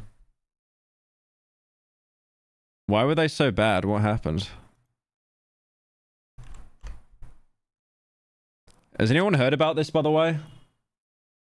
Apparently the Switch 2 had like pre-orders and it was just a complete disaster. Oh my god, there's already lines outside GameStop. Seriously?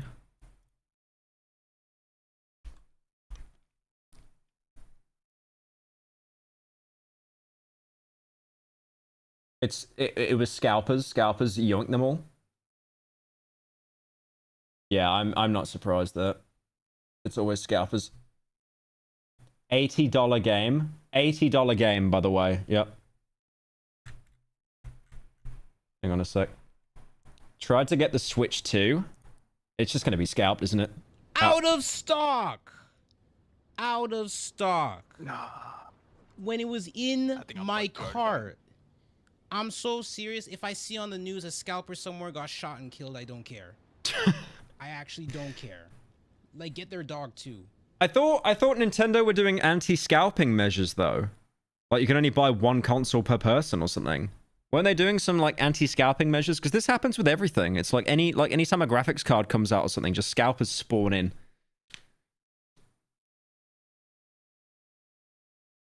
They're doing pro money measures.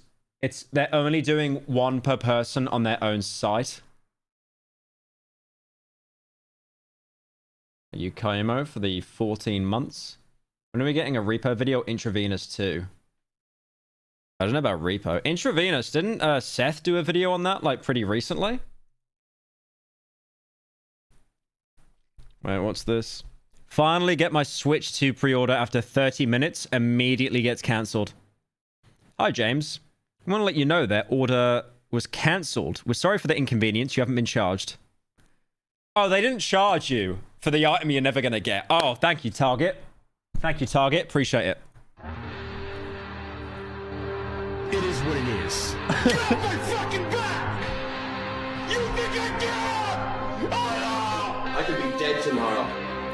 Yeah, they definitely oversold, by the way. 100%. They definitely oversold. Dude in front of me in line at GameStop trying to sell his PS4. Bro offered him $38.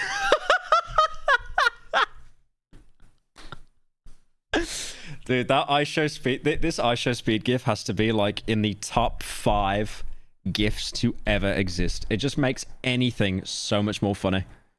Yeah, bro, trying to sell his PS4 for a Switch 2? That's crazy. $38, bro. You're not even buying half of the new Mario Kart for that. Why you even like, honestly, you got an old console? Just burn it. You don't even need to like sell it, man. Like just let it gather dust and die. Like choose your Switch 2 pre-order warrior. Best Buy coming soon. Walmart. Hold my spot and keep shopping. Target. Something went wrong. Please try again. You can't pick it up and you can't have it shipped. Coming soon.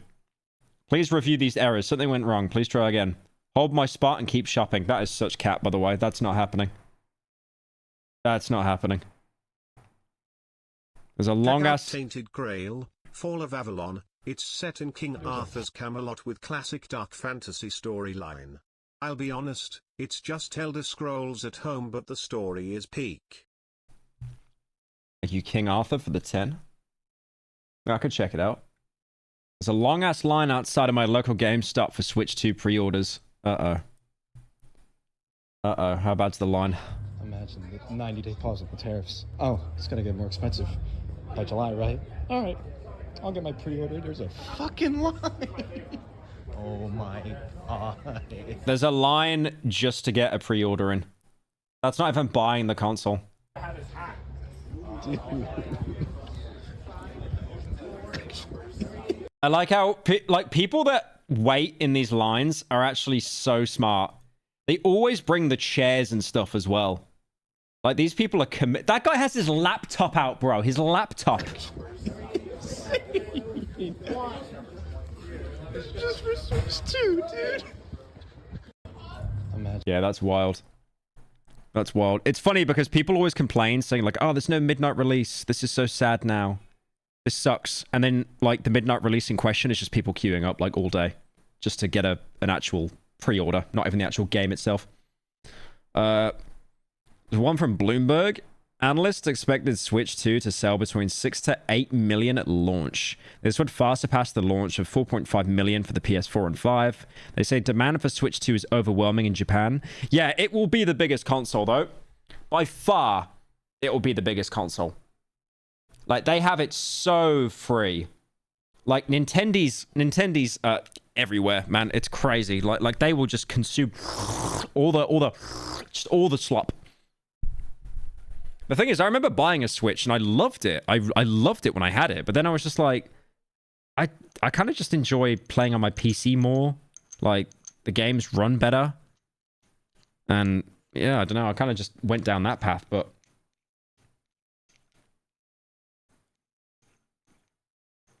I feel like if you're buying a Switch, you're not really going to have, like, a big PC setup or, like, console or consoles, home consoles, that kind of thing. I mean, I get it. It's, like, basically the best console you can have that you can take around with you, and then you can set it up as, like, a party game to take to your mate's house. That's, like, the biggest selling point of Switch. Like you can't do that with, like, a console unless they came over to your house. And even then, there's like, you know, it's not as like pick up and go like the Switch. I mean, the Steam Deck is pretty good as well. But at the same time, it's not as, I guess, interface friendly, even though it does technically run better. This is one of many issues in the gaming world. No matter what, you'll have sick in the head gamers spend massive amounts for a shitbox or a device that will break every 10 days. A shitbox. Pre-orders are also a problem. Wake up, fellas, vote with your wallets.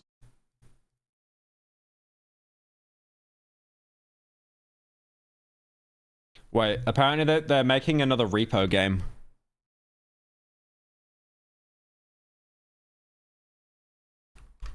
They're making another repo game. They have, like... How is there so many of these? Okay, hang on a minute. There's this game that came out on Steam. It's not out yet, but it's called Scary Cargo. A co-op survival horror for 1 to 4 players. Deliver cargo, stay alive, and trust no one for too long. And it basically just looks like Lethal Company or Repo, but with, like, Unreal Engine graphics. And the characters look like They look like the piranha plants from Mario for some reason. There's so many of these now. I swear, this started with Lethal Company. And then after Lethal Company, it was Content Warning. Content Warning didn't actually last too long. And now it's Repo. I swear, this is such a niche to make, like, insane amounts of money. And, like, everyone's jumping on it now. Unity Slop? I think it's actually Unreal Engine. I don't think it's Unity. I mean, that doesn't even look real, though. That looks like it's, like, pre-rendered. It waits for eye contact. I mean, it looks cool. But again, it's like, the problem is, once saturation sets in, people will just write off the game. Like, I'm sure Smitty, the milk carton guy, is going to make a lot of money doing videos on this with his friends. But, like, I don't know if the average person wants to keep playing games like this. I mean, it looks... that looks nothing like Lethal Company. I mean, the thing is, like, Lethal Company and Repo and stuff, they were good because they were, like, accidentally funny with the interactions. This just looks so gritty and stuff as well. So we're just straight up releasing the same game every couple of months now. Does it look like the trailer?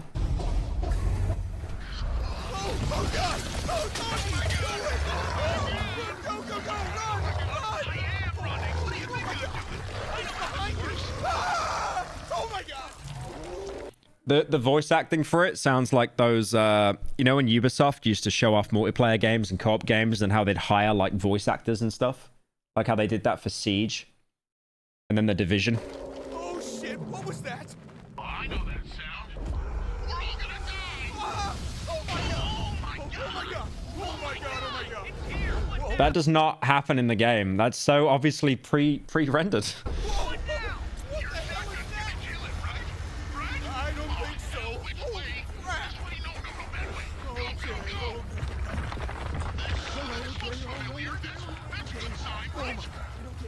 The voice acting could actually be up there to when I did Hunt Down the Freeman, unironically. Oh my god, oh my god!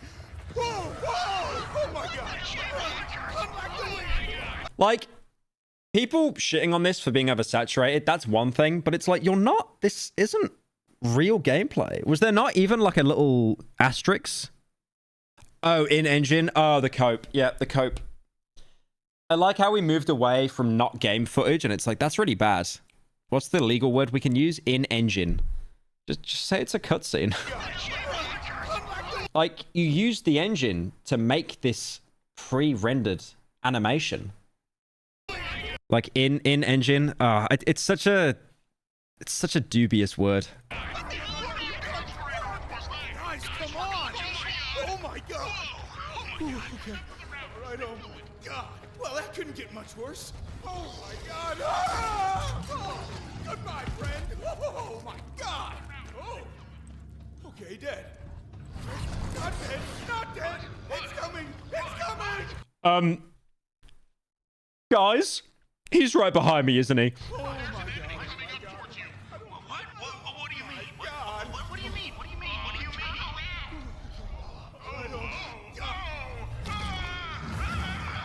Why do I feel like I'm watching YouTubers trying to do a funny moments video?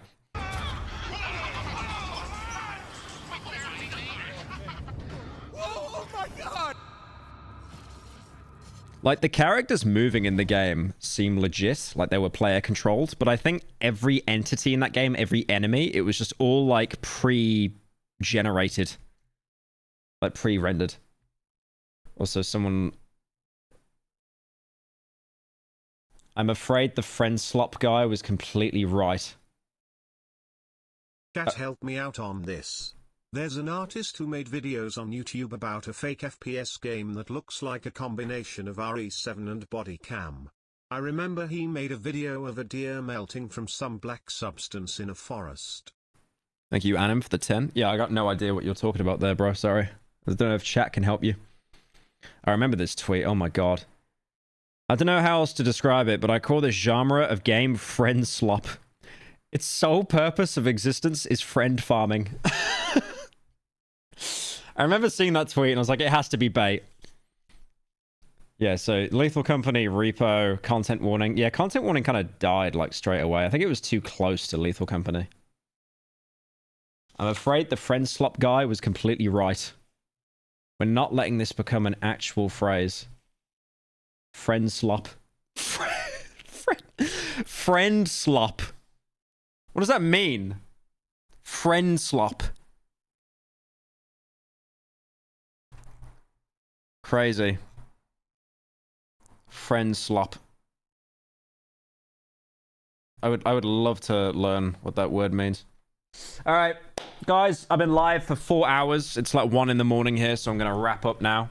Thank you to everyone who joined the stream and stuff. I'm gonna head off now. And I don't think I'll be streaming tomorrow because tomorrow I've got to record a main channel video. So, but if not, I'll see you guys sometime soon. So yeah, have a good evening, guys.